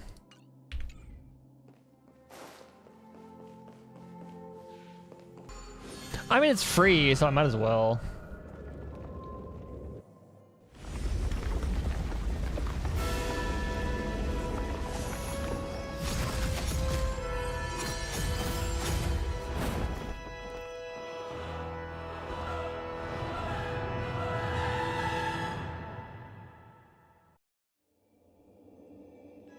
They imbued the world with meaning, perfecting all things in the heavens and on earth. Bitch, I know that's Sunday. Then they rested from the labors of creation. Yet, all beings cried out to Enna. Under the banner of the Order, you have defined all things in the cosmos. But this made us realize that we are but puppets in your hands. Okay, real quick, I'm gonna go get a drink. I just gotta go get a soda and put stuff away. I'm gonna be like 2 seconds. I'm not even gonna go to the be right back screen. Give me a quick minute.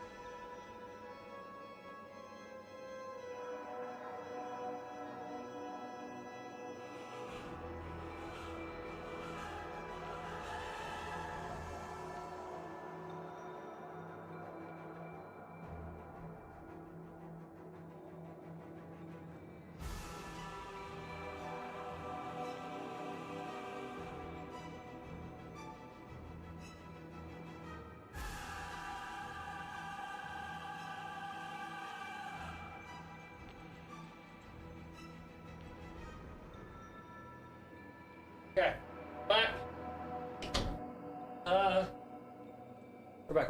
back. We're back. Okay. Whew. Oh.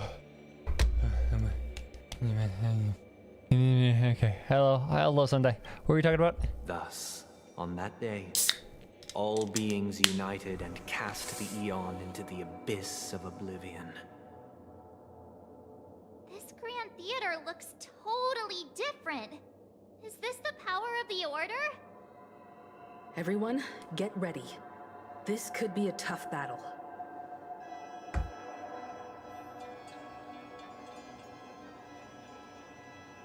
More context should have included Argenti's lip. They should have. He got robbed out of that shit. Okay, let's go. You go. I want to step down directly forward, but I can't do that. Okay. Let's go do a boss fight, fuckers. That marked the 7th day. Sunday. Cheers and chants reverberated in the Mark the 7th day, Sunday.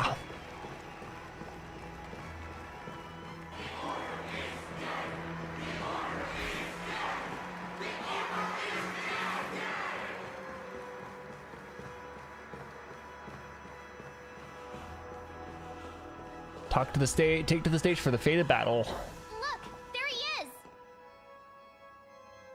That concludes everything related to the Order. What are your reflections on this, my dear guests? Sounds like bullshit to me. Nevertheless, this is but a trivial blip in the annals of galactic history. What truly matters is the course this river shall take in the days to come. Hello, guys, welcome. The order is dead. God is dead. God is dead. The Charmony Festival is about to commence, and it would be a shame if you were absent for the Harmony's prologue. Allow me to extend my warmest welcome once more.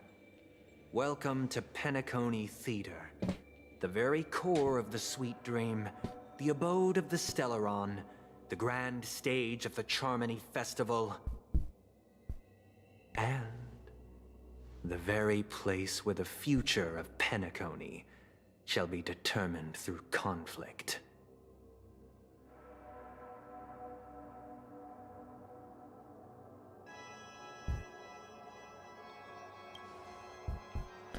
Rah. Your unwavering faith in the trail true goodness can only be achieved through faith. Allow me to point out that falling into a permanent slumber is not happiness, especially when those people are driven by someone else's will in their sleep. Do you still believe that the Order only seeks to control the universe as their puppet, Himiko? I mean, probably. No matter how perfect your vision of paradise may be, a cage remains a cage. People will never achieve true happiness in a world like that.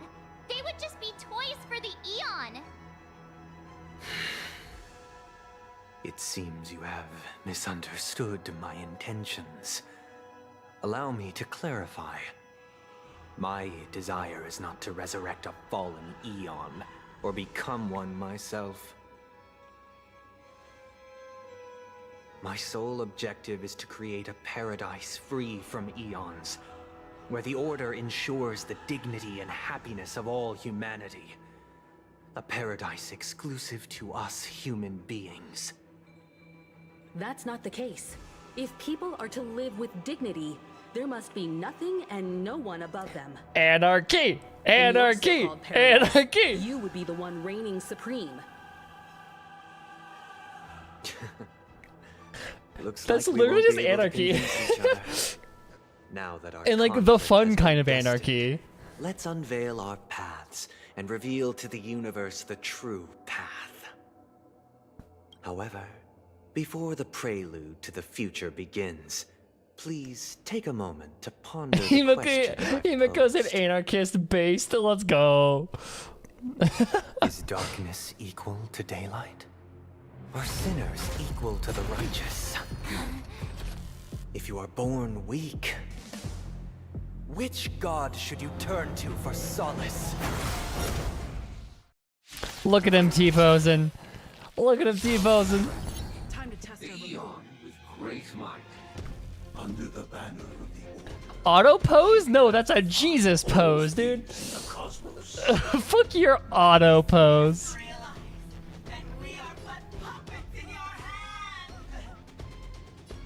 Okay.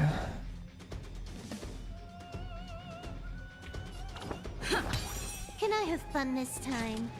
Time for a Let's fun. get that going there. I'm asking questions. Answer me. 0 points. I see through you together as one.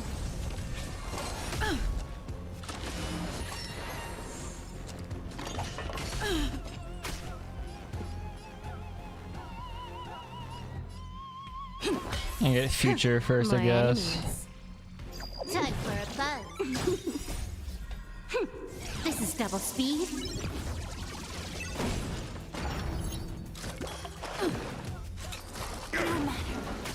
Got the defense.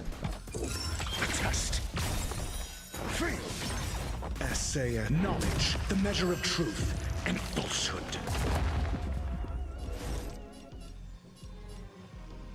Oh, these guys have shared HP? Okay. 0 points.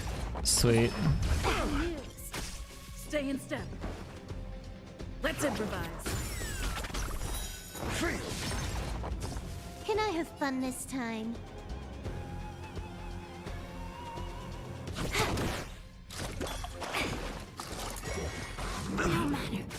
Your answers?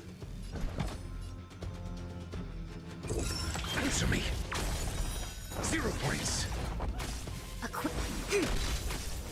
your positions. Dreams do come true.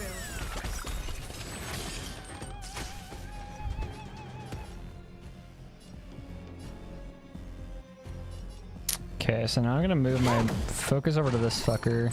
Still the same. Yin and yang.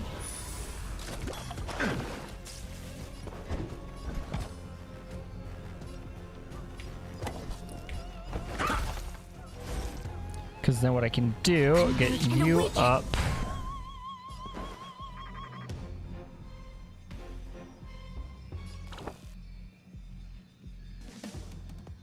These guys are fucked up in memory chaos. I can imagine. Okay.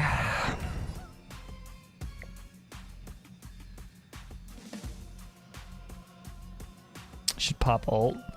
Well, this guy's coming up soon.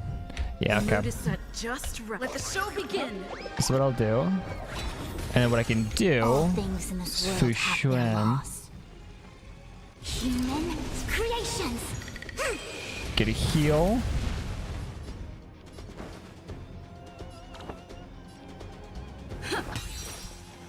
Just a boink. Time for a buzz.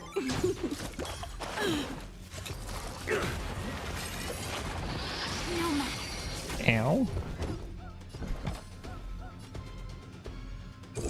Answer me. 0 points.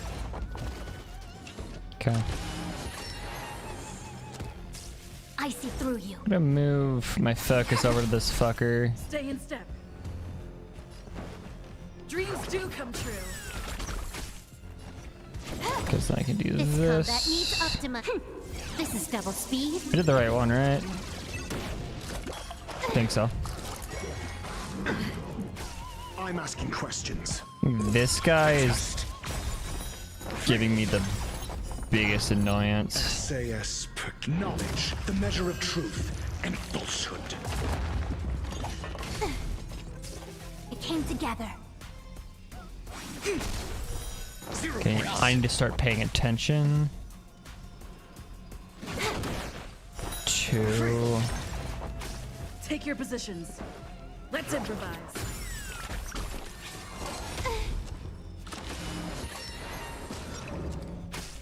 Yin and yang.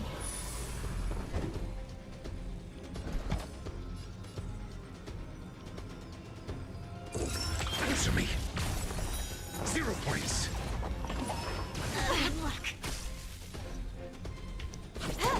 Okay, because I need to get Quick, get in Fushuan the up. and awaken. The mood is set. Let the show begin. Pop ult. All things in the human creations. Your answers?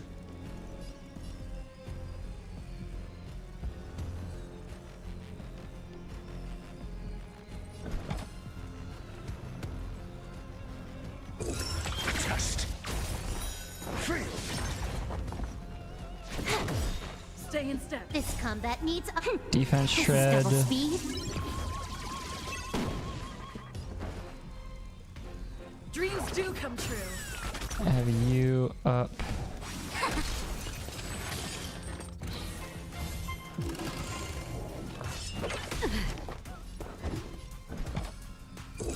Answer me. 0 points. Huh. More enemies. Let's improvise.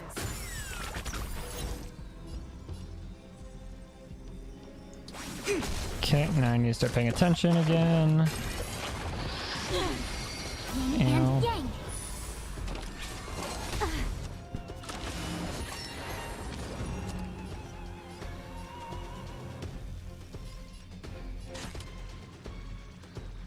Time for a buzz. Rhythm get messed up.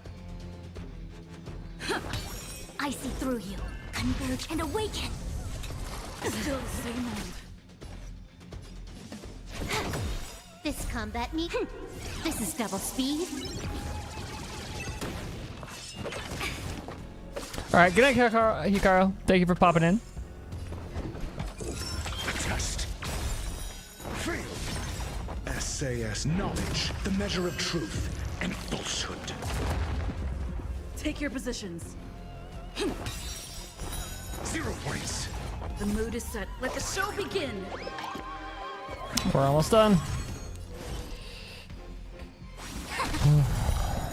There it is. Oh, second phase. Fuck.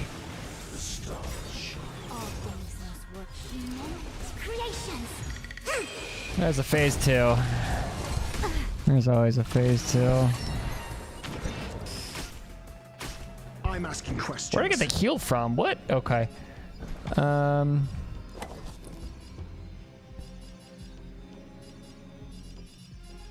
Which one? Who should I focus?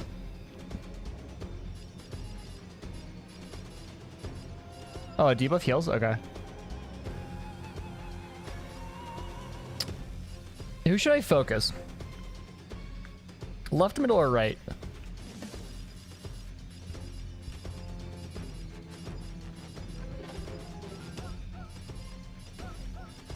All 3 of them? I mean, left one? Okay, yeah, because the left one is... I use AoE on this. Honestly, smart, probably. Stay in step.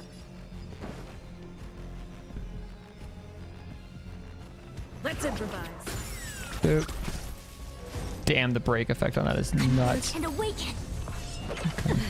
Ow. Can I have fun this time? Time for a buzz. Still the same old. Don't stop it. And yang. Stop it. Your answers? Rhythm get messed up.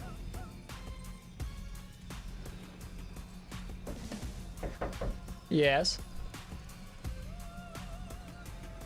I was gonna work on that. I know you're. Hold on.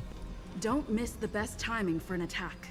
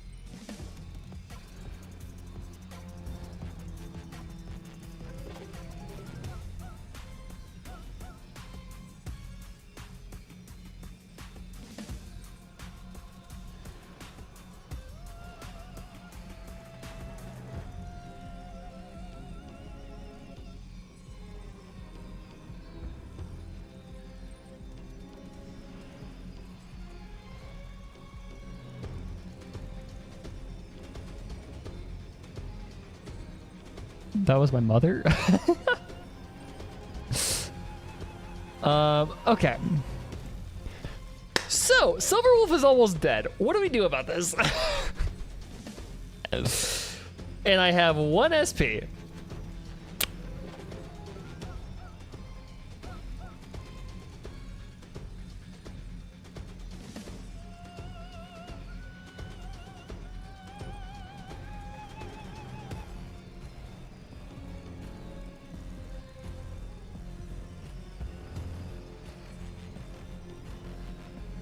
I'm not sure what I need to do here.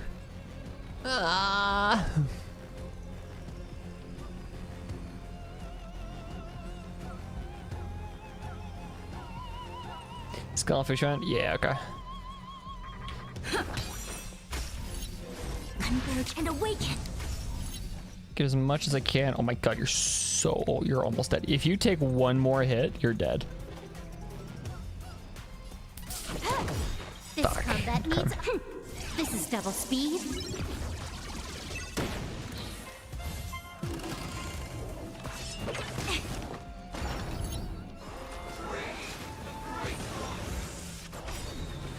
There we go. Oh, god damn it! Ah, damn it! I didn't catch the ult fast enough. Your answers? Fuck! Okay.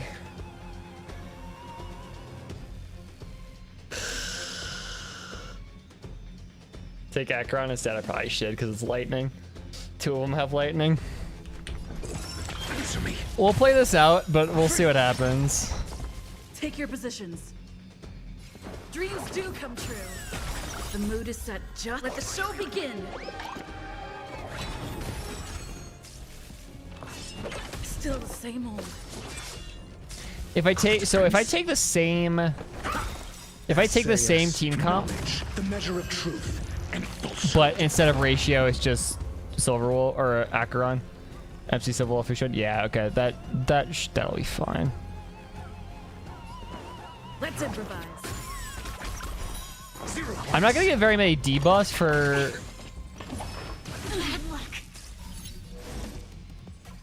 I wouldn't be getting very many debuffs, but it was just better. Yeah, that's kind of what I'm learning right now. Test. 0 points. Holy fuck! I just deleted everyone.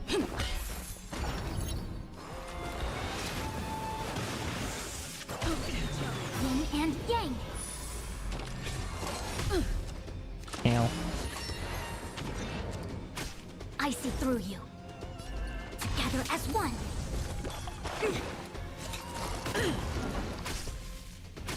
Stay in step.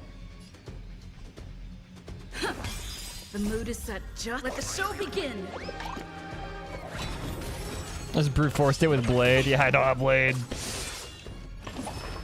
Still the same old.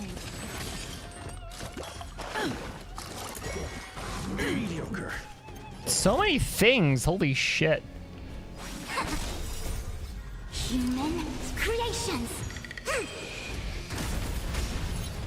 My Huo has almost. Oh my god.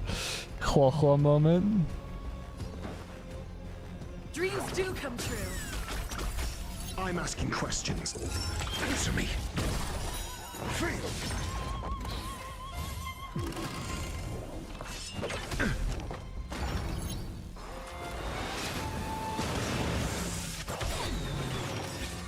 Mediocre. SAS Perkibi.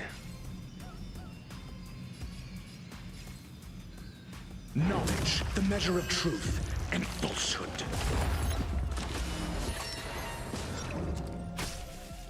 Not over. Damn it. Yeah. Got the defense?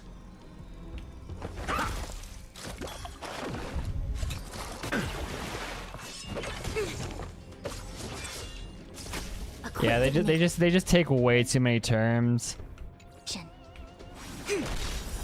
0 points. They just do so much shit. Yeah. Change lineup. Acheron. So it's you. Art.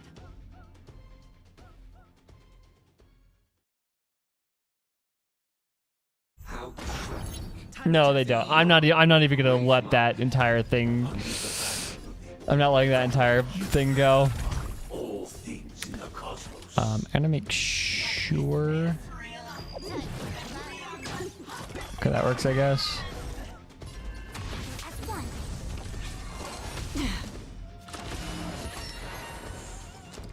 Just make sure I have setups going.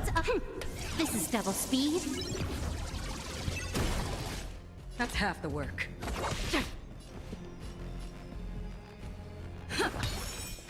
More enemies. Time for a buzz.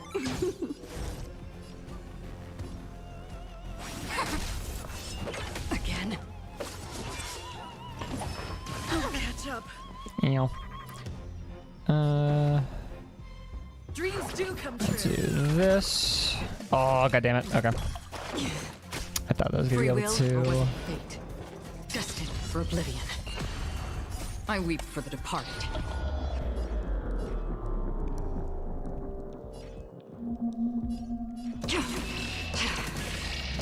It too shall fall. Can I have fun this time? Oh yeah, this is way better with. Holy shit, this is way better.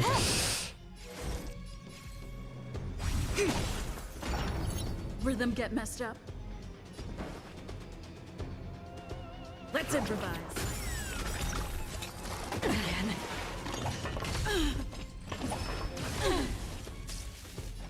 Okay.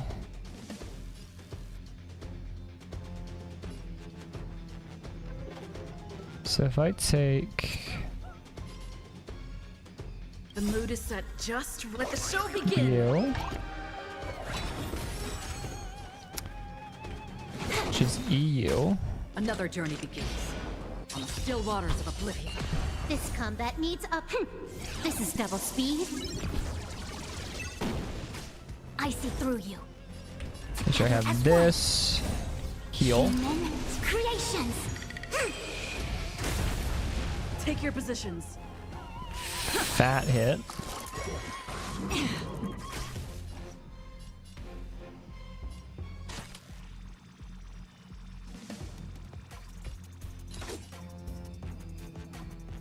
I'm just gonna regular hit you. So it does roll a debuff for Free will, or was it destined for oblivion? Yin and yang. It came together. Stay in step. Dreams do come true.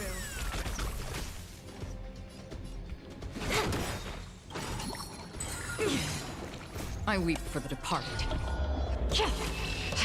Yeah, this is so much faster. I don't know why I didn't do this initially. Oh, okay, so if you break all three, you get damage. Okay. I wish I knew that before.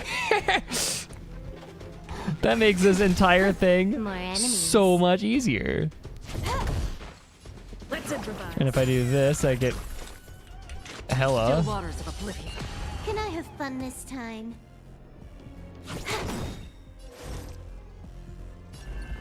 Converge and awaken. Take your positions.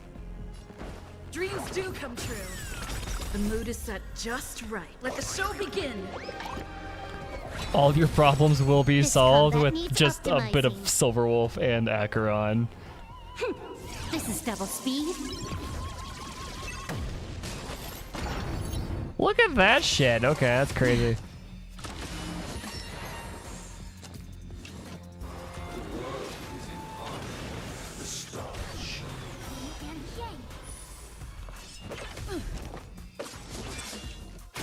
Another journey begins.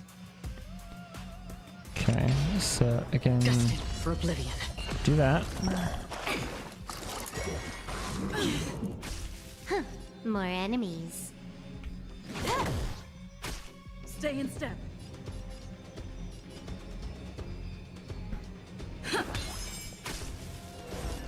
Together as one. Because I want to ult and just get some heals going. Creations.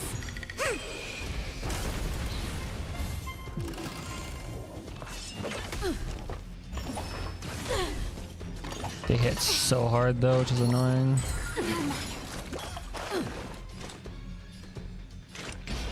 On the still waters of oblivion. 8, 9, there we go. I weep for the departed. It too shall fall. Take your positions. Let's improvise.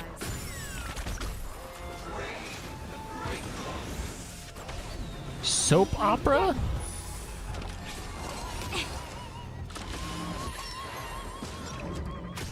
A quick divination.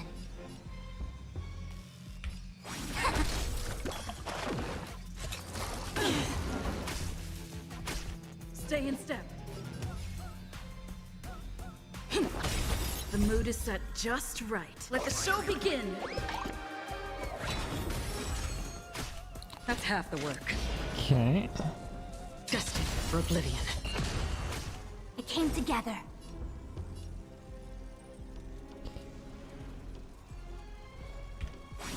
I'm trying it now. Can I have fun this You're time? really annoying, so I'm just gonna Time for a buzz. do you. This is double speed. Rhythm get messed up. Fat hit. Okay.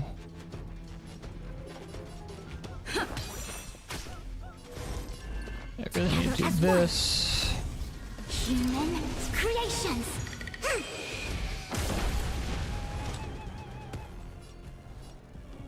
Give us a debuff on each character once. Yeah. Called Vet Emergency Services? How did you do that? What? On still waters of oblivion. Huh. More enemies.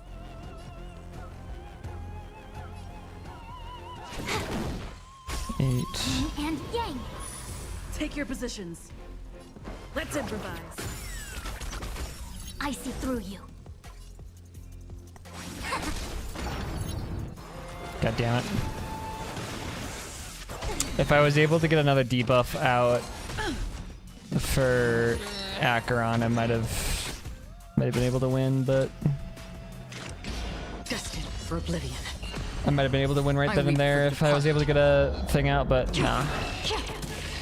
This'll work fine though. Stay in step. You are almost dead though, which is scary. Still the same old. A quick divination.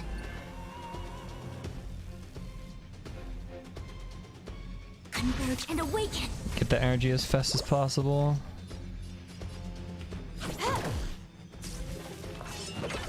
Don't do that. The mood is set. Let the show begin.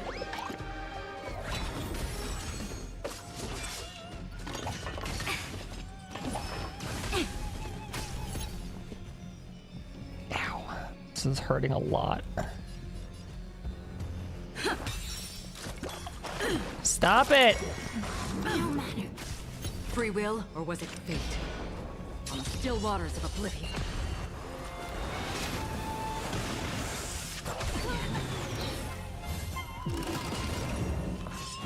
Stop taking a trillion turns, please. Human creations. Got some heals Came going. together.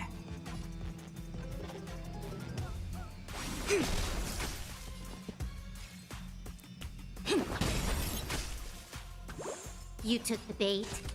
Time for Okay, a we're good.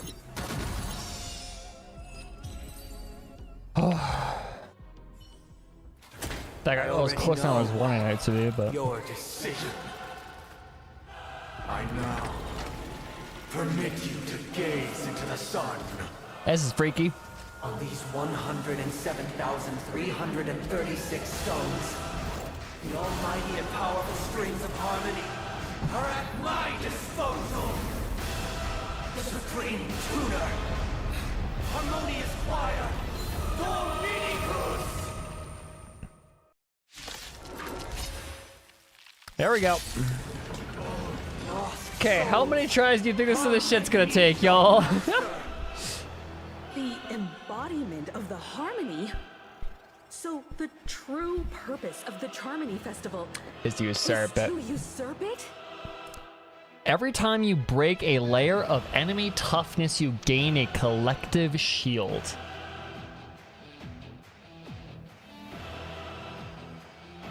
They all share the HP. Okay.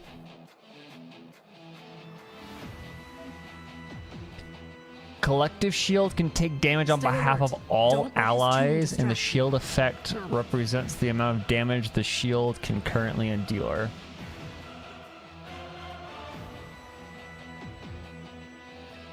Focus on breaking the Whittle Angels. Don't try and kill them, just break them. It's my turn. Noisy.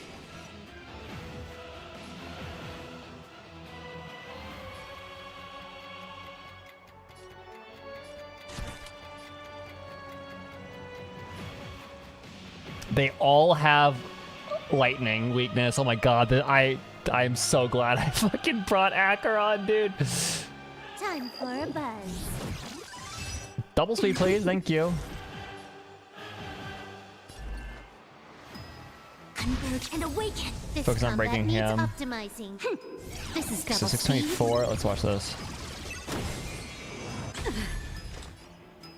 Oh, just him. Okay, got it. Why is it receptive as you are? Answer me this. Why could Oh, got it. Got it. Okay. into one?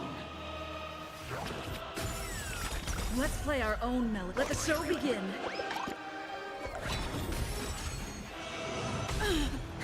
More enemies.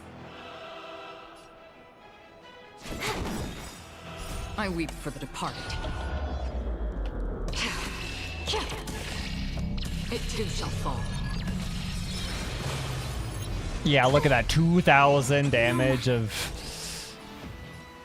support. That's stupid. Okay. Neither side could tolerate discord. Discord, I'm howling at the moon and sleeping in the middle of a summer afternoon. Listen. Okay.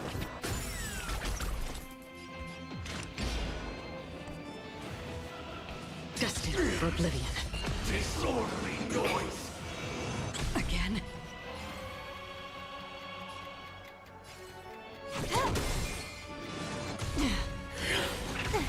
Sink into a dream. I see through you. Still have thing up. I'm gonna make. Yeah, we still have matrix up.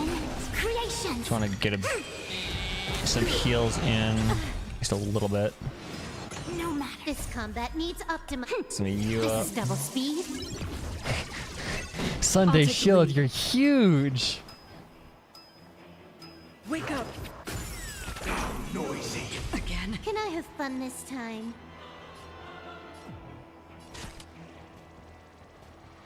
Time for a buzz. Another journey begins. Oh, god damn it.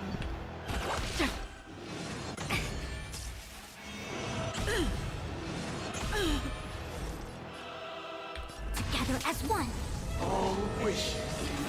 No matter. Noise is fading. Still the same moment. Let the show begin. Okay.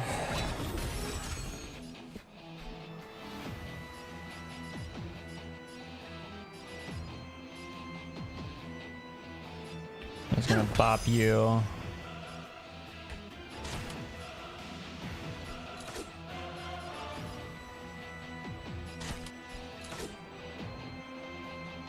Acheron's next. I want to get Acheron up. No matter. 5. Yin and yang.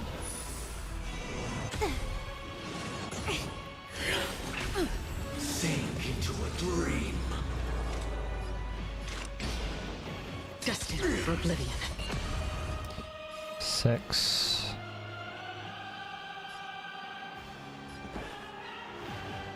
Listen up. I can afford this. Quick divination.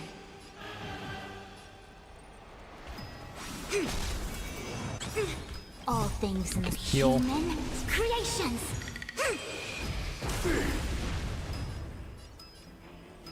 7. Time for a buzz. I can pop a shield break. This combat needs optimizing. This is double speed. And fat I weep Acheron for ult. the departed. Let's go, babies.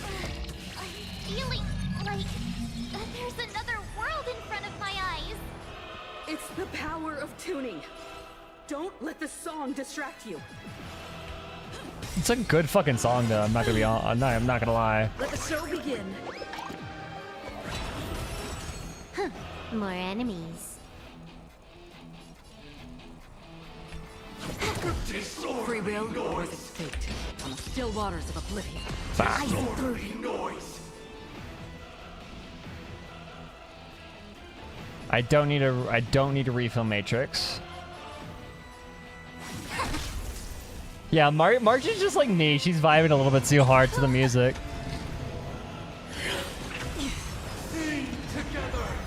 I have this memory, I vividly remember this one time where I was getting my new phone, and Listen up.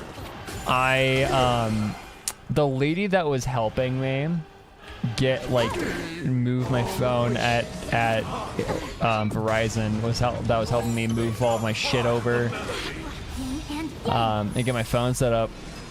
They were playing some good music in the thing, and I was bebopping because I can't sit still when there's good music.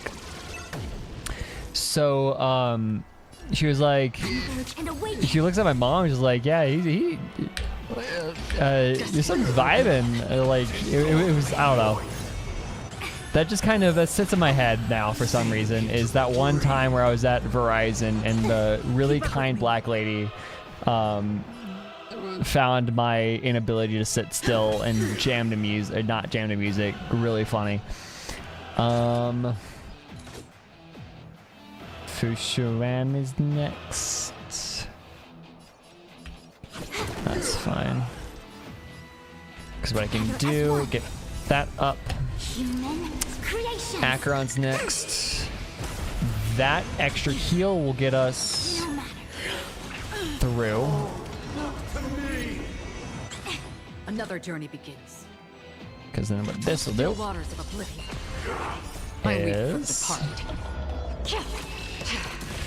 It too shall fall. Ha! Let's fucking go! The time has come. Phase 2, bitches! Creation will be reborn from the remains of the gods. Done, huh? What's going on, Hug? Let's go, baby! Oh, it's the motif. Oh, yeah. Hear my word. Show no mercy. Yo, let's fucking go.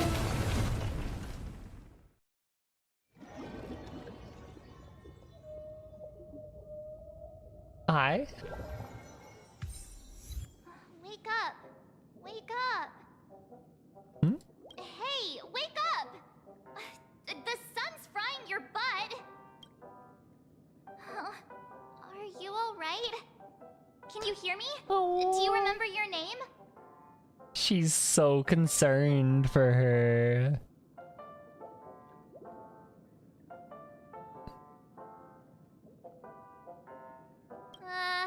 Kind of. It was General Qing Yuan who helped us shoot it down. Okay, so I didn't. In any case, since you remember what happened just now, well, that's put my mind at ease.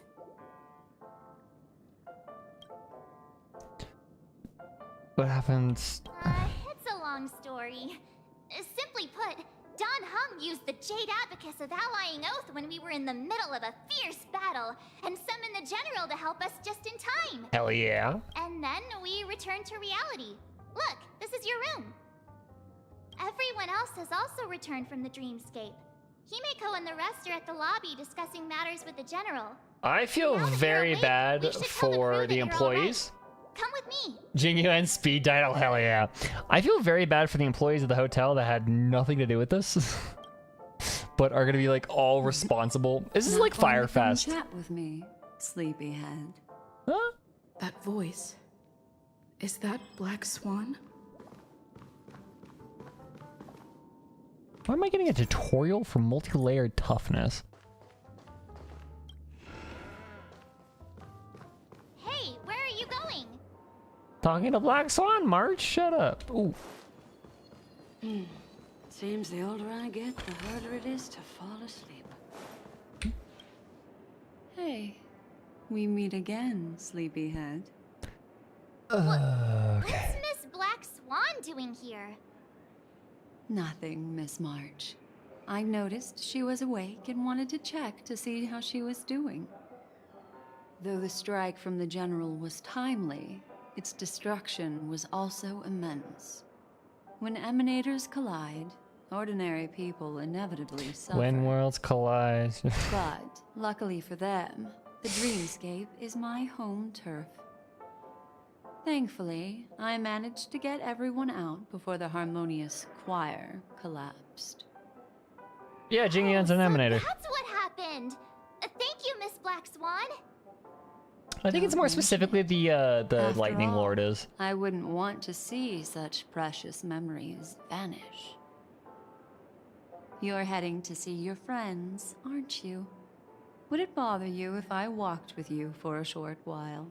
Okay, sure. Of course not. But you're not planning on doing something like last time, are you? Why would you think that? I've never harbored any ill intentions. Well, not when you were around, anyway. Okay. Himeko and Mr. Yang are probably still busy. Let's go look for Don Hung first.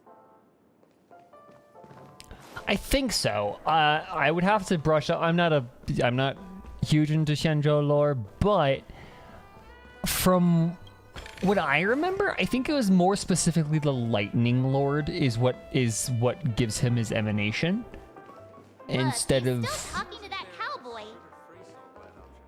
boyfriends. You're awake. How do you feel? Well, fork me. You must be that Stellaron they were talking about. I am not a Stellaron. I have one in me.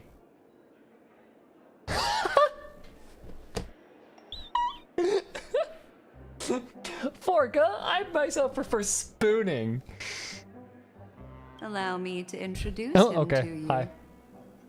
This is Boot Hill, a Galaxy Ranger. An actual Galaxy Ranger. During our not... pursuit of a certain person, we crossed paths and just so happened to uncover a shocking plot being concocted by Mr. Sunday. Which is why we sought you out, to help the Astral Express save the world together. No need for thanks. The Galaxy Ranger's principle is correct every injustice one sees. That's how you lot in the Xianzhou put it, right, Don Hung? More or less. Wait, hold on a sec. This is the first time I'm hearing about this certain person. Who are you chasing? And why would that lead you to Madame the Express? Macaron. Good question. It's, who was it again? Don Hung. Do you remember? They don't remember. Boot Hill's a pass. Thank you, Rika. Thank you. Somebody understands me. Boot Hill's a pass. No, that ain't it. I just can't seem to recall. Weird. Lady Acheron. My neurochip hasn't registered any malfunctions. I can't seem to remember either. What's going on? Heck. Forget about it. If it slipped all our minds, reckon that person was just a minor scoundrel. Unimportant. Ain't gonna stop us from piecing together. Does Black Swan remember? Yes, when the dust settles, I'll just think of a way to recall it in the memory zone. Have fun with that. Everyone, let's hurry up and look for Miss Himiko, shall we? She's now a minor star on Penacony, and the entire hotel's concerned about her well-being. Why just me? You're right. Let's head to the lobby then. Why just Stell? It's like all of the Trailblazers did it. I'm an outsider, after all. Very cool.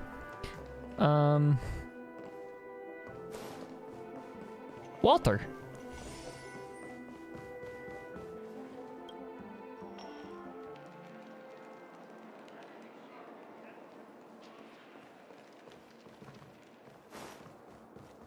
Look, they're with the general. Jingyuan. That's all right. In these times of conflict, for the sake of utmost safety, It is only right that the Alliance steps forward to mediate on behalf of the Astral Express. We must not allow you to take unnecessary risks. Furthermore, despite the IPC's eagerness for success, it prioritizes peace above all. And the family, trapped though it may be, professes a desire for harmony. The Alliance has always won people over with reason. I firmly believe both parties can indeed... Walter White, we stole your ball. Only one, though. One ball, not both. The General possesses a deep understanding of the greater good. With the Cienjo Alliance mediating, peace for Penacony is within... You flatter me. But ultimately, it's been all down to the Express. Without your efforts, this sweet dream paradise would have been claimed by the last remnants of order before there was even a shot at peace. Well, would you look at that? Here comes the big hero. Hi, thank you, Jin-Yuan. Wave, she's so cute. You ever thinking about me again? Here's the galactic baseballer. The paragon of both heroism and humility. Sometimes. Are you okay? I heard you couldn't wake up. Are you... Don't worry, Mr. Yang. There's nothing wrong with her. She practically burned through a lifetime's worth of jokes on the way here. Whoops. What about you, Mr. Yang? I heard that even Miss Robin wasn't spared. And that guy locked you both up. What do you mean, wasn't spared? Long story. But at least Mr. Sunday took it easy on us. He used an ability called tuning to connect our consciousnesses with his. In other words, he imprisoned us. Oh, as in the within imprisoning. his Okay, got it. consciousness. Robin is Thanks still to alive, General right? Jing Yuan's destruction of the Harmonious Choir, we were... He used that tuning on us, too. I can confidently say now, he was truly after a fair fight with us. Had he wanted, he could have easily taken us down, without so much as lifting a finger. Speaking of the Oak family head, where is he now? It's complicated, but in a nutshell, he's now the former Oak family head. Did you just The kill him? IPC has named him the key figure in the family's Penacony split, citing a threat to cosmic peace. He must represent the family and answer for the unrest caused. His trial is set to take place at Pier Point. The family quickly labeled him and the remnants of the Order as enemies, declaring the turmoil an internal rebellion. This move effectively barred the IPC from intervening in family affairs on both moral and rational grounds. Everyone really has their own agenda, after all. Then, what's going to happen to Miss Robin? She and Sunday won't be able to deny their involvement in the Charmony Festival. They're siblings, after all. Why the sigh, General? I can only say that this incident is an unexpected mess for the girl. The Alliance will try to persuade the family to consider the matter carefully during mediation. It's all Sunday's fault. I would not be surprised if Gopherwood is using Sunday as a scapegoat. Because presumably Gopherwood is still out there. The Dream Master still is around, so as long as he's still around, he's still a threat. So we might see him again, to be completely honest. It's time, everyone. The IPC's key members and I have agreed to consult one another. Given the General's invitation and the matter's... Why, of course you're welcome. Besides... He's just yapping at the end now. I'm kind of allergic to those types of situations. I think I'll just head back to my room and start packing. Yeah, Robin, no, truly, Robin didn't do anything wrong. She's like a peace activist and shit. I'm afraid I'll also have to return to the Express first. Thank you.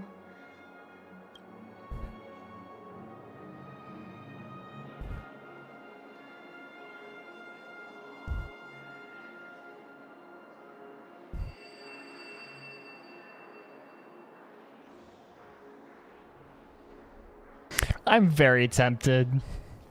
I'm so tempted. I mean, I have to, right?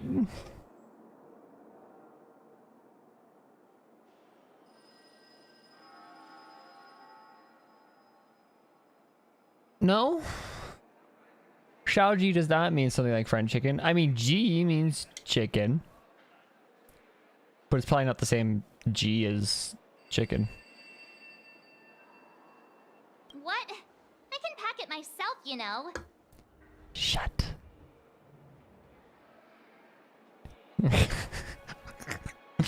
You're so dense, March. If that's the case, our galactic baseballer can join us.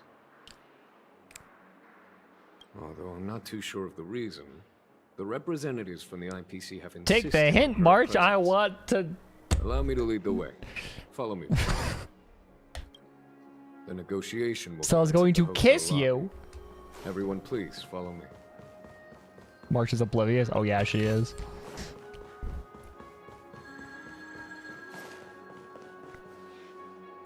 I'm just gonna teleport down there. Want to hide in March's suitcase? Mr. Eventually, Hello, Miss Topaz. are here too. The gay, the rat urine. Rat urine The plus Topaz. Intelligentsia Guild's Dr. Ratio. This assembly is quite something. It's been a while, my Astral Express friends. I would also extend my sincere thanks to you, General of the Lawfu. The presence of everyone here assures that the talks will likely reach a conclusion that satisfies all sides. Topaz, your thighs are huge. Oh, looks like everyone has come with expectations. Care to share? March is oblivious to the Starch agenda. Yeah, she is. Of course. And Stella is just too much of a dumbass to do anything about it. Sure, leave it to me. In summary, it's good news. After much deliberation from the Strategic Investment Department's Council, the absolute majority of members have agreed to the following resolutions. In light of long-term considerations for interastral peace, and by authority of Pierpoint HQ, the Strategic Investment Department, on behalf of the Interastral Peace Corporation, will permanently relinquish its claim on Penacony sovereignty and offer unconditional support of the family's rebuilding efforts on Penacony. Why does Topaz sound so excited? I don't know, but I'm not arguing because I love Sam Slade. March is the type to say, wait, we're dating? Yes, yes, yes, she is. She's very much that kind of oblivious. Stella would have like asked her out in a super smooth way, and then she was like, sure, and then she didn't, but then she doesn't actually realize that she was being asked out. So it would take her like 3 dates to realize, oh wait, we're dating? Whoa. What did you think of the ending? It was a lot. Now that's something. I think the APC won something here. Whatever they harvested, they got. Yeah, pretty much.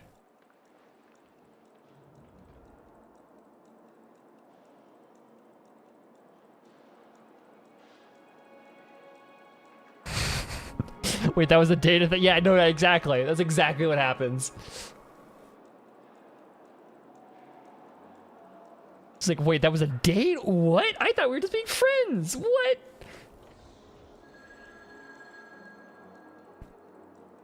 I also like the idea of her talking to Don Hung about it. Is like Don Hung is the one who's like, March, you went on a date. And she's like, no, I didn't. What? No.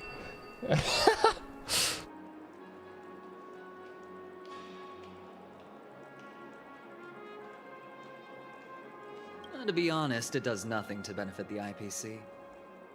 But it is extremely beneficial to the long-term development of the entire universe. It'll eventually benefit them. They're not doing this out of complete loss. This will eventually benefit them, just in very, very, very long term, like incredibly long term.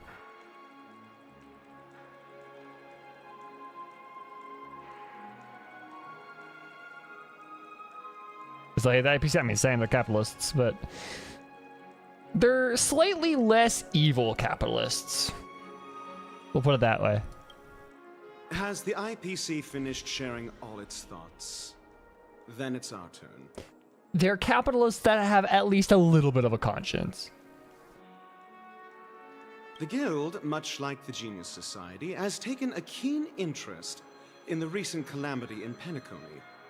Ultimately, both parties have agreed to a comprehensive collaboration, offering technical support for the reconstruction of Penacony. The floor is yours for the finer points, Mr. Skrilla! Enlighten us, please. Organic life's unrelenting search to understand the realm of inner spirituality is something I both admire and envy. In organic So you mean imaginary ones? That's why they're in a game. They're not real. Are activated, my inspiration circuits will start to operate, and I will enter a state defined as imagination. Every time, within the realm of imagination, there emerges a fire from the shadows. It is warm, bright. I frequently ponder this flame might represent the essence of intelligence. A cluster of inspiration ignited by high temperatures. Alas, they are nothing but projections of my thought system to me. Desired, but unattained. After deliberations with my partners, we have decided to defer the progress of the Simulated Universe project, and instead assist the Intelligentsia Guild as technological consultants in the research of the Dreamscape and Memory Zone, so that these assets may be better used to serve humanity. Why Skrilla only gets a few lines per patch? Yeah, I know. I wish we got more of him. I want him to come out. I want him so badly. Not only that, we've also established contact with the Garden of Recollection through the IPC, and they've pledged their support for our research endeavors. So everybody's just here sponsoring a fucking case study. I'm truly happy for the Dream Chasers on Penacony. The cosmos' brightest and, let's admit, dimmer intellects are now. It's a big W for everyone. But, never mind. At the end of the day, this is a positive. No wonder everyone insisted it should be there. Fucking well is like it was caught off guard by the Zoomer language.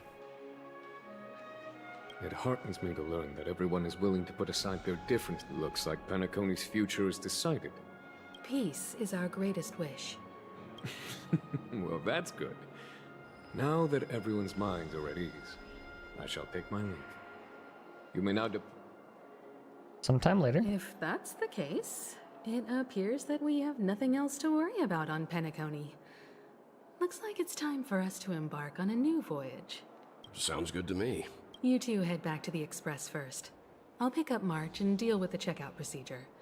Oh, also, Miss Black Swan, you have a matter to discuss with me, yes? Nothing escapes your attention, Miss Navigator.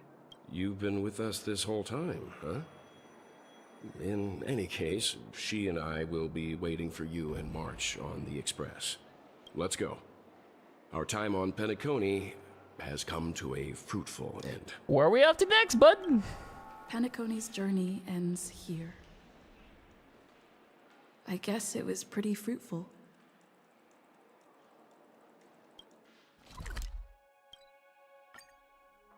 Where are we off to next is my question. The navigation meeting is about to start. We're all waiting for you.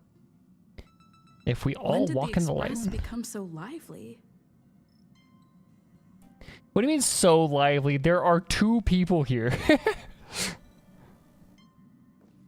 The sun also rises. Hello. Okay, that's actually so fun. Okay, so so The Sun Also Rises is a novel by American author Ernest Hemingway. What's really fun is the first quest of the entire of the entire Penacony arc was called The Sound of the Fury, which is by American author William Faulkner, and the last quest is called The Sun Also Rises, which is by Ernest Hemingway. Ernest Hemingway and William Faulkner fucking hated each other. They hated each other. They thought each other's writing was terrible. Because Faulkner was like a huge liked to dick on Hemingway all the time and call his writing like simplistic and awful and all of that stuff. And Hemingway, I actually don't know what Hemingway said about Faulkner, but like as far as I know, Faulkner just hated Hemingway. So this is really cool. That's actually so fun. Ahem. Looks like everyone's present. Let the navigation meeting commence then. Sounds like something Faulkner would say. Yeah.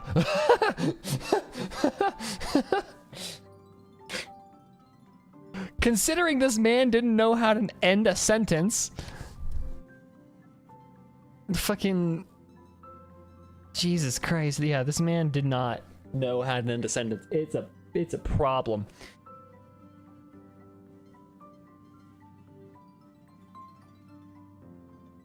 There are entire paragraphs in some of his books that are just one sentence. Hold on, let me find an example of it. It's terrible.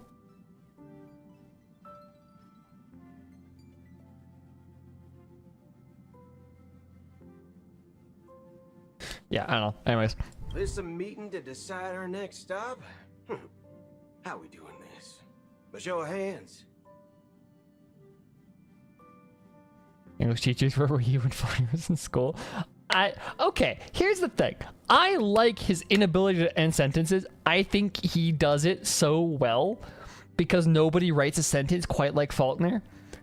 But also, I can see why people hate it because it objectively is hard to understand.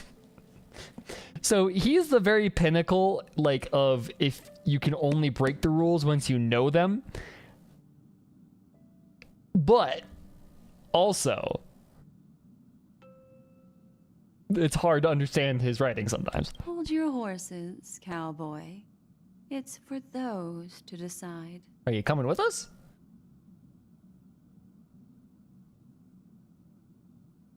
That's not the right...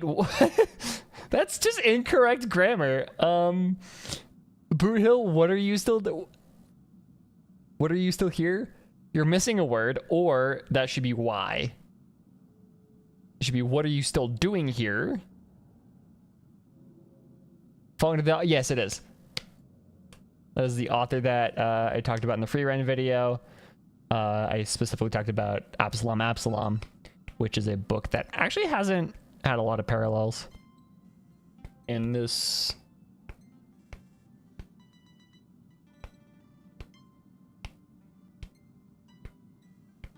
We found a typo. We found a typo. This is not correct grammar.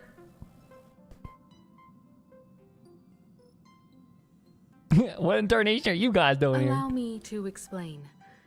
Mr. Boothill and Miss Black Swan submitted a request to temporarily travel with the Express for their own personal reasons. Oh, fun. As you all may know, the Astral Express never declines any passenger whose heart yearns for the distant stars. So she can't remember Therefore, correct They will English. be traveling with us for a while. Maybe until they reach their maybe that is intentional. It's like a please shut talking now. Whoa, the Express is going to be much livelier now. But, Miss Black Swan, you better not use your memo keeper abilities to pull any pranks. Understood, Miss March. I promise you, you'll never see me in your room while you're taking a break.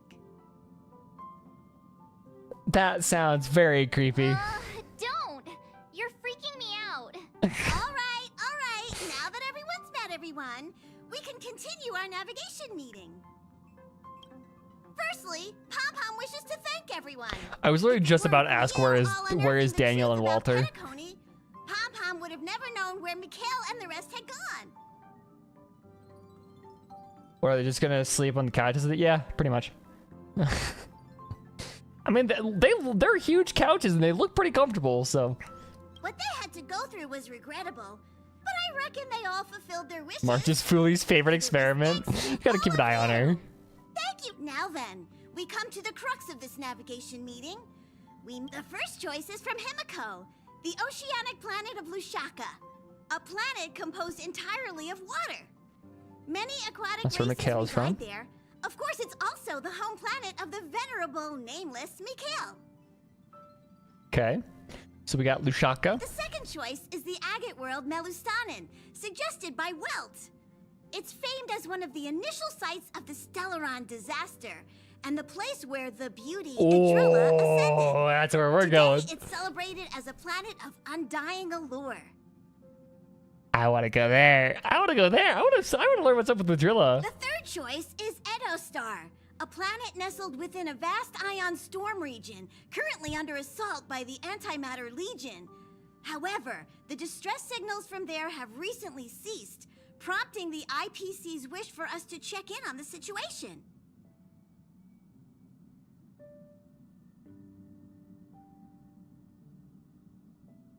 Yeah, that's also a very interesting detail, is one of the Stellaron disasters might have originated from the same place that Idrilla came from.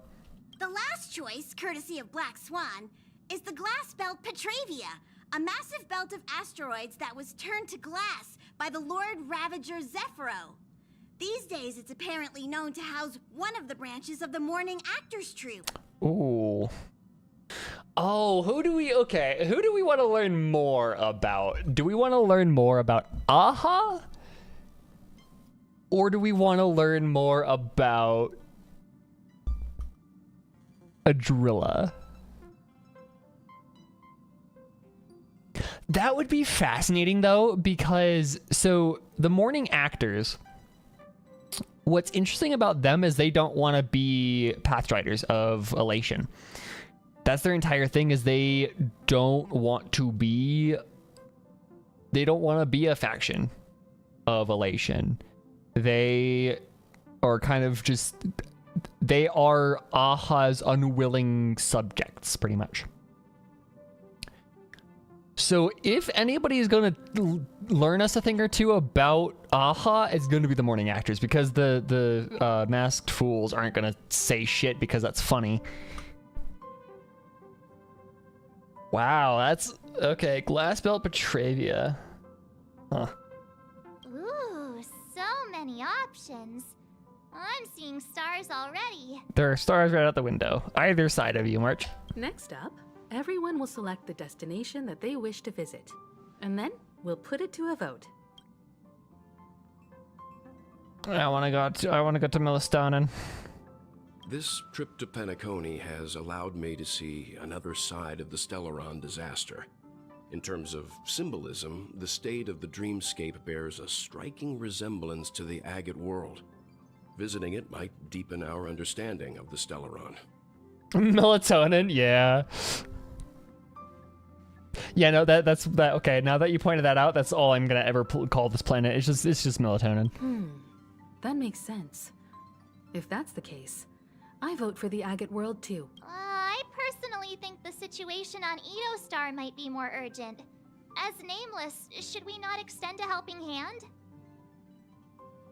March is right. Though the fact that the distress signals have ceased means we're probably too late. But I still think we should investigate the situation. 3 votes for the agate world, 2 for Edostar. Looks like we have a winner! Next up, the agate world, Melustanen! Melatonin. Then this navigation meeting is adjourned. I'll go check the warp jump coordinates. Everyone can catch up on some rest, and when it's time to make the jump, Pom-Pom will The make an illusion of choice. Okay, so my question is, if you don't choose melatonin, is Pom Pom the tiebreaker?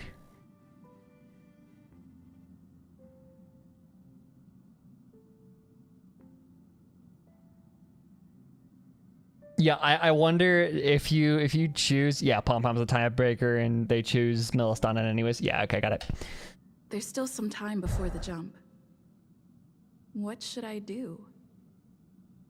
Talk to your girlfriend, of course. How about a chat? Over here. Gonna talk to the girlfriend Please first. let this trip be uneventful. Please let this trip be uneventful. Please let this trip be uneventful. You know what I want. What's with you and always copying the way I talk? 'Cause you're the cute. last couple of trailblazing expeditions have been downright terrifying. It's about time we had some fun, cozy, and cute adventures for a change. Ooh, well, for some HA3 Come on, stuff. start praying with me. Please let this trip be uneventful. Please let this trip be uneventful. I love you, Please let this Marge. trip be uneventful. Talk to Walter. You're fast becoming an excellent trailblazer. It's an honor to be able to watch you grow. Stop flattering me. Don't downplay your achievements. Everyone has witnessed your growth. I've known many warriors in my time, and only a few achieve the kind of growth you have. Back home, where I'm from, you'd be rated at least an S tier.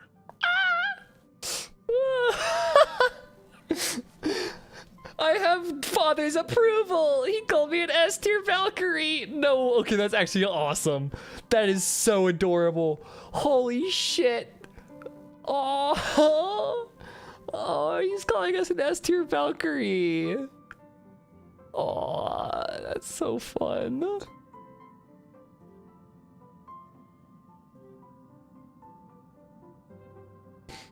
That actually makes me really happy. That's so adorable.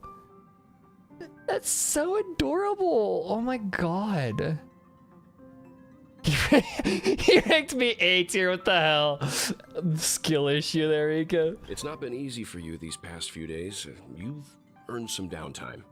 I'm looking forward to seeing how you'll perform on our next journey. Oh, that's so adorable. Come to think of it, this trip to Penacony was the first time we trailblazed together, wasn't it? It wasn't. You didn't die. Woo!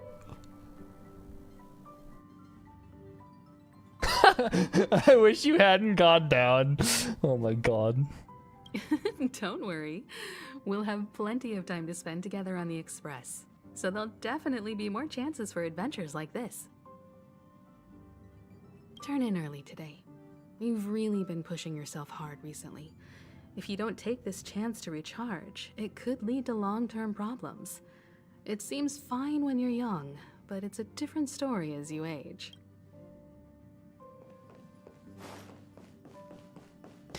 Let's talk to the men, I guess. For some reason, I'm suddenly stricken by the feeling that we haven't crossed paths in quite some time. Perhaps the joy of reuniting after a long time can also be considered just another part of the Trailblaze. S tier equals or 5-star equals S tier, kind of, because there's also SS and SSS tiers, and Honkai back there is weird.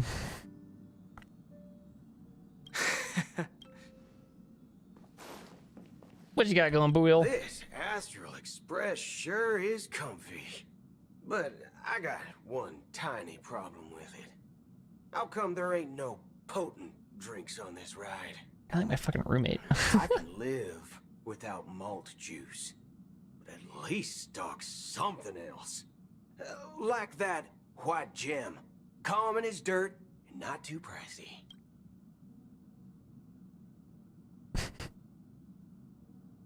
Kimiko's coffee not strong enough for you? Oh, well, that's, dip. All these years out in the wild, and now I'm bunking in luxury. Gotta say. Well, enjoy it while it lasts. Because you'll be here for a couple of months at least. Okay, what's up, Black Swan? Oh, you're here. Seeing your reflection among the stars in the porthole really does seem somewhat surreal. How about it? This journey of beautiful dreams. Was it to your liking?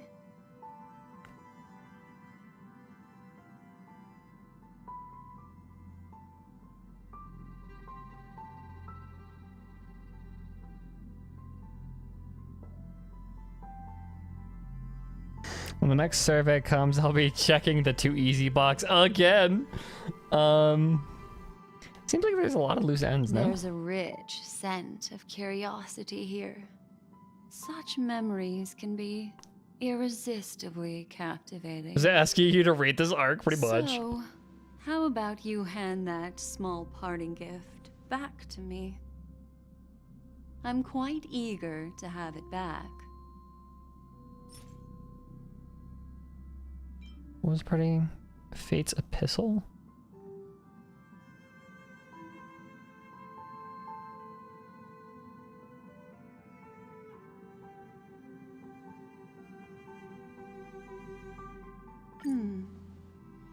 Oh? Or is this not? It's not this card? Never mind. I just stumbled upon a particularly fascinating spot in your memory. Excuse me? Before I explain, I would like to apologize to you. This farewell gift I gave you isn't really a compass from the memory zone, but merely an empty light cone. Of course you did. Remember when we entered the hotel in the dreamscape for the first time, and I procured a few trinkets from your companions? Their functions are similar. I mean, This way, I didn't can expect always be anything else. attuned to your location, ready to assist immediately if you encounter any threats. I mean, to be fair, this one I'm not very mad about because she was just making sure we were safe. And to be fair, this is kind of her whole shtick is collecting memories. So creating an empty light cone and just using it to catch some memories. That's her entire MO. But this is not its most intrinsic function. Light cones are slices of light used to encapsulate solidified phenomena. This empty light cone is the same. It can etch your memories in their most vivid form, and then allow me to admire and manipulate them, turning them into unique mementos. All the world is born from the power of mind and soul, and that power is memory. To prevent ourselves from being forgotten by the world, we must make the world remember us, or use our memories to recreate it. All the world is born for the power of mind and soul, and that power is memory.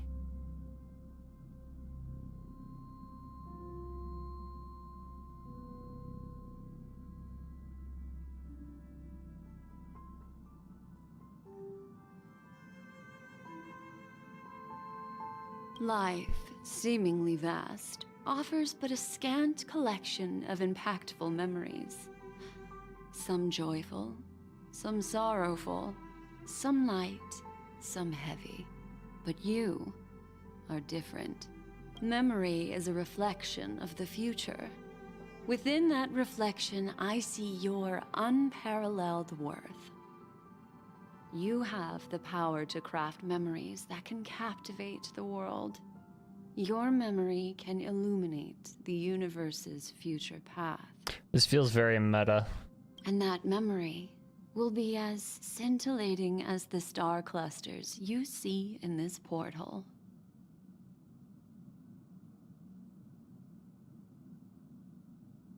You're making me blush.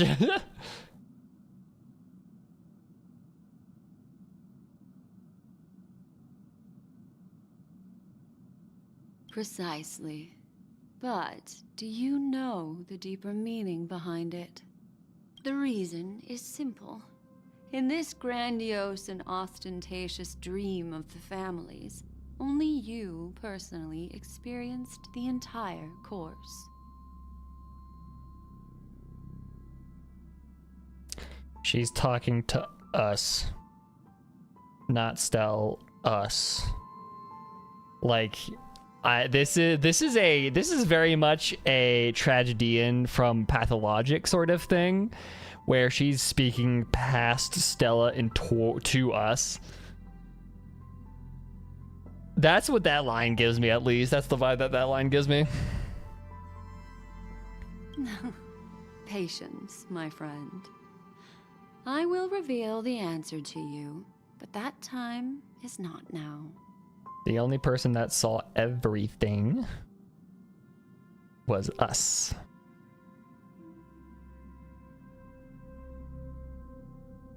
Turn around and take a look at your friends. Every one of them is reveling at the arrival of their next destination, all filled with hopes and expectations of their own present and future. Revealing everything at this moment would be a bit of a buzzkill, wouldn't it?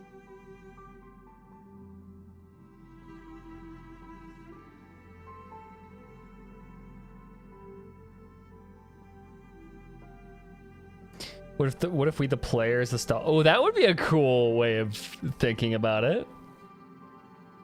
I don't know what a light cone does. So from what my understanding is, a light cone is kind of a memory that think of it as a seed, I think. Right? It as a seed that it can be planted in the Garden of Recollection, but it isn't of use to the remembrance until it is planted.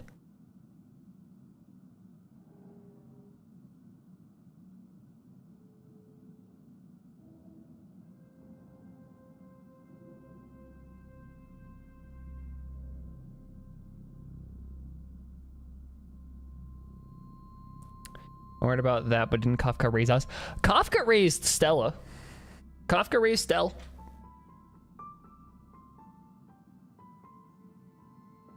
But us, the player, is the light cone in Herta's collection.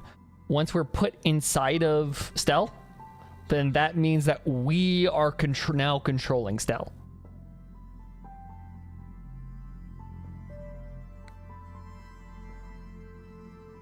I'm looking for an opportune time. A time when you're totally at ease. Perhaps when the night grows hazy and you're about to drift off would be the most opportune. After you choose your MC, does Kafka just destroy the other? Well, first of all, it'd be Silverwolf, but also, I don't know. I would assume so. How about one fine night? I will prepare the candles, aromatics, and even a cushy couch to create a cozy dreamland for you. And then, I will tell you the answer in the form of a little bedtime story to lull you to sleep. Are you just talking about making fables about the stars?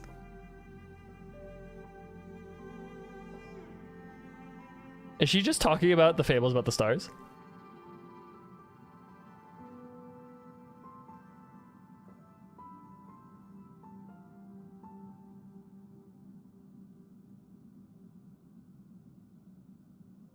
That would be really cool if we get fables about the stars in the episode, or like in the game.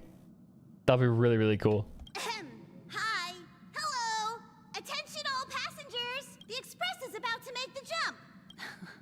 It looks like we're finally about to set off. There are countless gleaming memories out there waiting for us.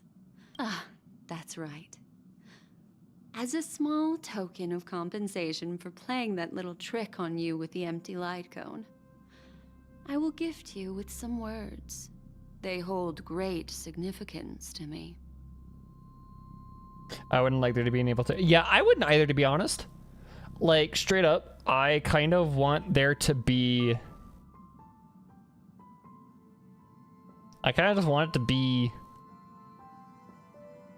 Like, Kalis doesn't exist for me. Life is akin to a winding labyrinth where memories serve as our sole companions. Okay. You'll remember these words dearly, won't you? In the year 2158 of the Amber Era, the first year of the new epoch, the universe resumed its intended trajectory. The kindling of conspiracy smoldered in Penacony, the land of the dreams. Failing to erupt into a blaze. That's interesting that they it gave us a instead date. Flickered briefly on Klapoth's anvil, before vanishing in the blink of an eye. The dead, and those fated to die, remain in their eternal slumber, while the living find solace in deep sleep. All clamored in a cacophony of silence, and then went about their own ways. The cosmos emanated a vitality characteristic of a new era, all for the modest price of a brother and sister's mild grief. Babies are born as stars extinguish. The silver rail unfolds. The story of the Astral Express comes to a close, yet it also embarks anew. Time marches forward, heralding the arrival of a new chapter in the history of trailblazing expeditions.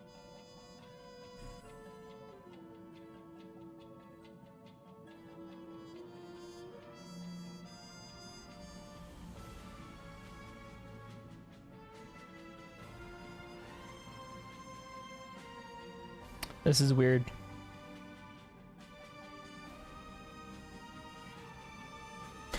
Huh? Hello? Why is question mark at March 7th? Huh?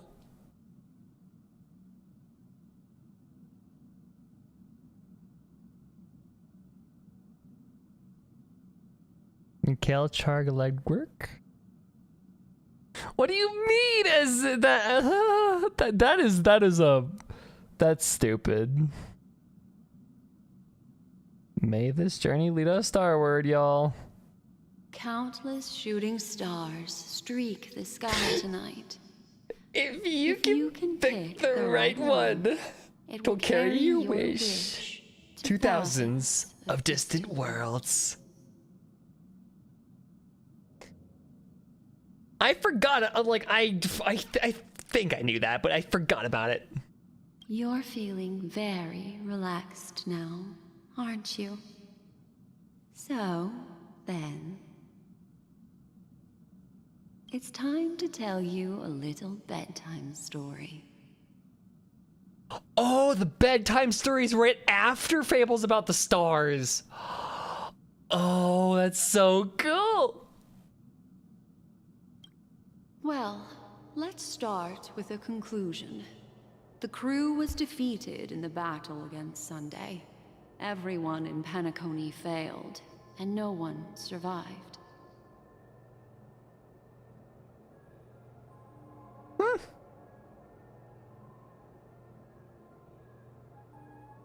But don't panic. The truth, as horrifying as it may be, is not yet irreversible. There's still a glimmer of hope, and that's why I'm here.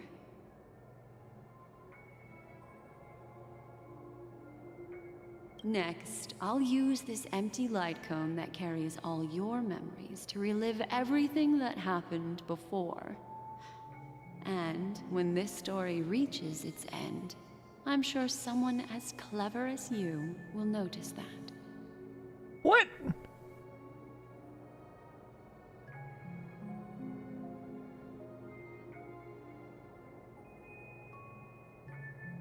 There's a major flaw in the story you have experienced.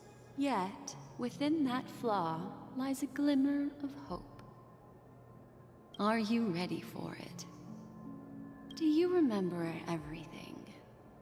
When the clock turned back, the Express started a warp jump, sending you to a strange dream. You were bewildered back then, and then a Galaxy Ranger named Acheron showed you a way out.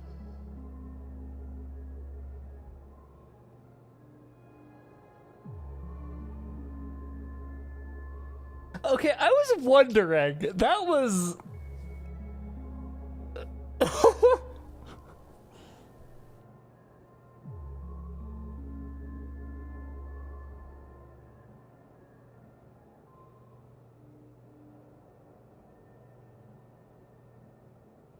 Okay, so I'm running things through my head right now.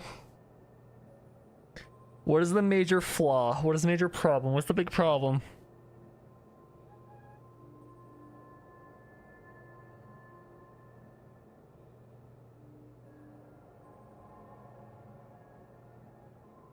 I was wondering, cause like I was like, okay, that's a cool ending. That's neat. But like that just felt like a smile. We're done.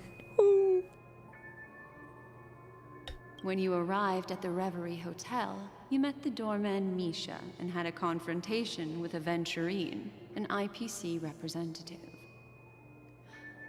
Thankfully, Acheron appeared again and helped you. What kind of flaw are we talking about? Are we talking about like a plot hole? Or yeah, it felt very anticlimactic a little bit. After that, you saved Firefly and explored Penacony together. During the tour, you ran into Sparkle disguised as Sampo and accidentally entered Okay, a plot hole. Okay, so we never got an answer. Right away, my thought is either Firefly's other deaths or Sparkle's buttons.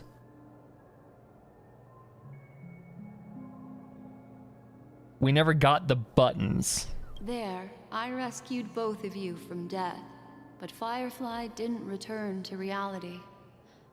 She realized the truth and tried to involve you in her plan, but that resulted in an accidental death.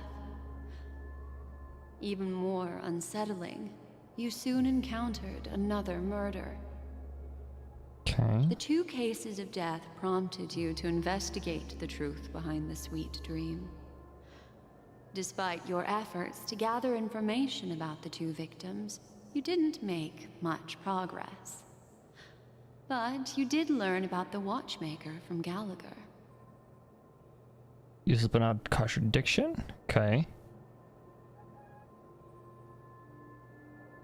So, yep.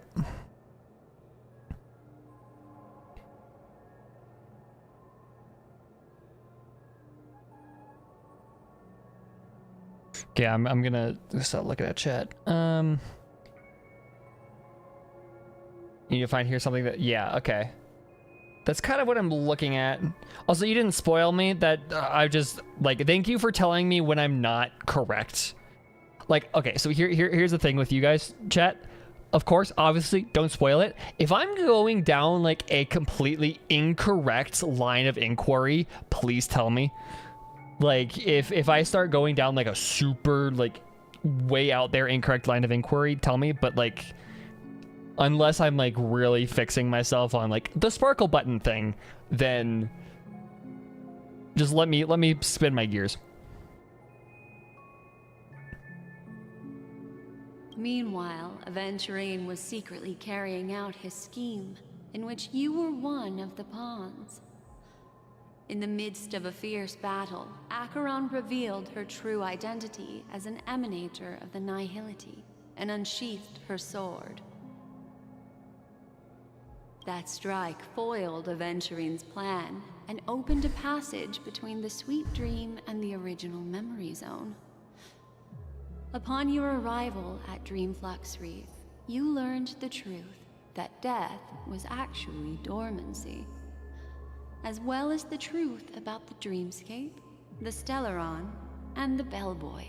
You split up with Sunday and Robin, looking for a way to seal the Stellaron. However, it turned out that Sunday and the Dream Master had their own hidden agenda. And you had to engage in an ultimate duel on the stage of the Charmony Festival. Finally, the story reached its conclusion.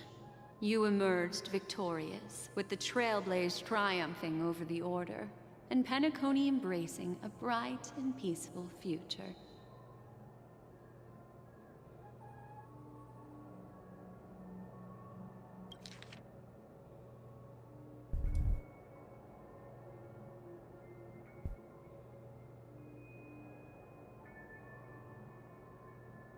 When the clock turned back.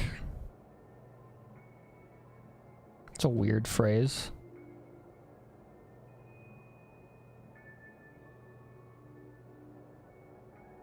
With the doorband, Misha, Sparkle disguises Sampo, 2 cases of death.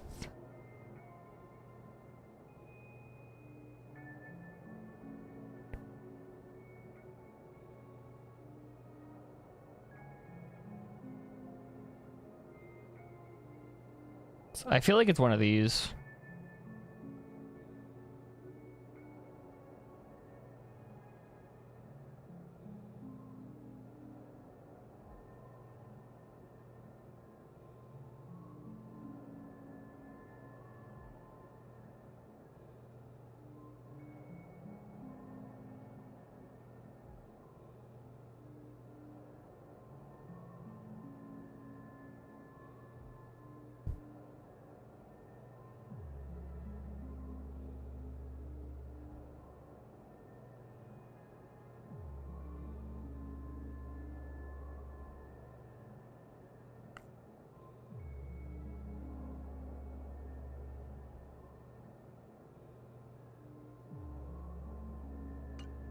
This marks the end of the thrilling journey in Penacony.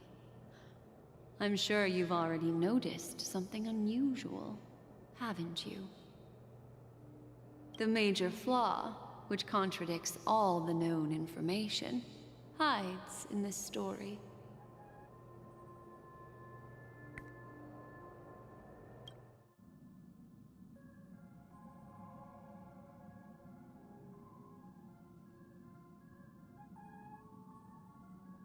Okay.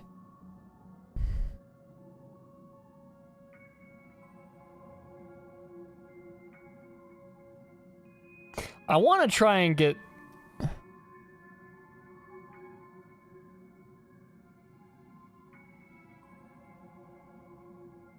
Okay, now here's my thing, right?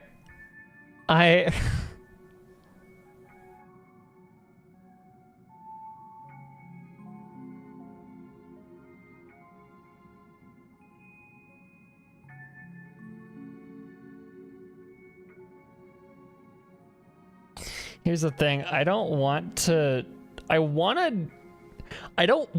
accidentally do the correct one without doing all the wrong ones.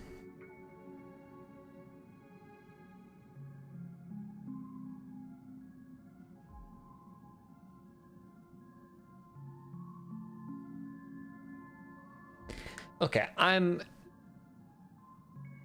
brain farting. Okay, so let's I need to talk this out. Okay, so my first encounter with Misha at the hotel. That was just a thing that happened, right? I met the bellboy Misha because he had escaped from the bubble. Okay. Sparkle was disguised as Sampo. I don't see any problems with that. So that, I'm gonna knock that one out. That one is... This one seems innocuous. This one seems innocuous. I still am not sure about Sparkle, but yeah.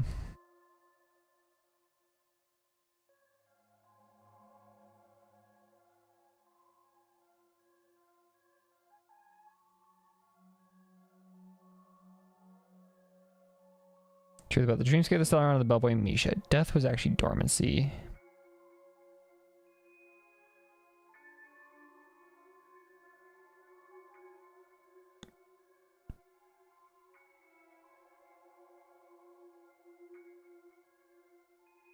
So I feel like 2 cases of quote-unquote death.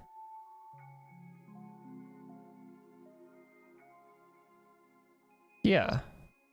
That's what we were doing when we figured out that Firefly and Robin were both dead. We wanted to figure out how, because we had already seen Robin.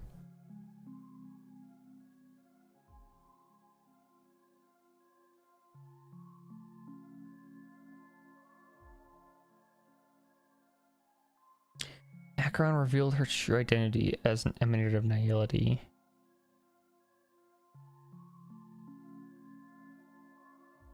I don't feel like... Does it have to be death is actually dormancy? Because maybe... I feel like it has to be death is actually dormancy, but I don't understand how that would be it.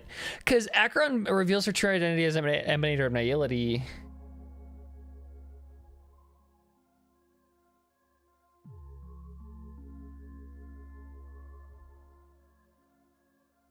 But is it a plot hole? That's what I'm thinking. It's not really.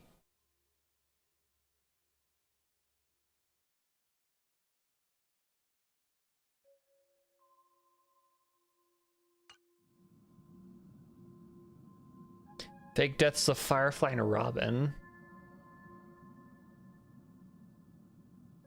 What was up with Robin's death? Okay, now that I'm thinking about it, like Firefly's death made sense, right? She got yoinked by who's in what's it, and now she.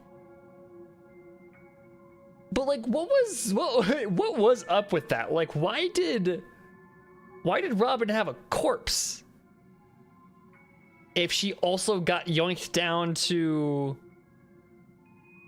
by Sleepy?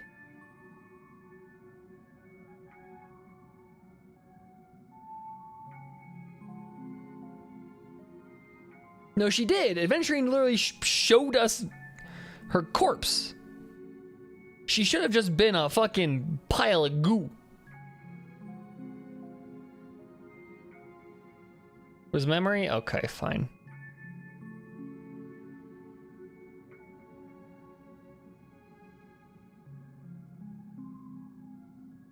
It still should have. She shouldn't have like been there. Okay. Yeah. So then it would be death is the disguise of dormancy?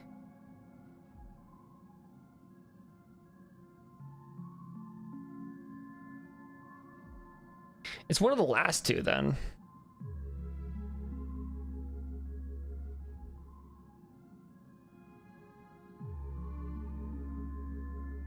Oh yeah, no, because this is happening chronologically right after Fables about the Trailblazer or Fables about the Stars.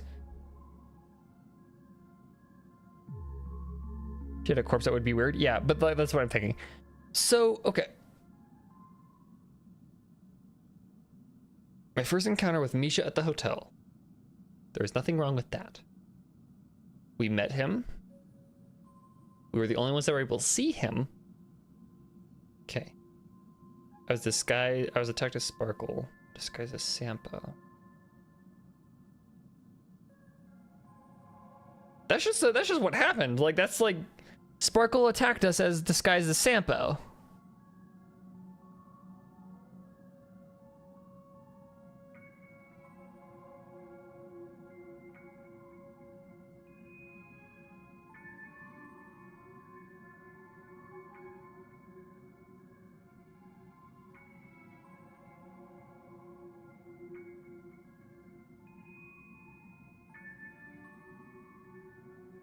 Which of those couldn't have happened despite it happening?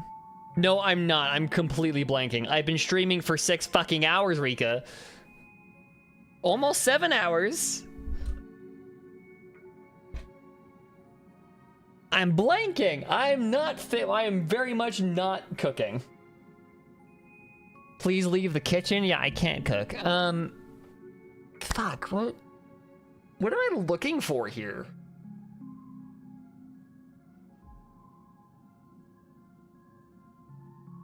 You talked about it in Discord a month ago?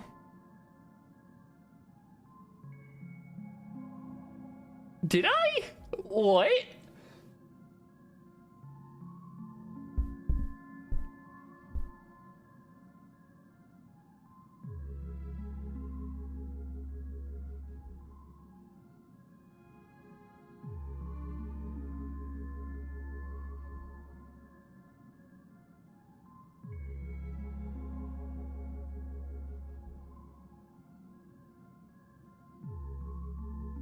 So then is it attacked by Sparkle?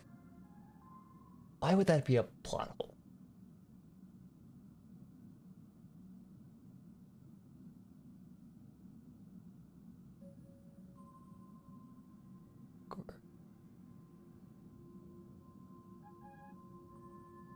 You got every character mentioned in all 5 things. What are they? Why is it impossible for it to have happened?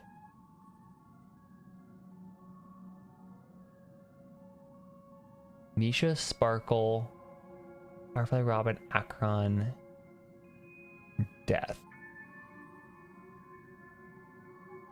Oh, okay. No, that makes a lot of sense. Death is the Skies of Dormancy.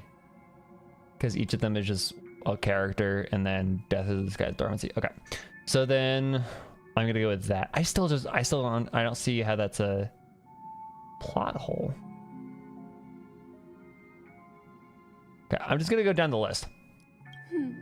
Little Misha. Or should I call him the watchmaker? He's only a segment of memory in a dream bubble, but his ambition for the Trailblaze led him to leave the bubble and embark on a grand adventure in Penacony. Did I just get it fucking right?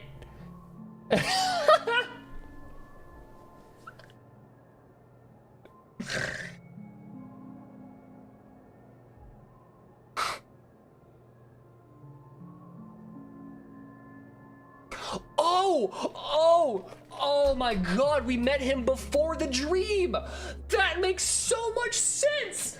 Oh, how did I jump? Oh my god.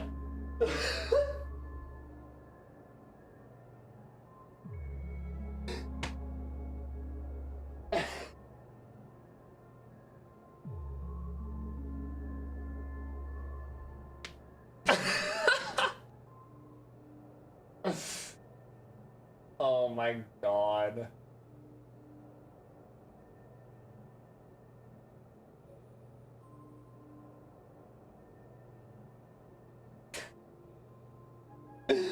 Oh my god.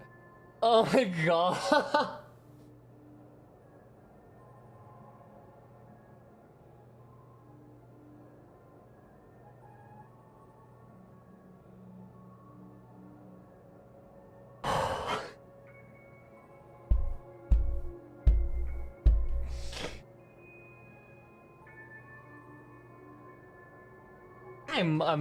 I do remember talking about that now.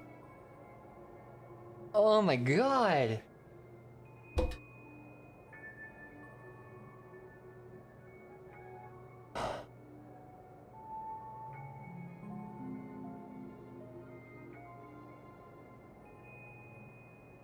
Nature of each subject, yep. I was thinking about too much of like the actual like nature of the subject, so like one of them is not a playable character. Well, Misha is a rather That's why I special went, okay. Henry Zone meme, and he was granted power by the Trailblaze. There's still one thing that he shouldn't be able to do. Exist. A life born in the memory zone could never manifest in reality. So, why did he appear in the Reverie Hotel in reality? That's why his whole explanation didn't seem satisfactory. Was because we did see him IRL. The answer is simple. He is the one fatal variable that contradicts all our known information. This means that you, who wholeheartedly believe in this memory. So is this just saying none of this ever happened? Are we doing dream theory here? Did we just do dream theory here? Are still trapped in the dream state Okay. at this very moment. Fuck off, Black Swan. Okay. Wake up, sleepyhead. Wake up and smell Break the free ashes, from this bitch. eternal dream and return to the real world. That's why it was such an We'll ideal find our ending. answers there. Oh my god. The train is about to make the jump. 5, 4, 3, 2.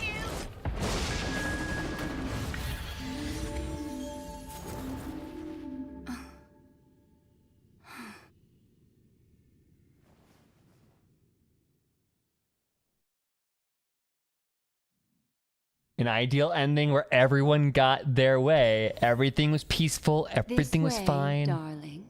Oh, don't call me darling. Oh.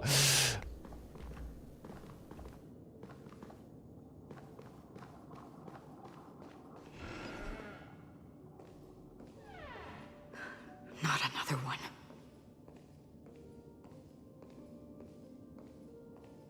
That's why. Who the fuck said they were imaginary? Who the fuck said that a genuine, generous capitalist was imaginary? Was that you hinting at me? Was that you being... I'm gonna find you. I'm gonna fucking find... Oh my god. Oh, fuck you, Chrissy. Thank you so much, Black Swan. Thank you, Chrissy. Oh, fuck you. Finally, I can breathe a sigh of relief.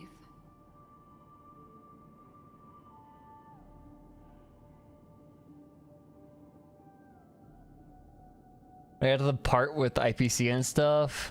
I just thought it was a bad ending with plot holes. Yeah. Love it. I love you guys so much. Thank you. I love my chat. I love you guys so fucking much. I love you guys. Okay. Oh.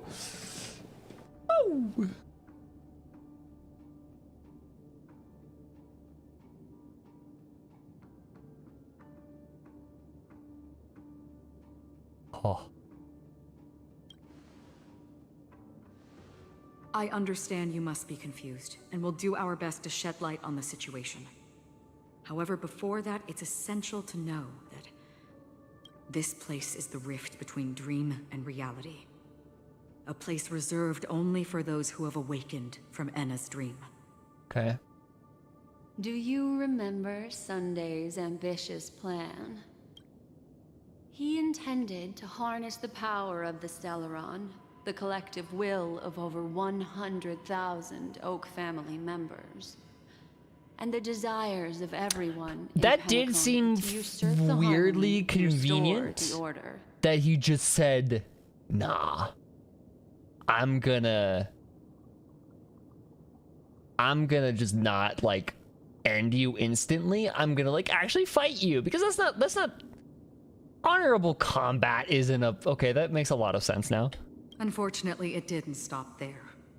From the early days of our journey into Asdana, we were already affected by the Stellaron. That strange dreamscape where we met. Maybe it was a sign that your thoughts were beginning to drift away.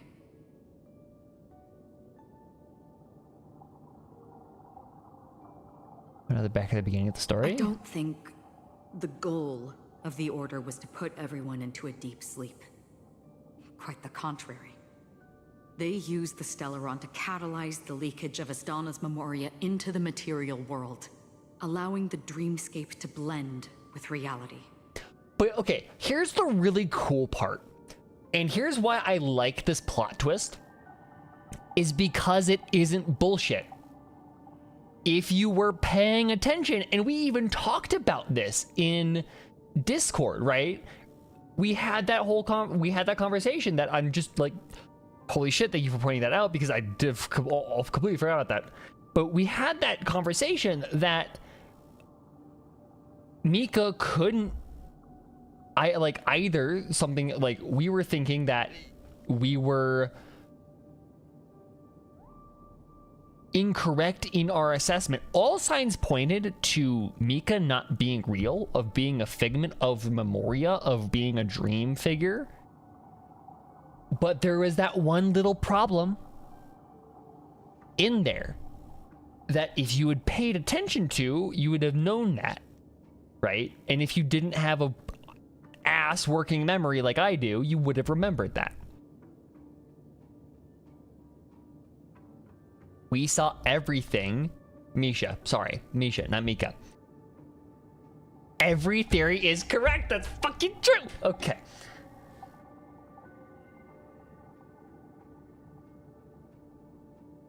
So the it was all a dream twist isn't bullshit like it is a lot of times, because there were actually contradictions. There was a major flaw in the logic of, and granted, it was a flaw in something that happened at the very beginning of the quest, which is hard to make that, which makes it a little bit hard to make that connection, especially if you're playing this in real time as it's coming out, because that was like a couple months ago. But and that included a Yeah. lot of memoria from the Beyond the Sky Choir. As time came and went, the dreams eventually became indistinguishable from reality, and reality became an illusion. Fazbear gas. People think they are awake, but their spirits have long since stepped into the Temple of Order.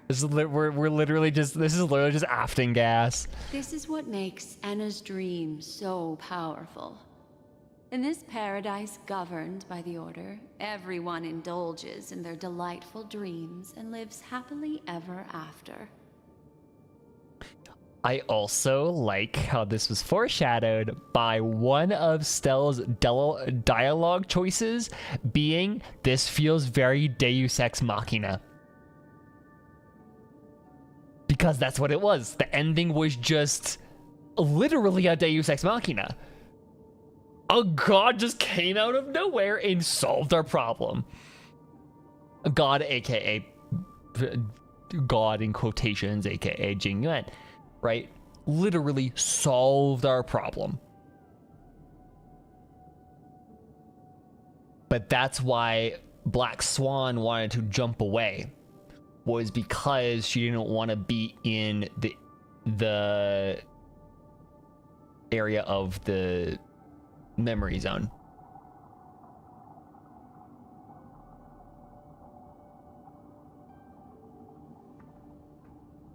I believe what you experienced in the sweet dream, except for that flaw, was real. Only in this way could you reach the destination, lifting the crisis in Penacony and embarking on your next trailblazing expedition. This recontextualizes the end credits in 2.0 if you do not go with Aventurine.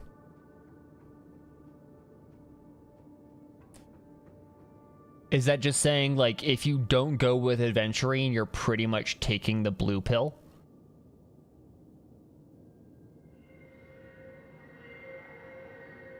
Because that makes a lot of sense, actually. That's really cool. So yeah, if you don't go with Aventurine, if you take the blue pill, then you just kind of keep living in Ina's order, and you don't actually break through what's actually going on.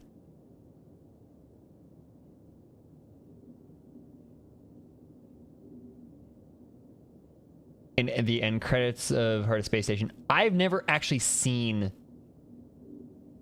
the end credits of... I've never actually watched... All I knew is that it just went to end credits. That's all I knew. I'd never actually seen the end credits, so... I don't know. If it wasn't for Acheron's plan, we might have been trapped in this dream forever. It's also interesting that Black Swan was as a... Question mark, question mark, question mark. Fortunately, while the path of the Order governs all things, it can't affect the Nihility. I came to realize this when the Dream Master tried to expel me at any cost. This is also why you felt a sense of peculiarity when traveling with her. That's what the red text was. I think. Well, I'm not as fortunate as she is. Even if I'm a memo keeper, I was still influenced by the power of the Order and fell into hallucinations.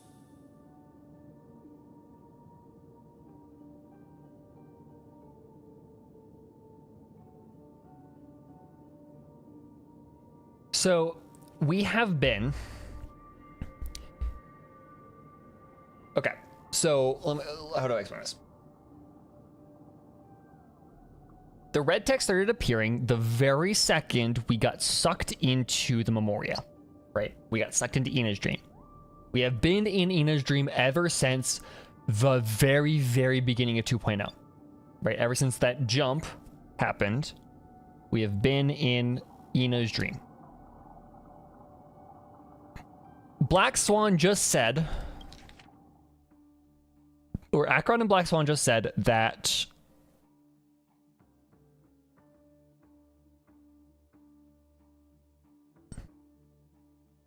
where was the line?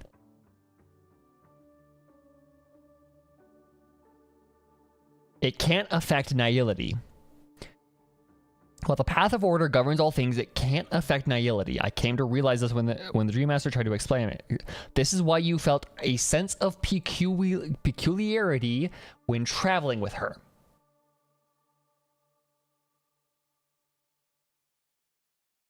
I just sent it in the Discord. Put it in HSR General. So a sense of peculiarity when traveling with her.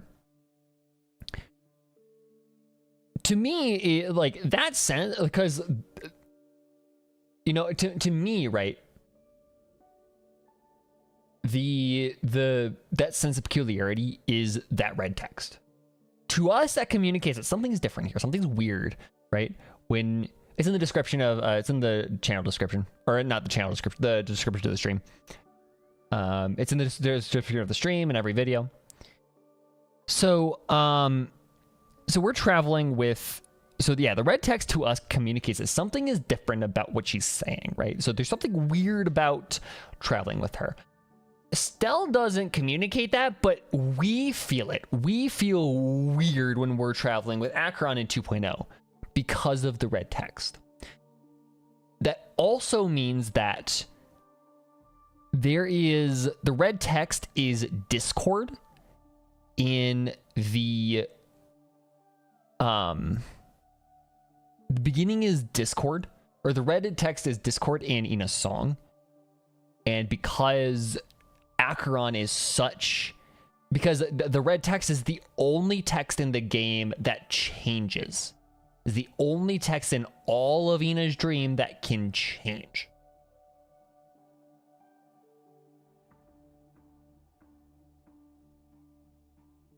So when we're saying that we have this strange sense of a strange peculiarity when traveling with Acheron, that's saying that there was discord in Ina's song, that all of us were like metaphorically, we were all hearing Ina's song, but there was just a little bit of discord that caught us off guard, right? Okay, so yeah, what I'm gonna do, I'm gonna finish this scene until we get control of this. Until we get, yeah, go to bed, Rika. I'm just gonna finish up this scene and then I'm off for the night, and then we're gonna finish this up later. However, thanks to your memories, now we still have a chance to turn the tide. For mortals, even if they possess the great power of a path, they can't create a flawless world like gods do. That's why there was a flaw in your dream. In other words, once you have realized the world is not real, you'll have a chance to break free from the dream. The flaw in your dream lies within Misha, who could have never appeared in reality. When I turned the pages of your memories, I realized that I was in an illusion too. All right, good night, Rika. Didn't expect it all. Oh no, I did. I fucking expected it all. Let's come back to Misha. Now Sunday has usurped the power of the harmonious choir through the Charmony Festival. Asdana has thus fallen into Anna's dream, transforming everyone equally into the notes of the Aeon. Failure doesn't mean weakness. We still have a chance, though. To make it happen, please, Black Swan, guide us to those with a strong will. All right, please come with me. These people are... They're the ones who accept Anna's dream and indulge in their happy illusions. We have no means to wake them up now. Not even your clockwork will do the trick. However, there are still other things we can do. Let's keep going. Okay. I'm assuming it's gonna be the same puppet thing, right? Yep, satisfied. Welcome to the paradise.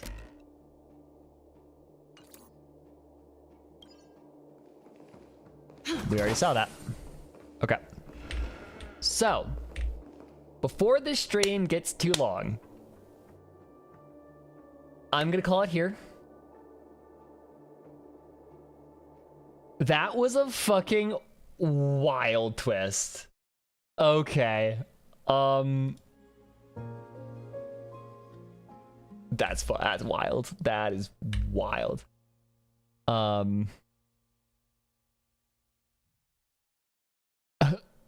Okay. Yeah, that was really cool though. Yeah. So thank you guys for joining. I don't know what the next time is I'm gonna be able to stream. I don't know if it'll be tomorrow. I don't know if it's gonna be anything else. Since tomorrow is my first day of work, I might be completely fucked. After work tomorrow, we'll see. But yeah, I'm gonna sit down. I'm gonna think about that. I'm gonna play some Baldur's Gate. But yeah, thank you guys so much for tuning in, and I will see you guys next time I stream. I'll let you know when that's gonna be. So thank you guys, and I will see you guys later. Bye bye, y'all.